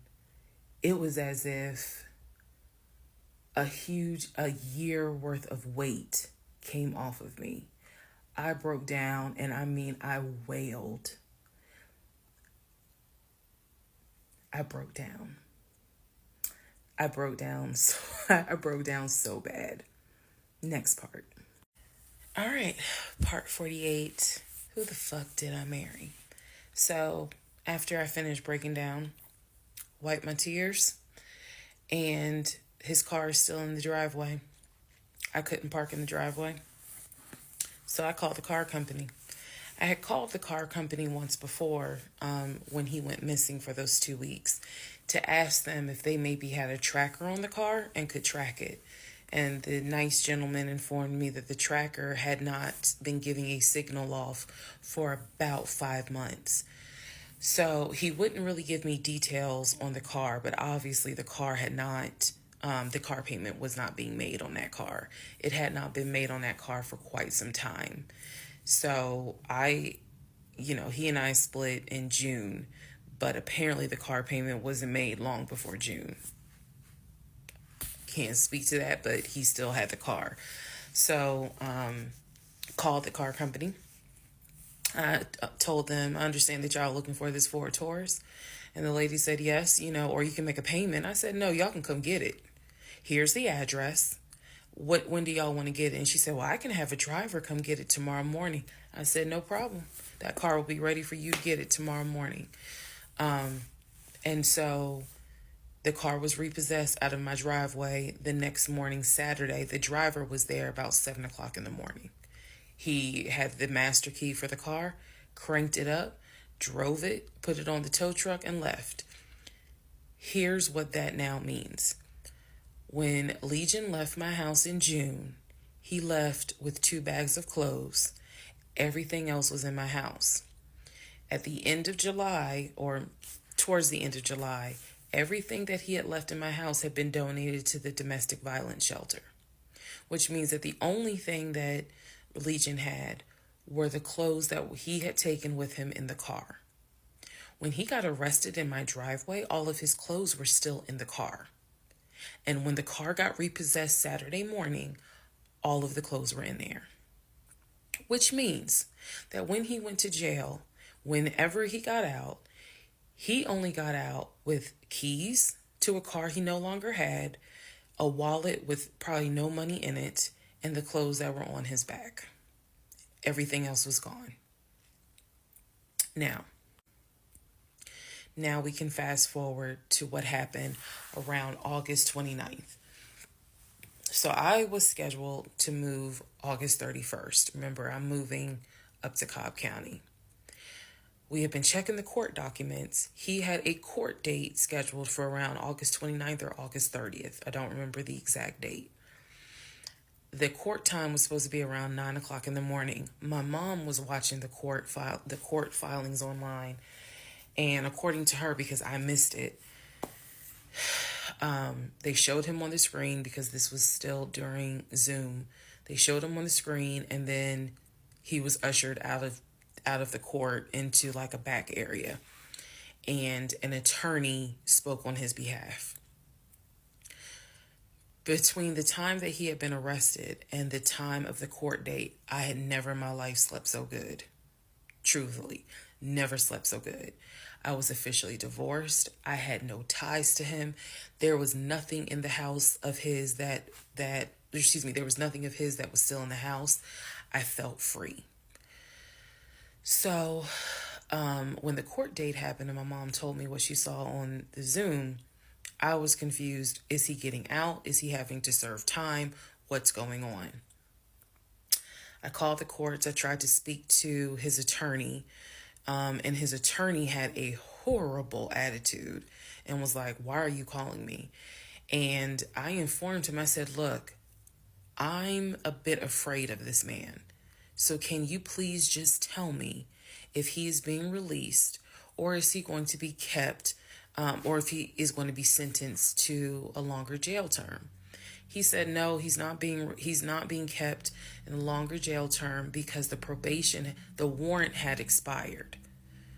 So when the police arrested him, yes, it was a valid arrest, but the warrant had expired. So I believe the warrant had expired like 6 months earlier, but of course it wasn't put in the system. Which means that if the court date is August 29th, he's going to be released August 29th or August 30th. I'm moving August 31st. So my mom was just like, please just spend the night at your aunt's house. Like, just spend the night at your aunt's house, then go back to the house during the day. The movers will be there, and then just move. So that's exactly what I did, because there was concern that he would get out of jail angry and catch an Uber with no money and come back to the house, either for retaliation or because he's just in a fucking manic mode. And so that's where he went. I really didn't want to take any chances. It's just that simple. I did not want to take any chances. I knew that at that point, legally, the law's on my side. Y'all are divorced. You have no reason to be at this home. I knew that that's what the police would say. But I wasn't 100% sure, because truthfully speaking, I did not know this man. We can make all the jokes we want. I did not know this man. I thought I knew him, but you never really know a pathological liar. So, needless to say, he got released August 30th. I went to my aunt's house for the night. August 31st, I went back to the house. The movers were there. They packed me up, and we got out of there so quick. I think they packed me up in about 2 hours. I honestly told them, there is extra money in this if you guys can get me packed up, meaning loaded up onto the truck, because everything was packed. But I explained to them, this is a domestic situation. I need you guys to move quickly. When I moved out of that house on August 31st, anything that Legion touched, I got rid of. I sold the furniture. I sold dining room tables. I donated plates, glasses. When I tell you, I moved out and I started over. I completely purged my life. Completely started over. I mean, I was not willing to take a single item into my new home that reminded me of him. From the dishes in the kitchen to the towels in the linen closet. When I tell you Amazon and Ross were my best friends, I mean they were my best friends, because I could not fathom moving into a new home, a new space, with anything that reminded me of him. I sold the bed, got a new bed. If he had bought me clothes, I got rid of them. If he bought me shoes and purses, okay, I kind of kept the heels. But everything else I got rid of. So I completely purged my life. Completely. Started over from the bottom in terms of just the move. I could not take any piece of him with me. Could not. Part 49, who the fuck did I marry? So after the whole, I moved and I started over, basically, completely started over. So there was a period of time where different people had reached out to me, people who knew him. Apparently, he was still trying to find a couch to sleep on. And so one guy in particular had reached out to me because I guess Legion had asked him if he could come and stay with him and his family, because he was homeless and had nowhere to go. And so he had lied and told the guy, because again, he's a liar. So he had lied and told the guy that, I had kicked him out. We're divorced. I had taken all his money. And so that's why he's homeless. So the gentleman simply was reaching out to me on Facebook to confirm what is actually true. And he and I talked, because he ended up calling me. He and I talked for a while. Very respectful, really nice guy, very compassionate. And so I told him, I was like, I said, we're divorced. So I have nothing to do with him. I said, I wouldn't bring him in my house with my family if I were you. But that's just me. And so the guy was like, lady, he didn't say lady, but he was like, lady, you dodged a bullet. He was like, I know you may not see it now, my sister, but you dodged a bullet. You dodged a bullet big time. And so, just in talking to him, he was very encouraging. Like, it sounds like you got a good head on your shoulders. It sounds like you a good woman. And no, he was not flirting at all. He was like, it sounds like you a good woman. And I really hope this does not mess you up. Like, don't let him mess you up. Don't let him, diminish your shine kind of thing. And I appreciate that. I did. Because at that time, again, had moved into my new place. 2021 was the worst year I ever had. I'm not saying that so that 2024 can be like, hold my beer. But 2021 was a dark year. Started out married, end of the year divorced, end of the year with COVID and divorce. And that period of time, that August, September time, I felt like I was just walking around like a numb woman. I didn't know if I was coming or going. I didn't know what to do, because I felt like I had just been through hell. And it was a period of time where I had to sit down and I had to really, really deal with some stuff that I just simply was not ready to deal with. Things that I had to come to grips with that I really wasn't ready to come to grips with. So fast forward all this time, get to December of 2021. Yes, this is where the story does end. Get to December of 2021. I am out sick with COVID. I'm not at work. I get a phone call from my coworker telling me that Legion has called our job looking for me and was trying to get information on how to reach me. Yes, I had already changed my number. Again, I had already moved, but he knew where I worked. So apparently he had called trying to find me, and the person that answered the phone was like, we're not going to give you that information. So he said, well, can you ask her to give me a call? I'm just trying to get a hold of her so I can get my stuff. The stuff he's talking about are those tote bags from July. So he was calling. And it was a problem. He was trying to reach out to me on Facebook. He was trying to reach out to family members on Facebook, trying to get me to call him so that he could make arrangements to come get his stuff. The devil is a lie. So my friend Tracy, who came to my rescue again, my friend Tracy was like, okay, here's what you're going to do. She said, you're going to send him a message and you are going to say these exact words. I sent him a text message. She said, and she told me, you're going to send a text message because it's going to be time stamped. And basically the text message says, I do not have your stuff. I did not have your stuff. I have nothing that belongs to you. If you continue to, you are disrupting the work of my job by calling and asking for me. We have no contact with each other. I will send you a copy of the divorce decree that shows whatever is in your possession you own and whatever is in my possession I own.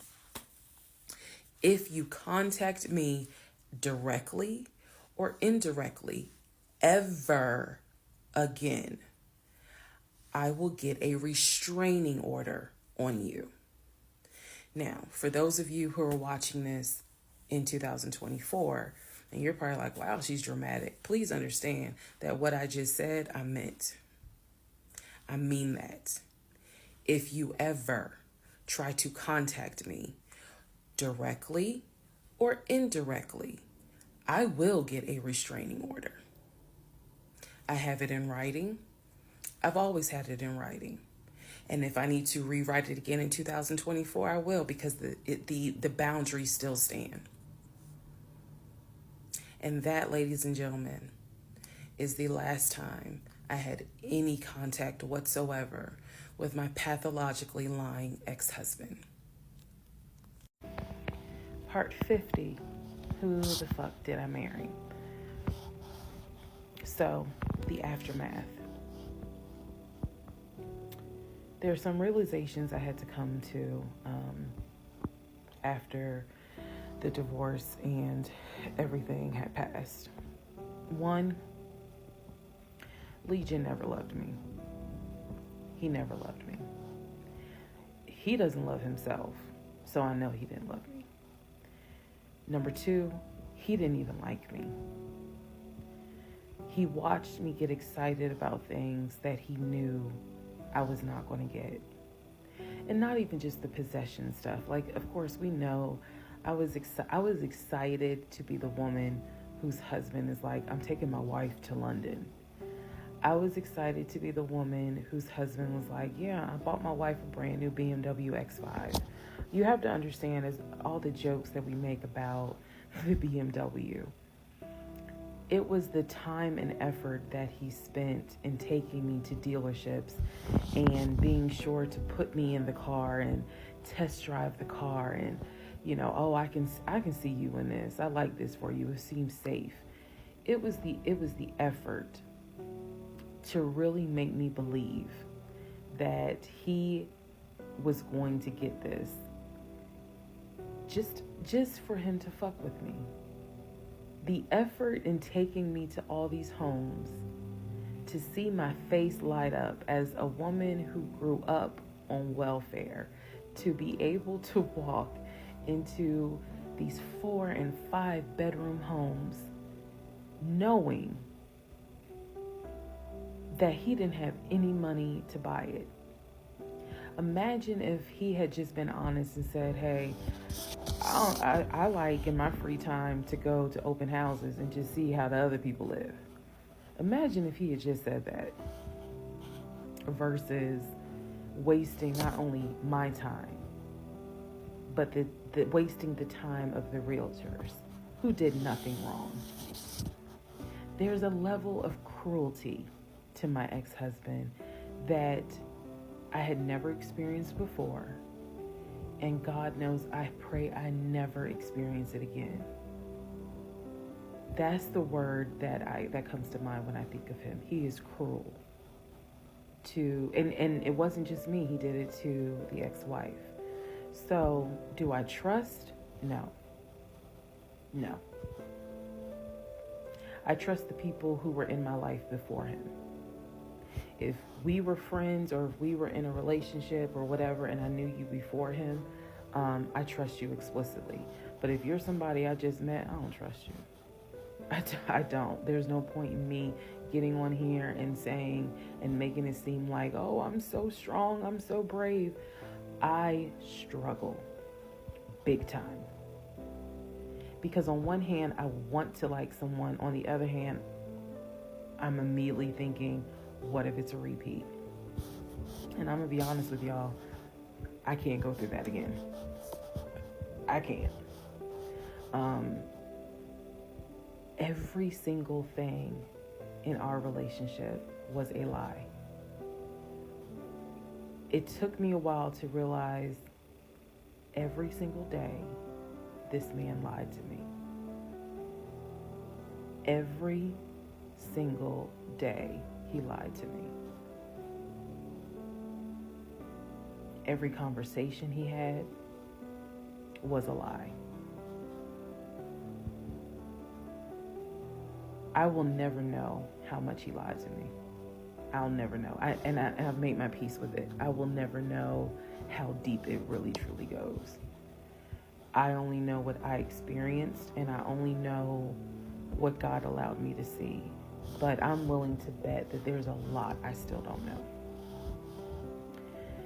When people say, oh, you dodged a bullet, like you just, and I've read a lot of the comments on this, and people have sent me a lot of the comments. And so I need to make one thing very clear.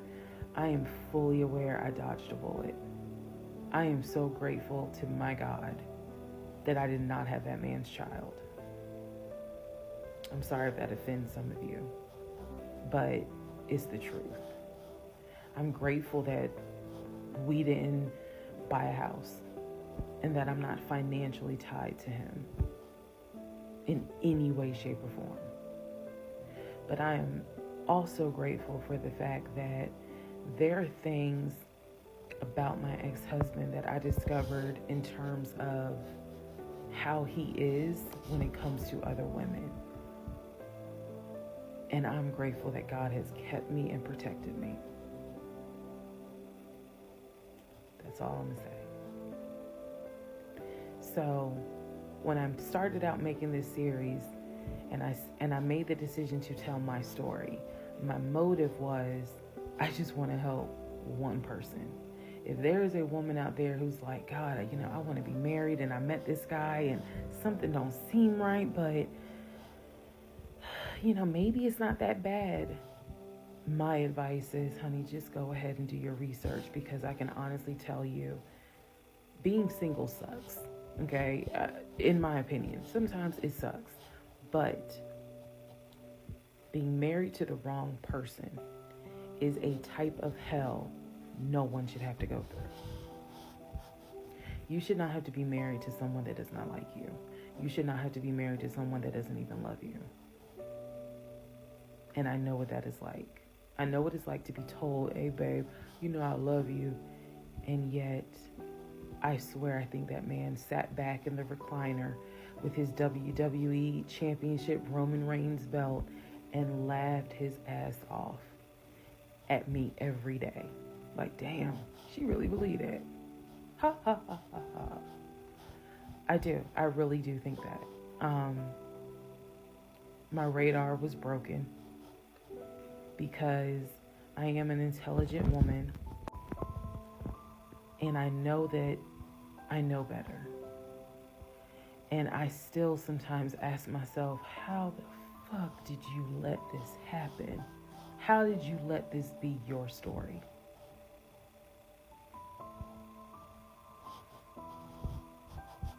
All because at the time I wanted it to be my turn. And I hoped it was my turn. And when people say, well, what do you mean by that? I just meant, we all see it, whether it's social media or real life, we all see where the woman she done been through some stuff, but she finally met someone who appreciates, loves, and respects her. And it is a beautiful thing. I had hoped that when I met him, it was my turn for that. And instead of being obedient, I wanted to be right, and I wanted to do what I wanted to do. And the cost of that decision was heavy. The toll of reliving this whole scenario was heavy. It was. I'm almost surprised at how hard it was to actually finish this playlist. Not because I couldn't remember stuff. I probably remember way more details than what I actually put out. But it's just the fact that it's like I'm reminding myself, how did you let this happen? So, therapy is real. Therapy helps. Stella Rosa Black helps too.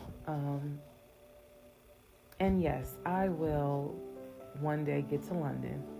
I will get my dark blue BMW X5 with a cognac interior. I believe I will get those things. Just got to get them a different route.